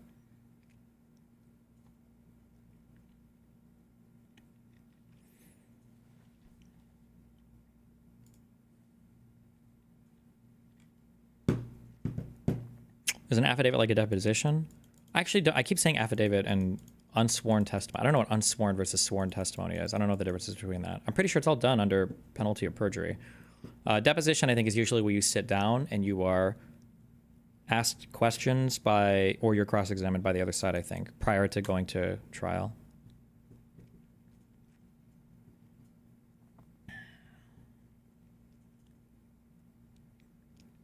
How do you think plaintiff feels about how this is going? I don't fucking know. Don't know. Don't talk to him. Don't talk to that friend group. No clue.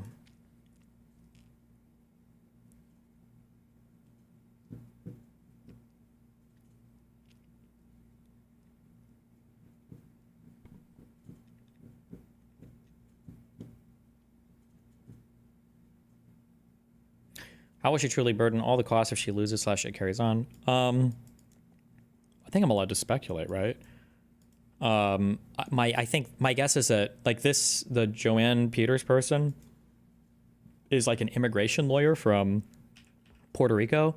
My guess is that this is probably just like a family friend who's trying to do like a favor. So she's probably either doing this pro bono or working on a contingency or something. That's my guess. So my guess is that plaintiff's probably not using the publicly raised money funds for the case. I don't know how, unless she's like self-funding a bunch of it now and she actually is secretly rich or her parents are covering it, but yeah.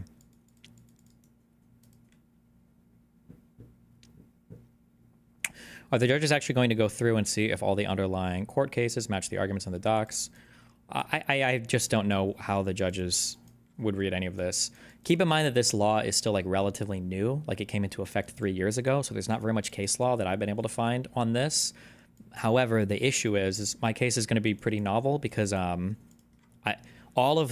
least all of the cases that I've seen that are invoking this statute, all of them have to do with like incredibly unhinged defendants. It's usually men that are like spamming intimate videos or pictures to like friends and family members of plaintiff, or men that are like abusive or like then the one who was like threatening to kill himself and then making secret accounts to like spam explicit videos and images. So those were like all of the cases that I read about is usually that. I haven't seen any cases yet, I don't think. Also, if anybody wants to email me some, I'd love to read them. I'd just be curious. I haven't seen any cases where it's just like somebody transmitted a video to another person without authorization and then they were sued for. I haven't seen any of those. But I mean, maybe it's there might be some. I just haven't found them. But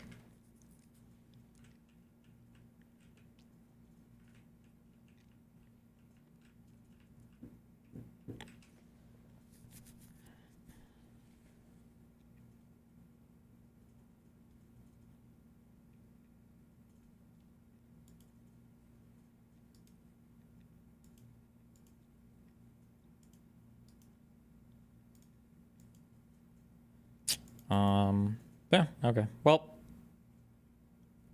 is there an active restraining order for you and plaintiff? No.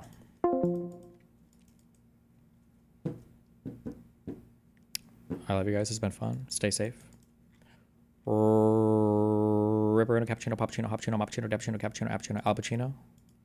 My Deuterinos, Rippuccino. Stay safe. Be careful. Oh, wait. Connections.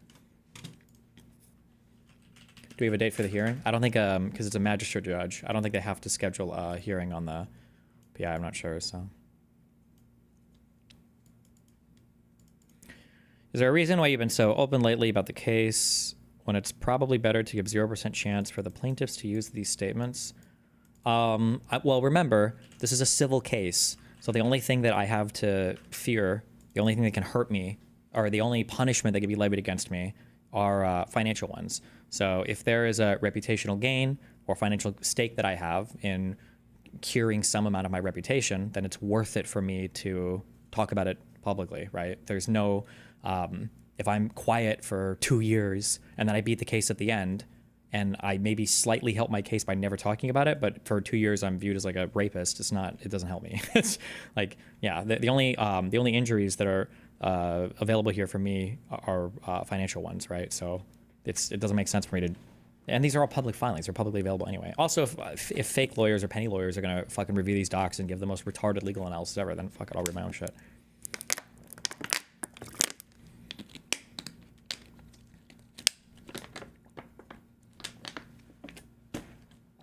If you lose, doesn't it hurt your reputation more? I don't know, actually. I truly don't know the answer to that. I don't know if losing or winning this case will do anything for my reputation. If I win, people will either say it was on a technicality or it's because I've seen some people say, like, oh, it's because he has better lawyers. If I lose, I'm a rapist. People already think the same thing anyway. I don't actually know if the outcome is that important in terms of reputation. So, no.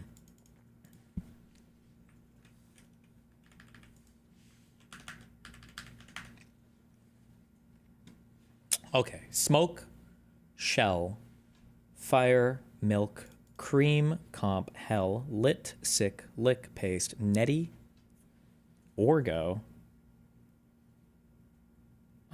ill, well, and dope.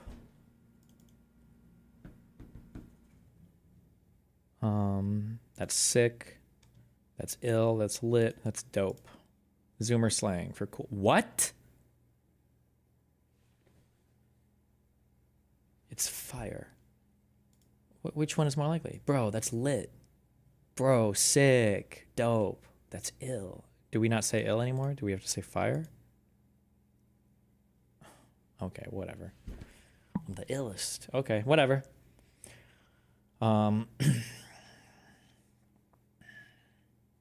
Is Orgo like a brand name for some shit? I don't know.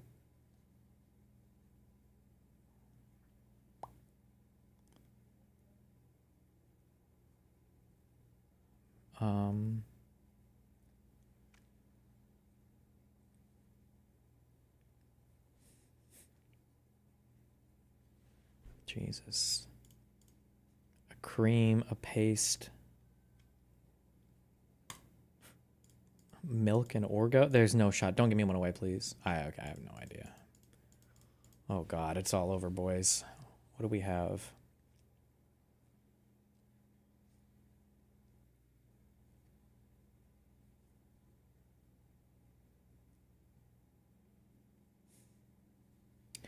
Well, I don't know what neti. I know what a neti pot is. Neti pot?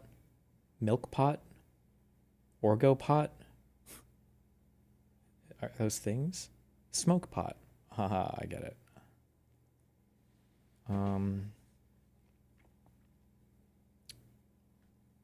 Oh, wait. Stamps? You can lick a stamp. You can paste a stamp. You can... No.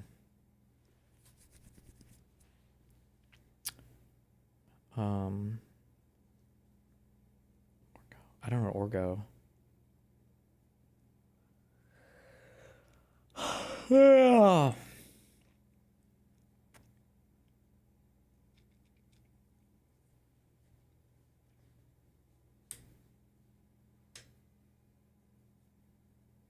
Oh my God.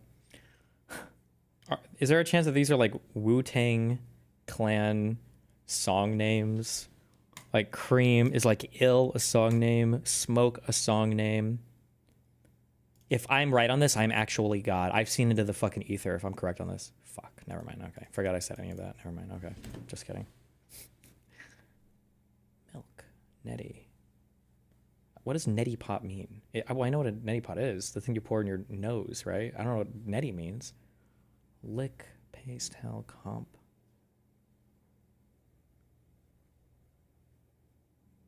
Hell?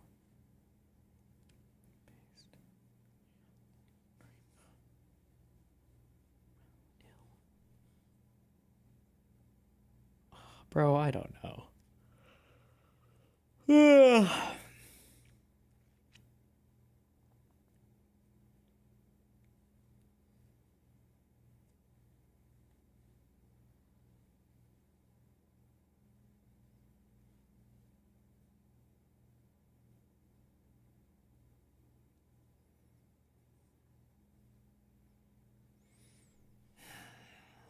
Get me out of here. Did I already guess these together? I have no idea. Get me the fuck out. To defeat soundly. Wait, that guy got smoked. He got pasted?